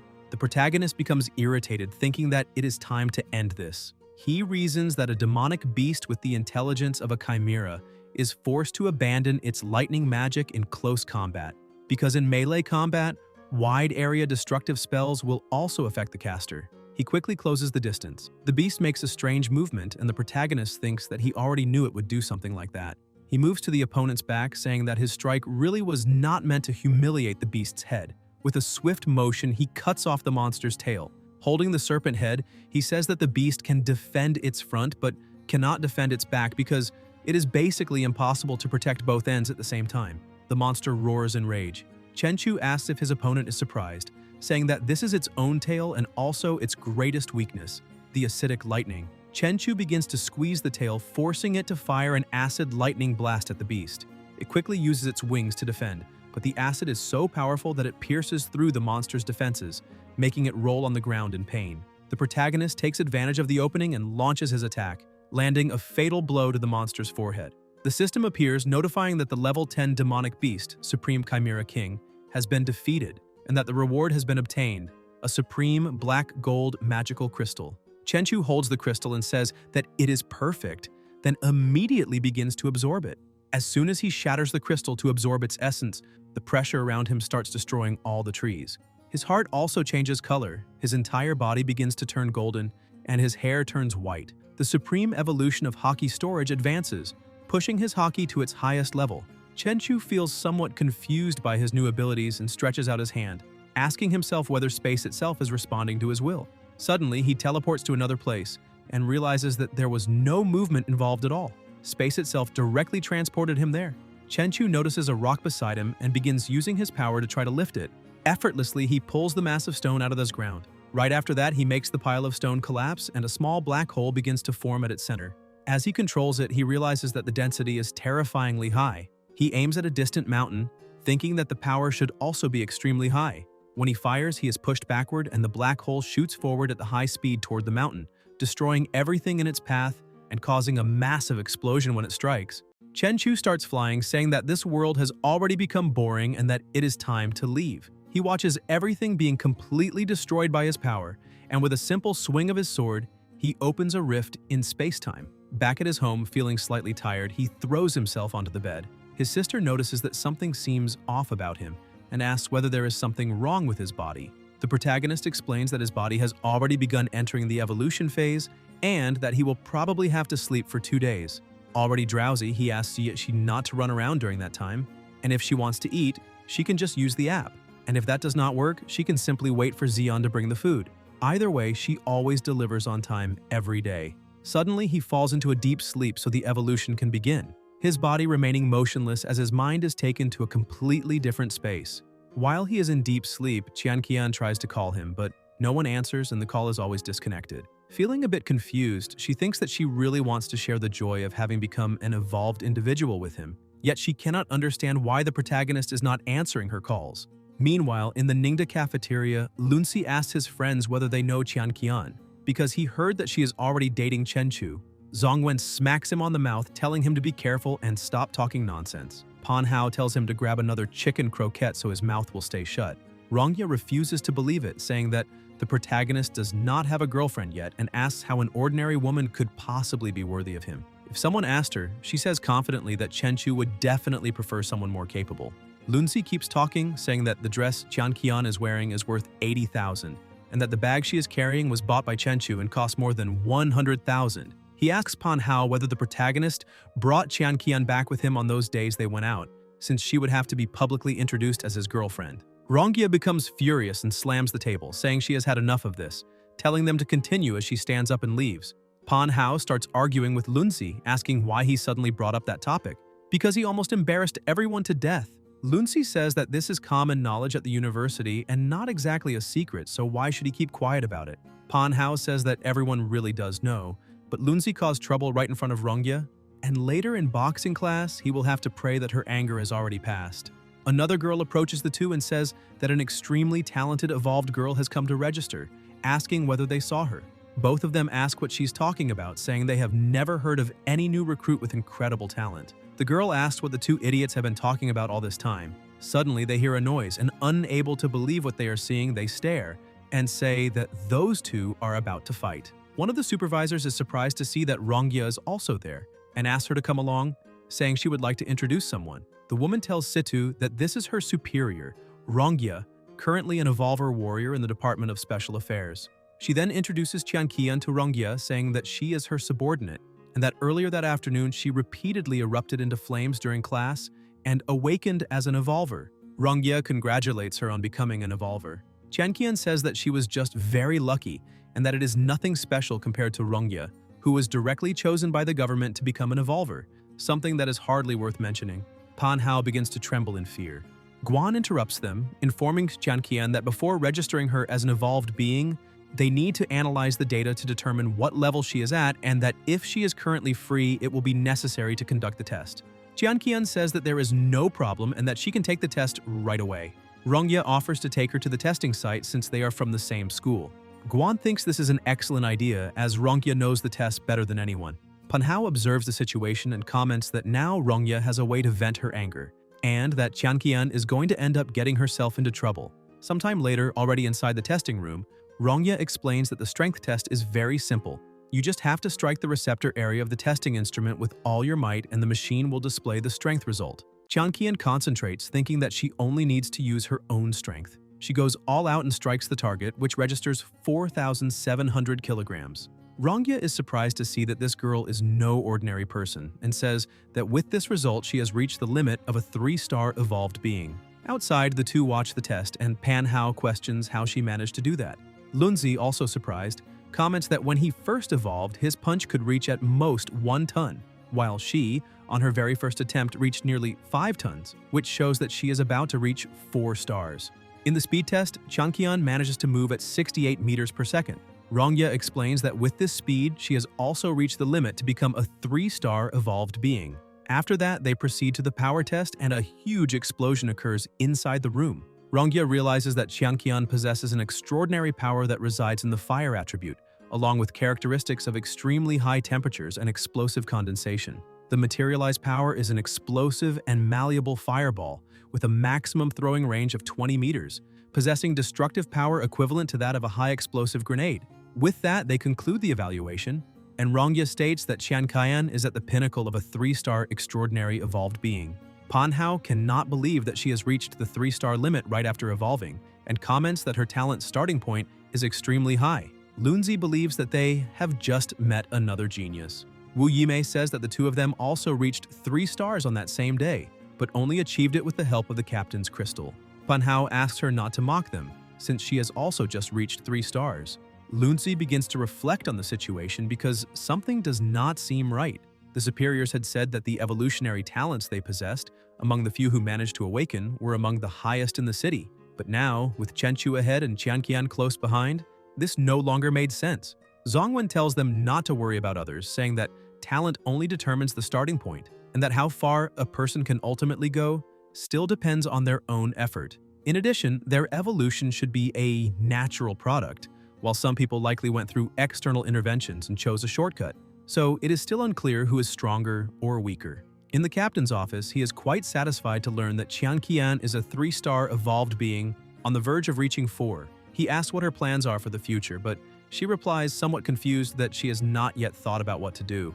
The captain emphasizes that her talent is no inferior to that of the genius Rongye, and believes that it will not take long for her to reach 4 or even 5 stars, perhaps even becoming an awakened one. He sees her as a promising talent and asks whether she is considering joining the Department of Special Affairs, explaining that in this way she could serve the country and, more importantly, with official resources she would take fewer detours and her strength would improve with half the effort. She thanks him for his kindness, but says that she would like to discuss this matter with the protagonist first. Guan stands up and questions that joining the Department of Special Affairs is solely her own matter, so why she would need to discuss it with Chen Chu. A bit embarrassed, she explains that the reason is that Chen Chu is her boyfriend. The captain finds this very interesting, and she continues saying that perhaps he might not want her to join the Department of Special Affairs, so she would like to talk to him first. The captain replies that he understands and that it is fine. Then he takes out a card and says that the Department of Civil Affairs has already prepared an updated identification document for her, and that after picking it up, she can leave. She thanks him, but when she goes to take the card, the captain holds it and asks her to let the protagonist know that the issue with the Hangzhou Chamber of Commerce has been resolved and that the 3 groups involved have been wiped out, so he would like her to thank him for the information he provided. She takes the card, saying that she will definitely pass on the message. Guan takes a deep breath, thinking that perhaps she will not join the Department of Special Affairs. Meanwhile, at the protagonist's mansion, his sister floats as she watches him sleep, but she notices that something strange is happening, as his body temperature is rising. When she touches her brother's forehead, the heat is so intense that she almost burns her finger. In his dreams, Chen Chu is going through something similar to an evolution. She keeps watching, wondering whether he is just dreaming. 3 days pass and he continues sleeping. News about the apocalypse becomes increasingly frequent, as only 6 days remain until impact. Television broadcasts announce that to protect the public during the disaster, the authorities have organized an orderly evacuation plan for the next 6 days. A group of people is organizing to assist with the evacuation, informing that all urban areas and homes within a 10-kilometer radius of the Doomsday Portal will be relocated to a nearby city used as a shelter, and that residents will be able to return to their homes after the apocalypse impact ends. To improve coordination of forces during the imminent Doomsday impact, a unified management of essential resources such as food will be implemented. However, as always, there is resistance from residents who question where they will live, what they will eat, and who will manage the land they cultivate, since entering the city is not so simple. The authorities state that everyone is voluntarily choosing to go to the designated cities, and that no one will be forced. Even so, if they are willing to gather in the city for safety reasons, the necessary arrangements will be made, guaranteeing at least tents, drinking water, and as much food as possible. Even if residents choose to stay behind and demonic creatures invade, rescue teams will be dispatched as soon as possible because no one will be abandoned lightly. Inside Chen Chu's company, Ning watches the news and does not believe that the authorities will really send people on support missions to avoid abandoning anyone, since the available forces are already insufficient and now the focus should be on population management. Leng Yue enters the room saying that as long as their boss is around, they have nothing to worry about, because Chen Chu has already made preparations and, together with the city's great magnates, built an apocalypse shelter, allowing them to take refuge there as well. She places several crystals on the table, explaining that they were sent by the protagonist that morning, saying that everyone in the company should take one. Ning asks what they are for. Leng Yue, also not understanding, picks up a crystal, thinking it might be some kind of jewel, but suddenly the crystal explodes in her hand, releasing a concentration of energy. Ning is frightened and asks what is happening. Leng Yue, now floating, wonders whether that might be the power of an evolved being. To test her new abilities, she looks at a knife stuck in an apple, and, with a simple movement, pulls the knife directly into her hand. Ning asks how she managed to do that and whether it could be the effect of the crystal. Leng Yue continues testing her new strength, and when she throws the knife at the roof, she nearly cracks it. She explains that it was a gift from the boss, and that using just one of those crystals could make them evolve instantly. In this way, to deal with the apocalyptic impact, they can now protect themselves. On the Miaoyin app, a hero starts a live broadcast and asks for everyone's attention, as he is about to announce explosive news. He says that the hero called Chen Chu who recently appeared on the internet, needs to be exposed, claiming that he will reveal the great lie that the so-called extraordinary hero is, in fact, merely propped up by special effects. As soon as Guan sees this, he tries to call the protagonist, but his phone is turned off. Irritated, he starts shouting that Alexander from Country Y is directly provoking them. He goes to the protagonist's company, but Ning apologizes, explaining that the boss has not been coming to the company in recent days because he had informed them that he was in seclusion for meditation, preparing for the doomsday impact. Guan remains irritated, slams the table, and asks whether she is joking with him, saying that it makes no sense for the protagonist to be meditating at a time like this. A bit frightened, she confirms that it is true, because her boss has always liked to do things his own way, and if there is something important, he will simply do it without notifying anyone in advance. The captain asked her to inform the protagonist that Alexander from Country Y is doing a live broadcast exposing supposedly fake evolved beings, claiming to unmask those who only put up a facade. He has already taken down more than 100 people, and at the moment, the protagonist is the face of their country. If he does not appear to respond to the provocation, the country will lose morale in international public opinion and be seen as having a deceitful image. Moreover, in the midst of the doomsday crisis, if they lose the support of the people, the consequences would be unimaginable. Suddenly, the protagonist appears saying that if he wants a fight, he just needs to set a time, and that if Alexander does not have money for the plane ticket, he can send the bill because he will make the transfer. The captain is stunned by the protagonist's appearance, as he can barely recognize him. Chenchu has long hair and explains that there are still a few days left before the doomsday impact, so it was time to update his online image. 10 minutes earlier, at the protagonist's house, Xian was there to deliver food. Shixi answers the door to receive the order. Xian asks whether her brother is still in seclusion. Shixi replies that he still has not woken up and says goodbye as she goes back inside. Xian cannot understand why evolved beings enter seclusion, since it resembles the cultivation methods from novels. However, she does not care about the training method, as long as the person she likes becomes stronger. Tianrui also appears there and greets her. Xian asks whether he came to see Chenchu, and he is surprised to learn that she also did not manage to see him. Xian tells Tianrui not to disturb her future husband because he is still in seclusion. Suddenly, a huge explosion occurs inside the house, releasing a terrifying amount of energy.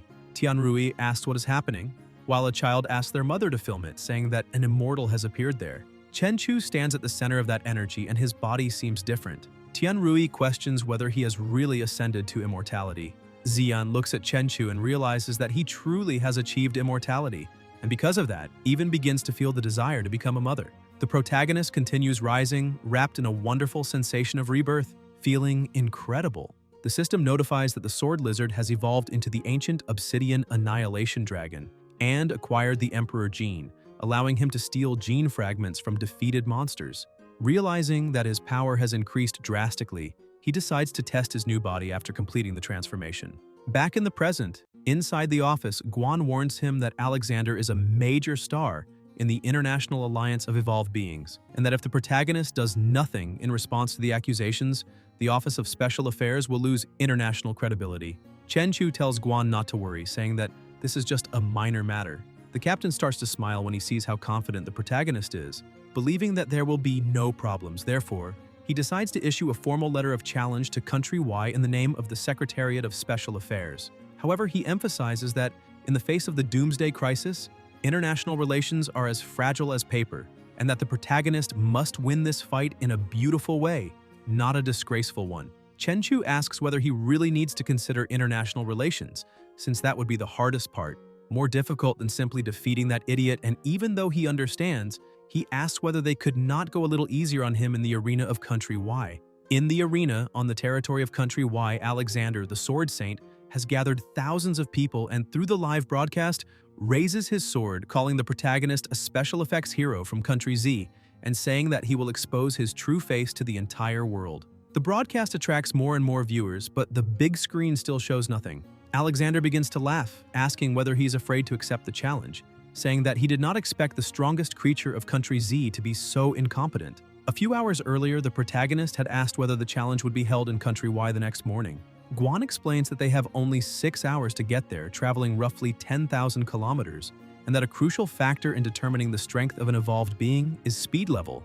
Apparently, Alexander's plan is to test the protagonist's speed and endurance in this way, exposing the reality in front of everyone. The protagonist agrees, acknowledging that this is a very shrewd strategy, because if he fails to arrive on time, he will be successfully exposed. The captain explains that the Department of Special Affairs will provide him with a dedicated aircraft and that a fighter jet can reach Mach 2, and that, including aerial refueling time, they could get him there in at most 5 hours. Guan asks the protagonist to trust their mobilization capabilities, but Chenchu refuses, saying that 5 hours is still too long. The captain shouts that this is the Department of Special Affairs and that he cannot cause trouble, but the protagonist simply shoots off, flying away like a bolt of light. Guan had already expected this, because the stronger they become, the more uncontrollable they end up being. While flying over the country, he notices an intense fluctuation of energy in City M. He heads toward the central bank building and notices that a shootout is taking place. Before taking any action, he uses observation haki to assess the situation and realizes that it is just a bank robbery, so he ignores it, since for him something like that is merely a waste of time. One of the bandits looks out the window, notices that the protagonist has already left, and shouts that everything is fine now, because all evolved beings have been sent to guard the apocalypse portal, and now, no one can stop them from stealing the money. After grabbing everything they wanted, they start running, using a barrier to protect themselves. The police realize that pistols are useless against those evolved beings and request heavier weapons from command. The bandits keep running, using their powers to create a barrier that blocks all bullets. However, one of them notices something and stops, asking what that is. A beam of purple energy is floating in the sky, and the bandit realizes that an evolved being from the past is there. Chenchu descends to the ground in front of them, creating a huge shockwave. He comments that he really did not want to get involved, but that he can consider this as just a warm-up. Desperate, the bandits drop the bags of money and try to shoot at him, but his body is already so refined that the bullets have no effect whatsoever. Chenchu asks if that is all they can do, and without moving a single muscle, affects the bandits, causing them to fall to the ground vomiting. Another bandit steps out of the car with a slightly stronger aura, saying that the protagonist incapacitated his subordinates with just a glance, which shows that he is a very capable evolved being. However, unfortunately, the protagonist chose the wrong opponent, because he is also an evolved being and possesses the ability to manipulate metal, turning any metal into a sharp spear. After creating several spears, he uses them all to attack, but the protagonist's speed is so high that he appears behind the bandit as if he had teleported. He says that in his next life, the bandit should use his abilities for something productive and delivers a blow that slams him into the ground. Reporters film the entire scene and publish the story, saying that a mysterious evolved being instantly resolved a hostage crisis.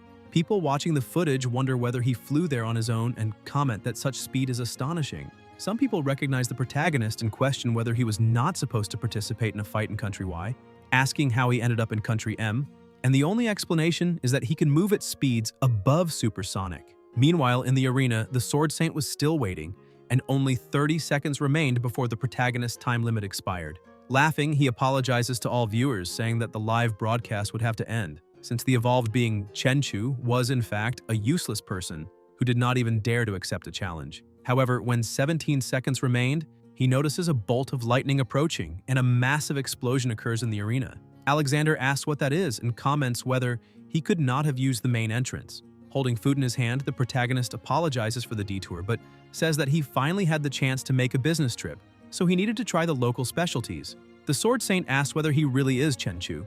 While eating and dressed as if he had just woken up, the protagonist replies that he is the one and only.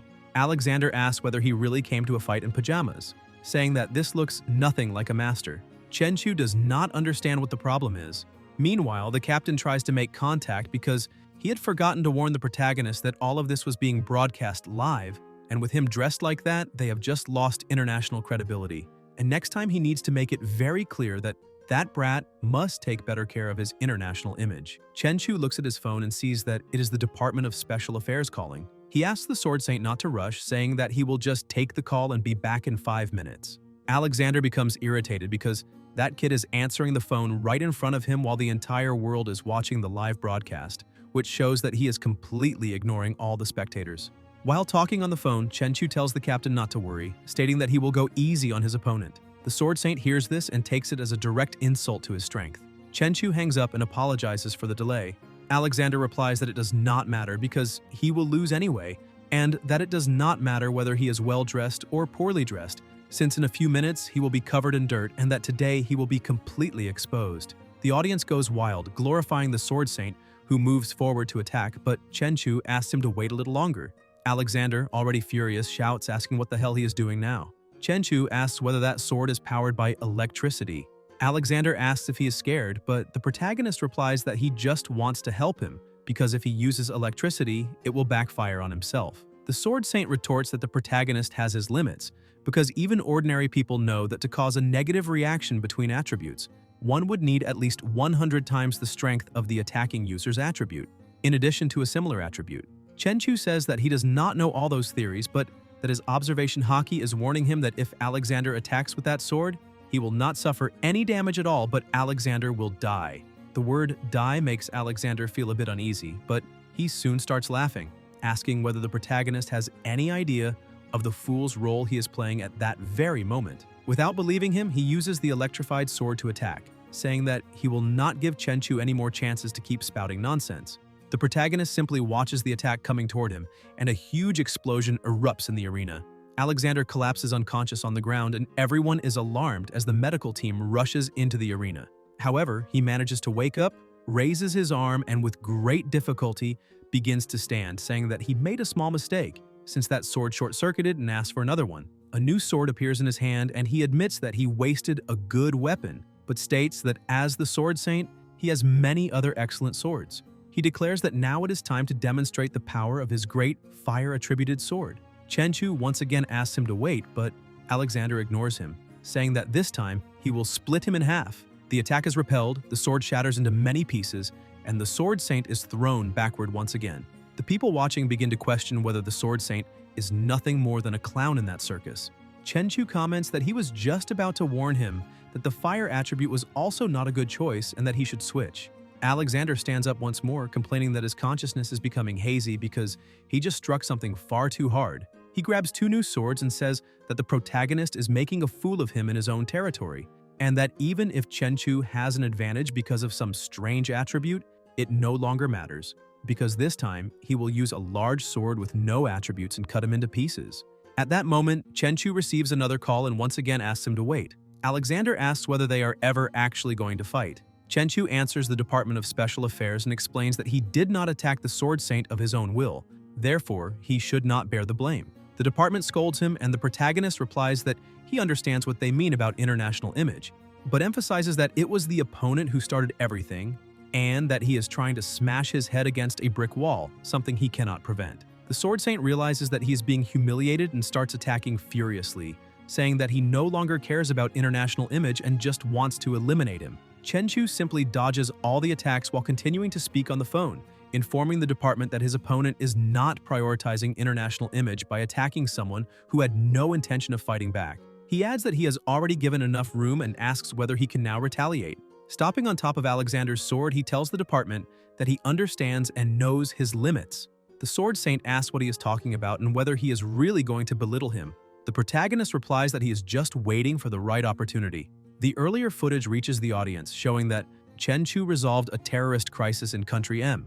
The report states that, at that very moment, the protagonist was on his way to the duel against the Sword Saint, who claimed to be exposing fakes. The audience begins to grow confused, asking whether it was the same person, because someone of that level could hardly be a fraud. The protagonist finally finds his opportunity and emphasizes that the true heroes are now working tirelessly to fight against the tide of the apocalypse, confronting the chaos engulfing the entire world.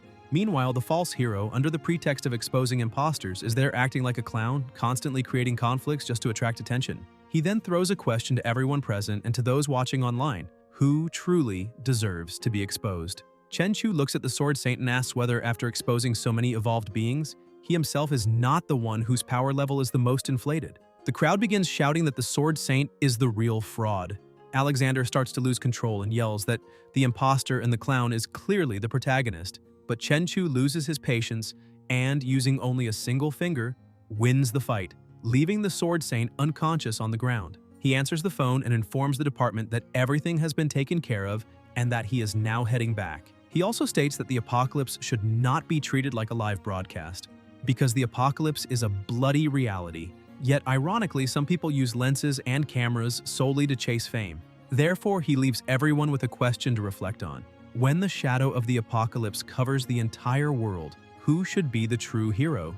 To reinforce this, he mentions those ordinary people in the ruins, where monsters spread unchecked, who silently deliver supplies to the elderly and children, blocking shelters with their own flesh and blood. They may never receive a single like, but it is these nameless individuals who work tirelessly to protect the last spark of civilization. Their qualification as heroes has never been defined by any combat power ranking, so with what authority would anyone have the right to expose such people? The audience is left in shock. Some begin to cry, saying that those words were heavier than the weight of the universe and that this was exactly what one would expect from a true hero. The captain stares at the phone, trying to understand the meaning behind it all.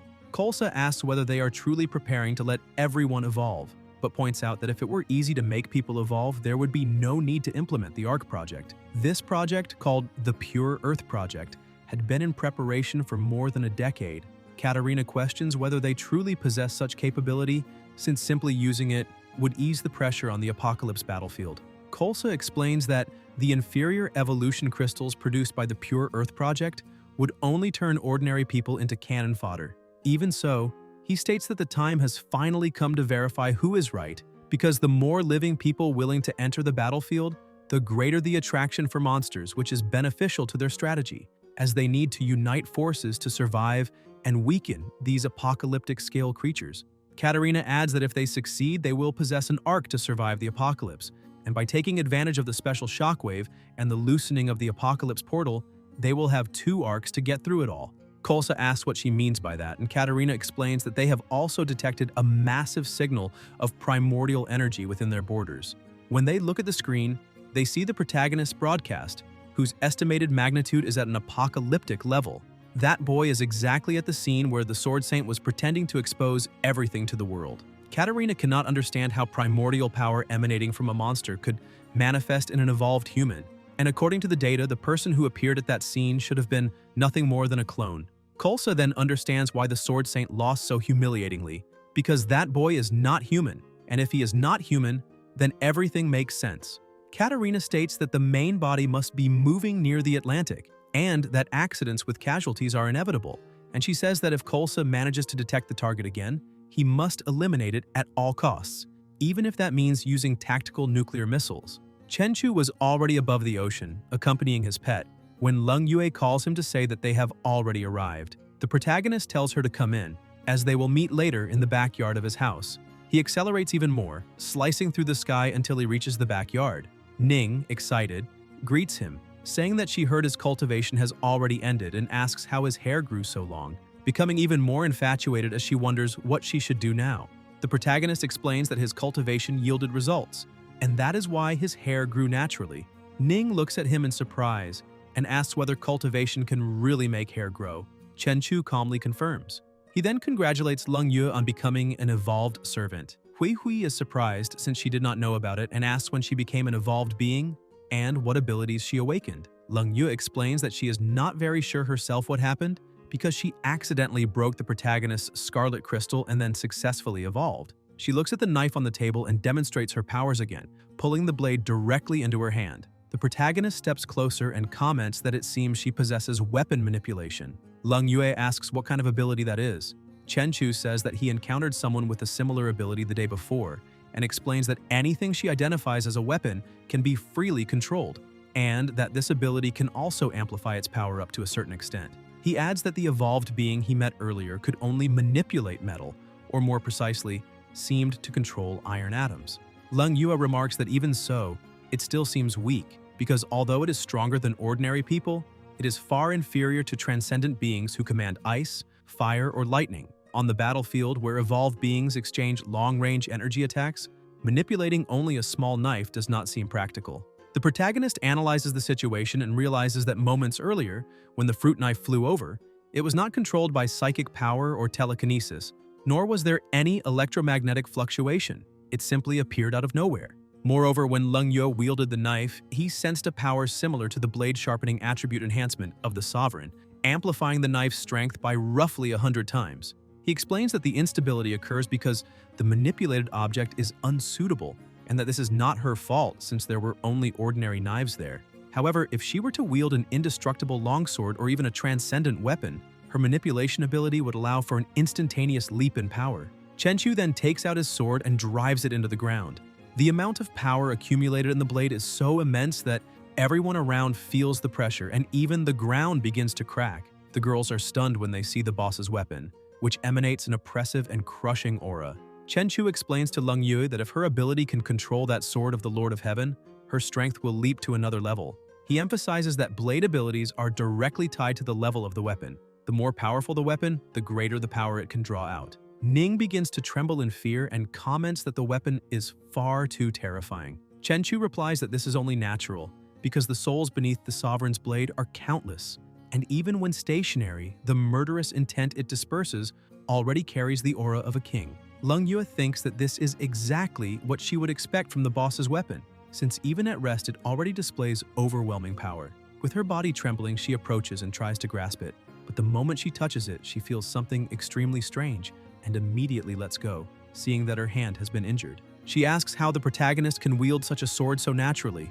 Even so, she keeps trying, forcing herself to grip the blade. Her skin and clothes begin to tear, but she persists until she finally pulls it out of the ground. At that moment, she realizes that upon wielding the sword, her power seems to have instantly risen by an entire level. The protagonist asks whether she wants to try swinging it. Leng Yue hesitates, asking if she really can, and he confirms.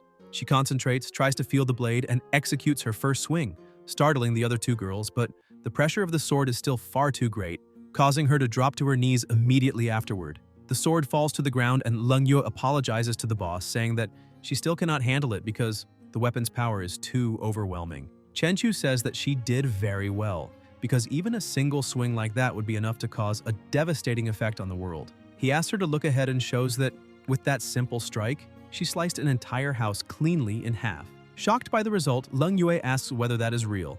The protagonist confirms it, but emphasizes that she still needs more control and that, for that, the weapon she uses must be transcendent and more suitable. However, that is a conversation for another time, and now he says he will treat everyone to a grand lunch. After lunch, Leng Yue will accompany him alone. She asks what he means by that, and Chenchu explains that they will go to the Department of Special Affairs so he can obtain a transcendent weapon from the captain. Meanwhile, the global defense system issues an alert stating that source energy reactions have been detected, and that the rift of Doomsday Portal number 2 is expanding to a critical point. The leading segments of the target have already visibly breached the barrier, and the estimated time for complete passage is 120 seconds. Strategically positioned war constellations begin opening fire, destroying everything ahead. The report indicates that the leading parts of the monster were struck by heavy artillery, but even so, it could not be stopped and continues crossing the Doomsday Portal.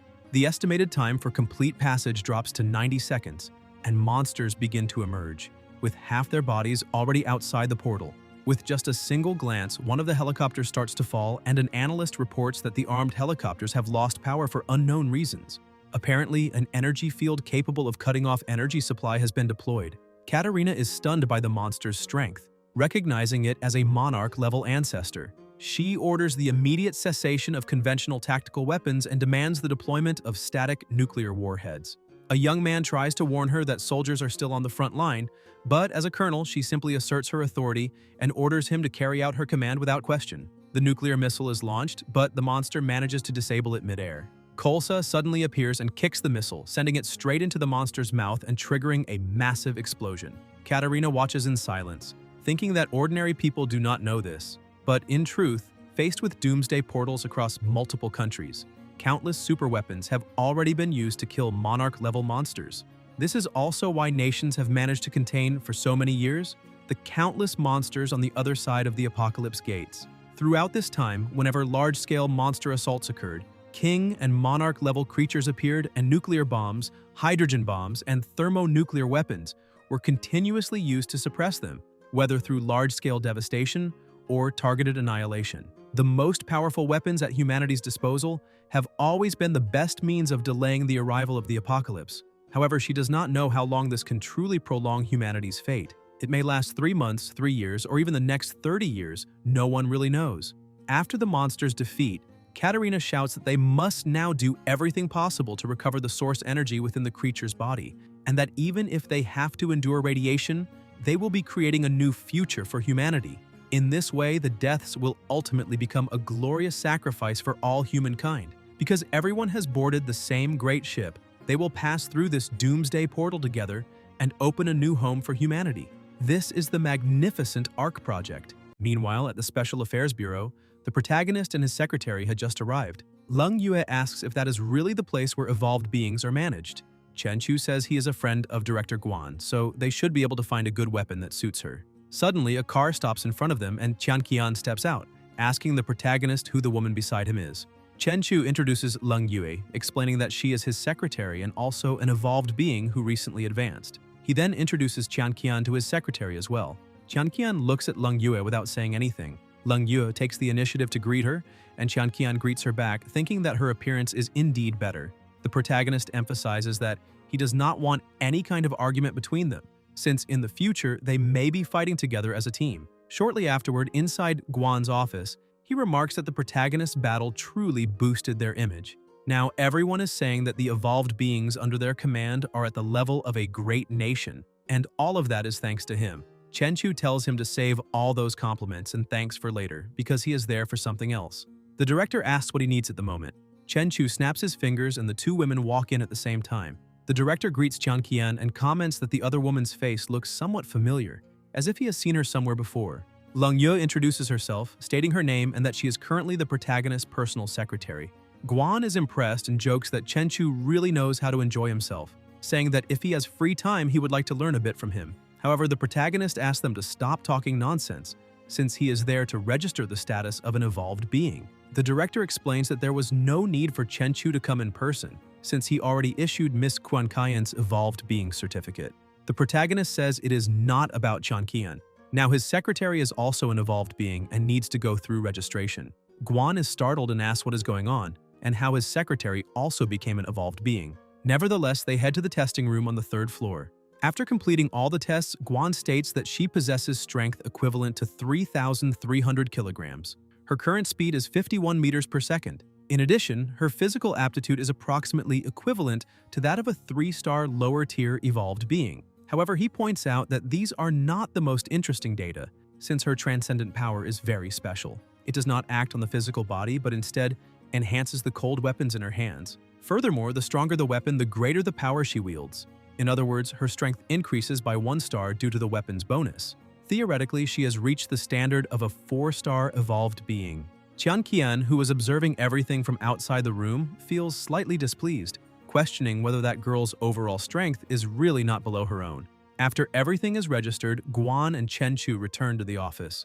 The director says that if it were only Qian Qian, it would be normal, but suddenly the protagonist has 2 evolved beings around him, both at 4-star level strength, and asks whether he is hiding some valuable and important information. Chen Chu says that since he is already sitting there, he will speak openly. He explains that it is true there is a method by which he can promote the evolution of ordinary humans, similar to the psionic crystals issued by the Special Affairs Department. The director is shocked and asks how he knows about those crystals the department has been distributing. The protagonist activates his observation hack and states that there is nothing in this world that can be hidden from him. However, he tells the director not to worry since he does not care about things like those crystals. What he really wants to talk about is something else. He takes a crystal into his hand and asks whether the director can recognize it. Guan senses a faint wave of corrupt energy and assumes it is a demonic crystal. Chen Chu says he is correct and confirms that the crystal is indeed demonic. Slightly alarmed, the director steps back from the crystal and asks where the protagonist obtained it. Chen Chu says he simply found it somewhere, asking whether the director truly does not believe him. Guan explains that it is not that he doubts him, but the protagonist should already know how much monstrous source energy is required to crystallize a demonic crystal the size of a grain of rice. Now imagine forging one the size of an egg like the one in front of them. Chen Chu asks whether the director truly thinks that stone is precious. Guan replies that it is far more than precious. It is something that cannot be given a price. To be more honest, he explains that these psionic crystals issued by the Special Affairs Department are refined from demonic crystals. He states that the worlds beyond the 5 Doomsday Gates truly exist, and that demonic crystals are their most valuable resource. However, this is the first time he has seen a demonic crystal of such high purity, and because of that, the level of contamination is extremely high, to the point that even being near it is extremely dangerous.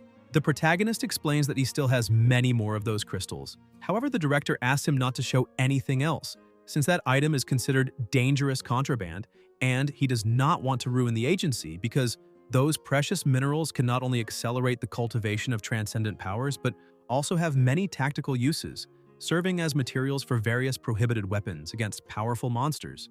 Therefore, he needs to ask once more in hopes for an honest answer. He questions where the protagonist is obtaining all those demonic crystals. Chenchu explains that he got them behind a small doomsday gate, and now it is up to the director to believe it or not. Guan begins to think that the protagonist's incredible growth speed is finally being explained. Chenchu says that, unfortunately, he ended up annihilating the entire doomsday world, and consequently, the gate was also closed. But before doing all that, he managed to recover many red demonic crystals from that place. The director understands that it is not contraband since the protagonist obtained them honestly and asks what price he wants, because the department will certainly be willing to pay well. Chenchu starts laughing and tells the director that both of them know very well that, on the eve of the apocalypse, money is worth nothing. Guan asks what he has in mind. Chenchu replies that he wants the strongest weapons the Special Affairs Department possesses. He emphasizes that the director's bureau forms hero teams by pairing evolved beings with corresponding weapons, and the team he is about to form will also need to borrow from the department's armory. For that, he is willing to offer the demonic crystals he currently has, stressing that this is a trade and a very fair exchange. The director eventually agrees, and with that, they head to the testing room on the 3rd floor. Leng Yue holds a sword. Guan explains that the sword was forged from iron of a meteorite that fell from a collapsing apocalyptic world, and that compared to the Sovereign Saber, its size is just right for a girl to wield. He asks how it feels and explains that the equipment was just allocated from the Doomsday base. Leng Yue is impressed when she realizes that the sword is truly very light. The protagonist picks up a short sword and asks what is going on with it. Guan explains that the sword is called Qianlin. It was forged from the leftover meteorite iron used to create Yulong, and due to the limited materials, the blade is short, making it less useful in real combat. However, the protagonist senses something else. He faintly feels that the two swords share some kind of energy connection, perhaps because they were born from the same origin. Upon closer inspection, he realizes that Yulong and Qianlin have another connection. One stands in the light while the other stands in the darkness. After noticing this, he tells the director that he wants that sword, but the director is confused and asks whether the other one is not better. Chenchu tosses the sword, telling Leng Yue to hold it. The moment she grasps it, the two complement each other, and the protagonist states that not even the entire Special Affairs Department managed to discover the true use of that weapon. He explains that Yulong and Qianlin clearly release their maximum effectiveness when combined. Leng Yue confirms, saying she can clearly feel the two swords resonating. Guan is impressed by the protagonist's insight and says that since he discovered this, the Special Affairs Office will consider that he bought one and got the other for free. But the protagonist replies that he does not need that and will pay the equivalent cost with crystals, as long as the Special Affairs Department is willing to provide its best weapons. While looking around, the protagonist senses a powerful fire element aura coming from an accessory. As he approaches, he realizes that it is entangled in a layer of corrupted energy. Guan explains that the accessory, called the Purple Luan Fire Wings, is a support weapon. Using the fire wings alone cannot harm enemies, but it can enhance the user's fire abilities. It can even generate a pair of fire wings, temporarily granting the user the ability to fly. Chenchu tells him to wrap it up because he will take it as well. He asks Qianqian whether she truly possesses fire element abilities, and she says yes. However, when Guan realizes that the protagonist intends to give the item to his woman, he shouts that he will not allow it since that equipment is different from the others. He explains that because the accessory was obtained from a doomsday world, it still retains powerful corrupted energy, and ordinary evolved beings cannot use it until the corruption is removed. Chenchu snaps his fingers again, calling his daughter. Everyone in the room is startled, asking where that little girl came from. In the past, Chenchu regarded Shixi as a younger sister, but he noticed that now their relationship feels more like that of father and daughter, so he decided to treat her as his daughter. He tells everyone not to be surprised since Shixi is his daughter, and explains that she is immune to corrupted energy. Moreover, she can feed on corruption. In an instant, Shixi consumes all the corrupted energy and says she is satisfied now. The director no longer knows what the limits of the protagonist's power and influence are since the Special Affairs Department's Research Institute spent $500 million to build a pollution removal device, and it is not as effective as the little girl standing beside Chenchu. This makes him wonder what else Chenchu is hiding or even capable of doing. After all the corrupted energy is removed, Qianqian puts the accessory on her wrist, enchanted by its beauty. Chenchu is also pleased and praises her, saying the bracelet perfectly matches her natural beauty. However, the bracelet's effect finally activates. Qianqian cries out, saying it hurts and is becoming extremely hot. Guan rushes toward her, shouting that this is very bad, since her level is too low and she will not be able to control such high-level fire element power, urging her to remove the bracelet immediately. However, Chenchu says she can do it, telling her to use all her power to tame this wild beast. Qianqian hears her master's voice and does everything she can to restrain the advancing flames. A fire response team approaches, saying they must save the people first, but Guan tells them everything is under control and orders them to stand down. The protagonist continues speaking to Qianqian and explains that her body has an affinity with fire. Not only can it not be burned by the flames, but it can also be healed by them. The voice of the man she loves echoes within her, drawing the will of fire toward her. The fire begins to obey and retreats. The fire wings appear, giving her an angelic appearance. Qianqian grows confident and says she has managed to adapt to her new power. The director observes the situation and realizes how strong she truly is.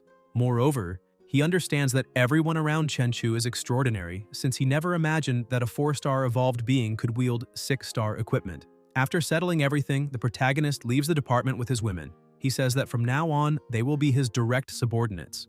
Rongya, who was outside, senses their presence and watches them. Chenchu continues, saying that those two are now the first members of the Transcendent Squad. Rongya hears this and wonders what the Transcendent Squad is. Irritated, she also questions why those two women are standing so close to the protagonist. Suddenly, Lunzi appears beside her and asks what she is looking at. However, she is clearly furious, saying that she is part of the hero squad, but apparently they are just a bunch of losers. Lunzi is a little startled and asks whether she had a bad morning. Wu Yimei says that Lunzi is truly an idiot and explains that she is like this because Chenchu just left the place. Meanwhile, elsewhere, some people notice purple clouds gathering in the sky. At a certain doomsday base, all warning signals are triggered. The doomsday tide has just begun. Everyone starts running as fast as possible in an attempt to save their lives. Inside the Hero Squad hall, Wu Yimei watches the news on TV, though what she is really searching for is her favorite superhero cartoon. Annoyed that she cannot watch what she wants, she turns off the television and points out that the news says that once the doomsday tide begins, ordinary people must stay at home. However, the government cannot even manage to broadcast the TV signal she likes, so how are ordinary people supposed to endure this? Pan Hao walks into the room and says they are the hero squad, so they must immediately head out into the streets to protect the citizens, and she should stop worrying about useless things like a cartoon. The director also enters the room and asks if they are ready. Everyone is surprised, and he emphasizes that now is the time to show their true worth. He explains that this time, with the Doomsday Tide, not only have the main Doomsday Gates become active, but secondary gates have also appeared in various regions. Therefore, not only are there numerous monsters, but their forms are varied and their emergence locations are not fixed. For that reason, the few evolved beings who have recently reached the 4-star level must deal with ordinary invasions of 3-star monsters, which should be more than enough for them. According to the information, a very small number of 4-star monsters have appeared on the streets. They are currently causing widespread destruction and are extremely dangerous. Zhongwen tells Guan that even the weakest member of the squad, Lunzi, has reached the early 4-star level, so now they can handle 4-star monsters without any problems. Lunzi feels a bit embarrassed and asks his captain not to say such things. The director explains that their strength is not the issue, since they are all promising talents he personally cultivated. However, what he truly wants is for them to use this apocalyptic tide to further temper and enhance their strength and abilities, so that they can reach the 5-star level. Everyone stands up excitedly, saying they understand and will not fail their master's expectations. Rongya asks whether Chenchu agreed to help. Guan replies that the protagonist most likely will.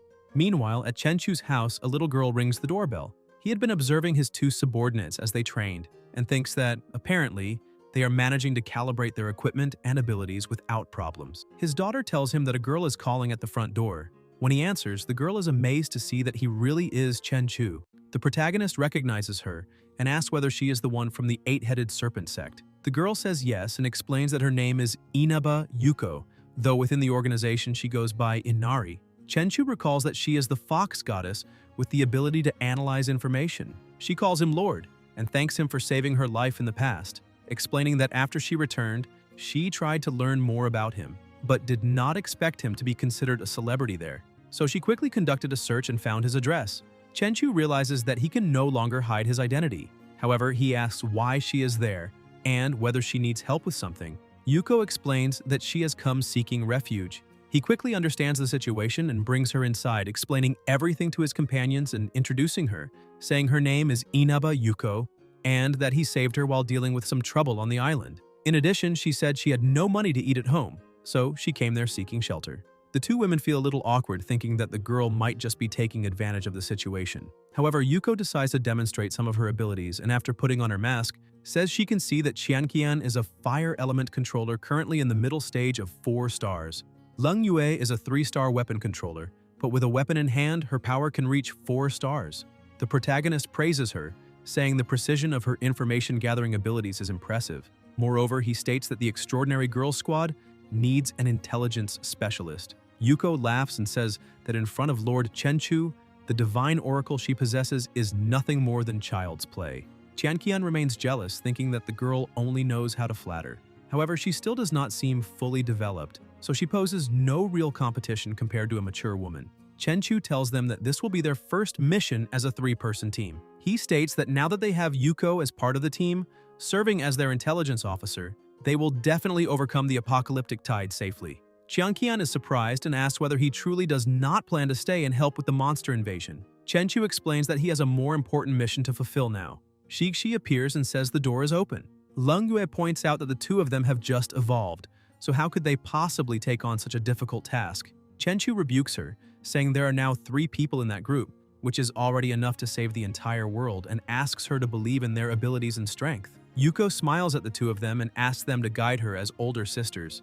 A massive explosion erupts at the popular mall and people begin to panic, asking what that is, until one of them realizes it is a monster and screams for everyone to run immediately. The soldiers, aware of their duty, shout that no matter what happens, they must hold the front line, but as soon as the monster appears, one of them asks what that thing is. It is the terror demon. Even when facing such a creature, the soldiers step in front of the civilians and open full fire, but after several shots, they realize their weapons are useless against it. The terror demon prepares to attack and fires projectiles at the soldiers.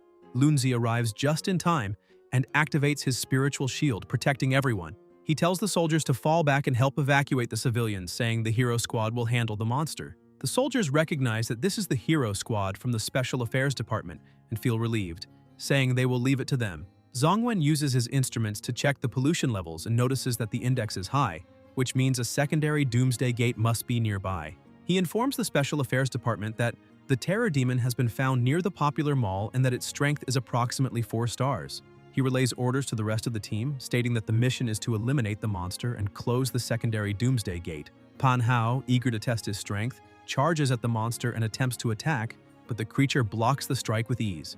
Pan Hao realizes the monster's defense is so strong that his spiritual spear cannot pierce its skin. The terror demon throws him back as if he weighs nothing, but Zongwen uses spiritual fabric to cushion his teammate's fall. Wu Yimei looks down as she was about to fire one of her shots, and at the last second he manages to move out of the way and her bullet hits the terror demon directly. Although the monster remains standing, Pan Hao can tell that her rifle was able to penetrate its defense. Wu Yimei grows excited and says they need to pierce the terror demon's weak point once and for all. She tries to fire again, but this time the terror demon blocks the shot with its hand, deflecting the bullet into a nearby building. Pan Hao warns that any damage to public property will be deducted from their salaries. Irritated, she tells him to stop talking nonsense, since she was clearly aiming at the terror demon's weak point. Zongwen orders the two to stop arguing and explains that the monster appears to have some kind of special deflection ability, which makes weapons that rely on precise trajectories ineffective against it. Wu Yimei thinks that if that is the case, they simply need to create many imprecise trajectories at once. The monster probably will not have time to deflect all of them, so at least one will hit.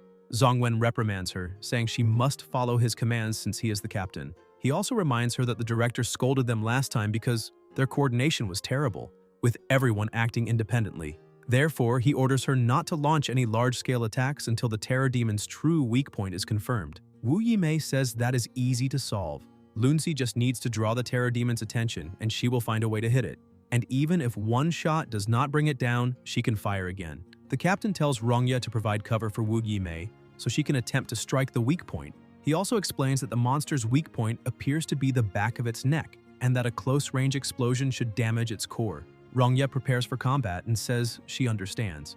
Zongwen continues explaining the plan and tells Pan Hao and Lunzi to draw the monster's attention from the front, while he will use his spiritual power to try to control the terror demon and restrict its movements. He then gives the order to begin. The monster charges forward as well, but the captain manages to pin it to the ground, temporarily controlling its movements. He explains that his spiritual threads can materialize into anything. However, even while unable to move, the monster can still attack at long range, once again firing projectiles at the hero squad. They manage to dodge and block the blows. Manhwa seizes the opening and rushes in, hurling his spear toward the monster's face, but the creature catches it with its bare hands. Manhwa shouts for Lunzi to act. Lunzi sprints forward excitedly as he has been waiting to use that move for some time. Forming a shield on his arm, he leaps and uses the momentum to drive the spear with full force into his opponent. The monster is severely wounded, and they wonder if that truly worked. However, the terror demon simply begins pulling the spear out of its own body. Zongwen is shocked, questioning whether the monster's head was not its weak point. Wu Yimei launches a full-force attack using her spiritual explosion, but the captain shouts for her not to aim at the head, since that is not the weak point. Unfortunately, the warning comes too late. She fires, hits the monster's head, and destroys the spiritual spear. Wu Yimei arrogantly declares that the battle is over and that, at critical moments, they need to learn to trust her more. Zongwen desperately yells for her to get away from the terror demon immediately. However, with her guard down and believing the fight has ended, she cannot react in time. Rongya tries to save her teammate, but unfortunately her shield is not strong enough. The monster's attack pierces through and strikes her body as the creature grabs her. The hero squad begins to collapse. Lunzi loses control, overwhelmed by his emotions, shouting at the monster and demanding how it dares to hurt Rongya. Releasing all his power, he charges in to save her, but the terror demon simply hurls Rongya at him, knocking them both down at once. The captain realizes that if they crash directly into the ground, the impact could seriously injure them, so he uses his abilities to catch them. However, this causes the bindings restraining the monster to weaken and start to vanish. Wu Yimei, traumatized by the thought that she injured her teammate and that it is all her fault, stands frozen. The captain shouts, asking what she's doing just standing there. Seeing that she is not in a condition to think clearly, he tells Manhwa to get her out of there and leave the terror demon to him. However, Manhwa is without his spiritual spear since Wu Yimei destroyed it with her attack, and lacking any confidence, he says that without his spear he would die if he advanced now, so he is sorry but cannot do anything. Zongwen feels disappointed, thinking that the hero squad faced only a single high-level 4-star monster and has already completely lost morale. Since he can no longer rely on any team member, he decides to act himself. He reflects that if it were merely a difference in strength, they could have compensated with teamwork, but when a fighter loses the will to fight, it becomes truly impossible to do anything. He remembers the director reprimanding him, saying that although he is responsible for coordinating and identifying the enemy's weaknesses, he stood still at a critical moment and did nothing. He must remember that he is not only the team's brain, but also a warrior, and that if he continues seeing himself only as an observer, his companions will sacrifice themselves in vain. Seeing the same situation repeat before his eyes, he does not hesitate. He realizes he has always remained in the rear, giving orders from a safe distance, while his teammates risk their lives on the front line, and that, in truth, this is his abandonment of duty as captain. The terror demon prepares to deliver the final blow, but is suddenly stopped. Zongwen grabs the creature's arm and declares that it is not the only one capable of combat abilities, and that now, as a member of the hero squad, he will face it. Channeling all his strength into his fist, he unleashes a powerful strike that sends the monster flying upward. Thanks to his spiritual threads, he can concentrate his energy into a specific limb, multiplying that part's strength many times over. Shifting the force to his leg, he leaps into the air and then forms a massive axe, striking the monster with full force. The monster remains on the ground for a few seconds, and the captain wonders if he finally managed to pierce the terror demon's armor. However, the creature rises again, and he realizes that not only did he fail to break through the armor, but the shell that was about to crack is regenerating. The terror demon forms blades along its arms and charges at him. Zongwen does not lose confidence and braces himself, thinking he needs to unleash an even stronger attack. He binds the monster once more with his threads and rushes forward with a barrage of strikes, knocking it backward. Noticing that his blows are now slightly more effective, he presses the assault. The terror demon attempts to drive him back, firing countless projectiles around him. But through this exchange, Zongwen finally identifies the true weak point, the heart. He understands that if he retreats now, they will lose their only chance to defeat the creature, so no matter what happens, he cannot take a single step back. If they falter, they will fall into the abyss. Now is the moment to prove why he is the captain of this team. Either he returns alive with glory, or he does not return at all. With unwavering resolve, he lands a decisive strike, bringing the battle to an end. Wounded and utterly drained from exhausting his power, he believes he has finally succeeded. Yet his moment of triumph does not last even a second. Wu Yimei runs toward him, screaming for him to look ahead. When he does, he sees that several more monsters have appeared. Despair grips him as he wonders what cruel joke fate is playing on them. They are completely lost.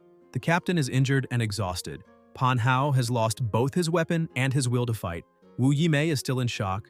Rongya is gravely wounded, and Lunzi has not returned to formation. Pan Hao drops to his knees, shouting that they are still too weak. Even after reaching 4-star strength to face a monster 1 star above them, they paid a terrible price.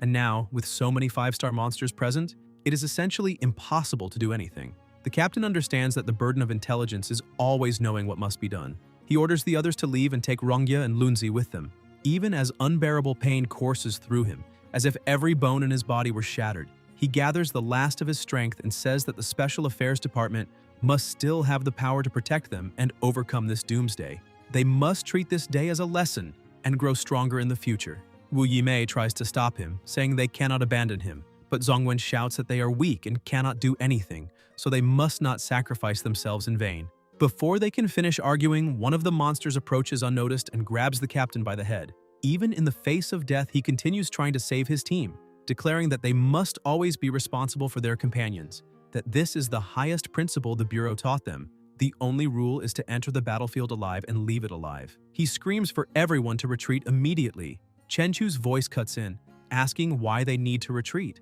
The mere pressure of his presence forces the monster to release the captain. He says it is too early for the captain to be shouting for withdrawal.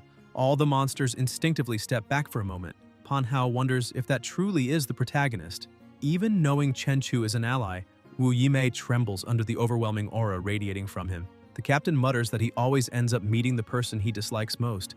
Yet in the end he feels relieved, because now everyone will be saved. Chenchu steps forward and tells the monsters that their target is now him. He observes that they are merely 5-star creatures, so there is no need to summon the Heavenly Overlord Blade. He will send them all back to hell with his own hands. Pan Hao asks if he has gone mad trying to fight them barehanded, but in truth Chenchu does not even need his whole hand, just a finger is enough. With a single flick, he pulverizes half the body of a 5-star monster, remarking that it is far too weak to be considered a challenge. He then tells the remaining monsters that he is in a bit of a hurry and invites them all to come at him at once.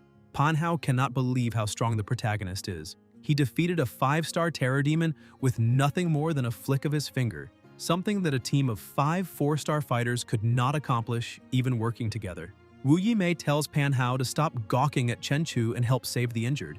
Even the remaining terror demons are terrified, afraid to charge at someone as powerful as the protagonist. Chenchu smiles, saying that apparently even monsters fear the true boogeyman, and if that is the case, then he will advance himself and show them who the real predator is. However, his speed is so overwhelming that he simply vanishes. Within seconds, all the monsters are completely torn apart.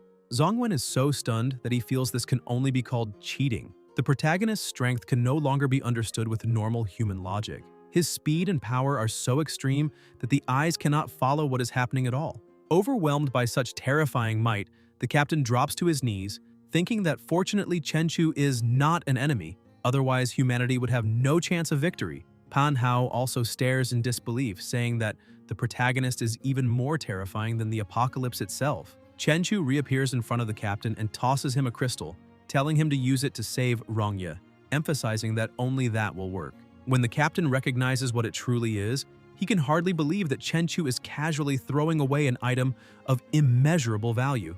For a moment, he even feels as if Chenchu is humiliating them out of superiority. He shouts, asking what the life or death of his team members has to do with him, but by the time he finishes speaking, the protagonist is already gone. Guys, if you enjoyed the video, leave a like, comment, and subscribe to the channel so you don't miss new content. Thank you.